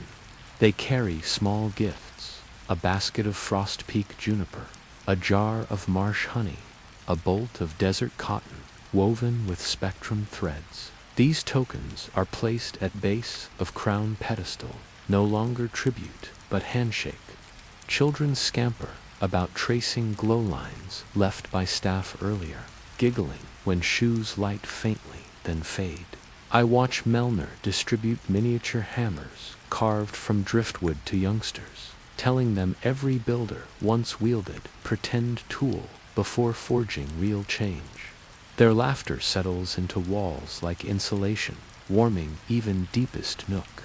After sunset, constellations bloom above ramparts, clean and sharp. Luna ranges telescopes so townsfolk can view crater sight, where glass now reflects starlight without sorrow. Shanla's signals from harbor with lamp flashes, tempest, solace, bobbing gently. Her deck lanterns returned to holiday hues. Lauer's caravan guards stack last empty crates, remarking that medicine wagons finally carried true cure, though symptoms were fear not flesh. Sarah leads volunteer drill beneath crescent moon, wooden swords tapping steady cadence that resembles heartbeat of healthy city. Through it all, Corvian assists scribes, cataloging remaining violet glass shards, every entry ending with notation in bold ink, neutralized and archived for study, never again for domination. His posture, once curved by guilt, now straightens bit by bit, vertebrae aligning with whispered forgiveness. Close to midnight, Crown lifts briefly, releasing haze of multicolored fireflies that swirl over battlements, then disperse across valley like dandelion seeds riding gentle draft. Some drift toward barrel mounds, some to dune fields, some to river delta, each a reminder that balance must wander to stay alert. Staff glows in response, but this time pulse is farewell rather than summons. I feel tug of road, subtle yet firm, as though dawn tomorrow will pull horizon just far enough to inspire fresh pursuit. I pack journal, tie shield charm, gifted by Dunmere children, now faded but strong, and tuck ginger chew for pre-dawn throat. Before seeking rest, I circle parapet once more, absorbing rhythm of their lives, converging in unfamiliar yet comforting counterpoint, knowing part 15 waits, patient as moonset, ready to turn final key. Dawn sidles into the high courtyard with quiet confidence, laying broad stripes of butterscotch light across newly scrubbed basalt, where children's chalk games still ghost the surface. Mist climbs from distant river valleys, draping low towers in gossamer that smells faintly of wet pennyroyal and newly quenched forge brick. I pause atop the east rampart, staff balanced on shoulder, feeling its fivefold pulse steady and content, as if rehearsing goodbye verses before curtain fall. Down below, the Provisional Council stirs from bedrolls, scattered like sleepy commas across script of yesterday's victory, stretching limbs that remember battle, yet ache more now from laughter shared after midnight stew. A lark invents optimistic trills overhead, each note matching heartbeat of citadel stones rediscovering purpose in morning warmth. Breakfast assembles itself in gentle waves. First, kettles of rice porridge, sweetened with marsh honey and dotted by ginger shavings, courtesy of Corvin, whose kitchen crew hums lullabies rather than marching tunes. Second, wide platters of herbed egg rounds brought by former cultists eager to prove redemption tastes of rosemary and community. Finally, Melner wheels in a great copper pot of forge coffee, dark as tunneled quartz yet layered with mellow smoke. Steam roams courtyard, swirling through sunbeams, until whole scene resembles lantern light trapped in dew. I accept wooden bowl, adding single drizzle of honey shaped like spiral crown, smile at the symmetry, and chew slowly, each bite anchoring memory lines, so journaling later will feel like unpacking gifts rather than puzzles. After bowls clatter clean, Lowry's wagons rumble through inner gate, banners newly sewn in flax and soft teal rather than dire obsidian. Horse hooves thud along renovated flagstones that no longer echo menace. Instead, they resonate like tuned drums in festival parade. Lore hops down, offers me canvas satchel stuffed with letters to deliver along my next wandering arc. Reports of healed barrows, reed growth metrics, dune tower seed, germination trials, all signed with hopeful scribbles by villagers whose names I once only overheard in cautionary tales. She cracks half-grin, remarking paperwork never ends, then hands second package, fresh oatcakes laced with cloves for road nostalgia. I tuck parcels beside journal, staff glow-warming satchel leather, as though assuring words, safe passage. Sarah meets me by archway, where breeze threads between support beams, her practice sword now polished into ceremonial clarity. She extends new scabbard wrapped in mountain goat hide, engraved with triple circle flanked by twin leaves, saying proper blade deserves home that listens. We spar lightly, wooden sticks, tapping measured cadence, just to prove limbs remember grace after triumph. Her dry smirk accompanies final salute. She instructs me to keep knees slightly bent, even during peacetime strolls, because complacency trips faster than enemy steel. I retort that traveling knights collect advice like squirrels hoard nuts, and she laughs, handing me small tin of salve for elbow bruises I insist are dignified badges. Staff hum complements rhythm, its frost note ringing crisp approval before settling into mellow hum once more. Eiloon approaches last, robe constellation shifting to dawn palette, parchment scroll tucked beneath arms, showing comet arc faded, but balance lines now steady, less frantic swirl, more patient braid. She demonstrates how Crown's new pulse appears among common navigation charts, a beacon any future traveler can follow when equilibrium falters. She presses tiny pocket astrolabe into my palm, its gears etched with leaf and flame motifs, remarking dryly that even seasoned wayfarers benefit from reliable second opinion. I accept, feeling subtle tug between heartbeats as staff resonates with brass instrument, locking onto compass rose, now set to harmony rather than rescue. Eiloon's nod carries promise of correspondence via owl, comet scrap, or particularly talkative shadow, whatever courier feels playful. As sun clears final rampart, Corvian stands beside restored pedestal, robes now simple scholar gray, hands clasped around collection of empty vellum sheets. He whispers thanks, still rough with unfamiliar freedom, vowing to chronicle lessons learned so memory never warps into myth that feeds fresh terror. I tell him journals thrive on honest ink, not elaborate flourish. He grins, confessing violet pigment gives him hives anyway.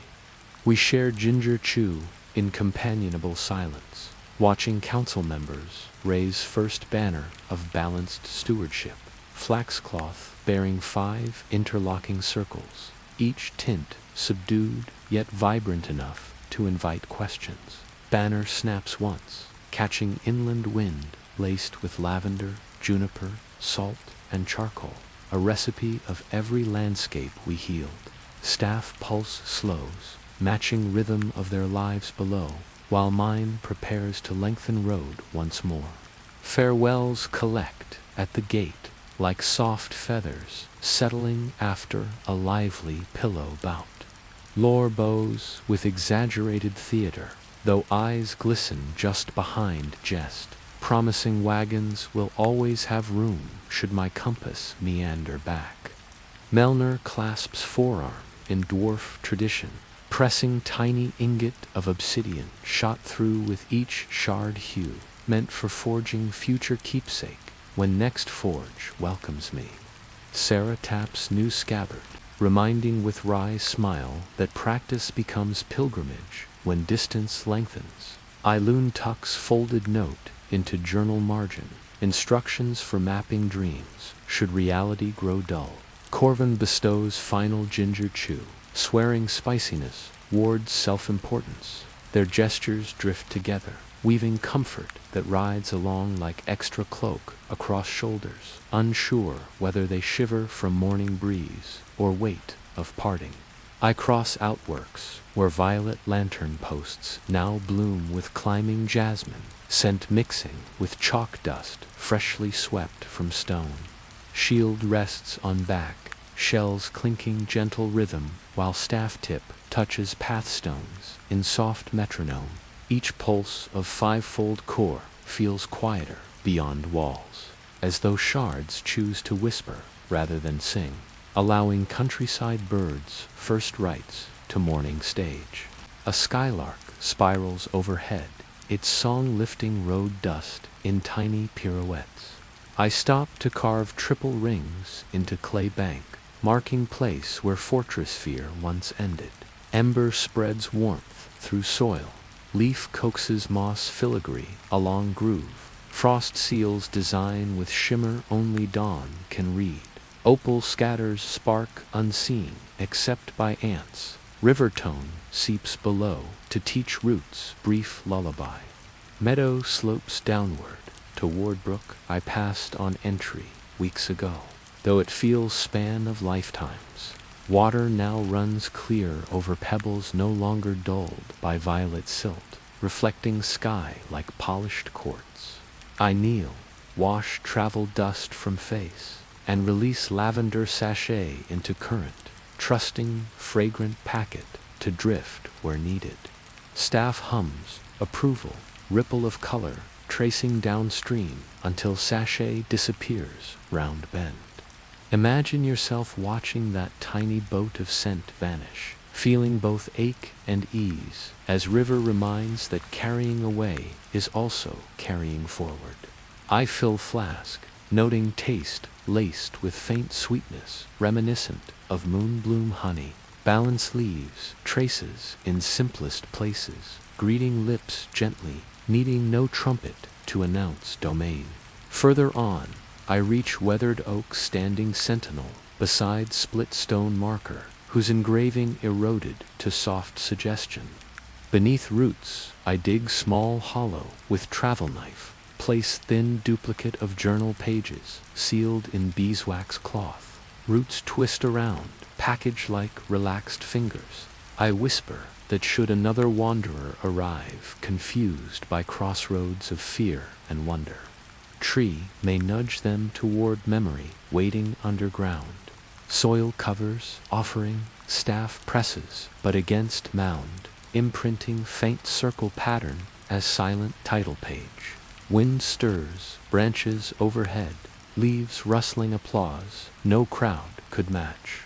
Oak shadow lengthens behind as sun climbs, pushing me onward into field awash with goldenrod, whose pollen drifts bright as pocket stars escaping cloth bounds.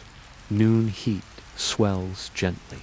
Path reaches rise, overlooking meadow basin, where anomaly shimmers, same portal hue that delivered me at ruined battlements, now months past. Air within ripples like laughter seen through watery glass, edges flickering between yesterday and possibility. I halt, not from doubt, but to let lungs memorize scent of damp earth readying autumn seeds, to let ears imprint hum of insect chorus, to let souls feel granular press of road shaped by many intentions. Staff leans against hip, pulse calm, shield shells click once, final punctuation. I speak gratitude aloud, words simple, rhythm measured. Thank you for song, for silence, for lessons braided between. Portal answers with quiet widening, inviting not urging, offering corridor without claim. I step forward and world pauses long enough for mind to sketch last snapshot, citadel banner fluttering on horizon, Children's chalk spirals bright on distant wall, lark still spiraling sky. Friends, small shapes at gate, waving steady like lighthouse beams. Then threshold kisses souls, cool shock of wind, smelling of completely different rain greets face, and colors rearrange into palette not yet named. Behind, shimmer folds to point of light, then dust, leaving meadow fringe undisturbed, save faint echo of multi-voiced hum fading into insect drone. Staff adjusts balance in palm, still core present though tune already sampling new skies frequencies with inquisitive flicks. Journey resets, compass, yet keeps memory as ballast, gentle weight, ensuring next steps remain measured, curious, and quietly brave. Evening of unknown realm begins to paint horizon in pigments, uncanny yet comforting. I settle under lone cedar on low ridge, journal open to fresh leaf, ink poised. First line writes itself. Imagine yourself at start again, but carrying hush of balance inside rib-like tucked lantern. Second line repeats phrase, rhythm of their lives, knowing those lives will soon include new voices, new harmonies, perhaps even yours. Dear listener, across distance, I rest, quill, take slow breath, feel 5 shards, murmur agreement, and close entry with quiet promise to keep recording until pages or heart run out, whichever bows first. Night insects commence lullaby in dialect, both foreign and familiar, and I lean back against cedar trunk, letting story drift into constellations nowhere on former charts, content that dawn will find me novice once more, yet never truly unprepared.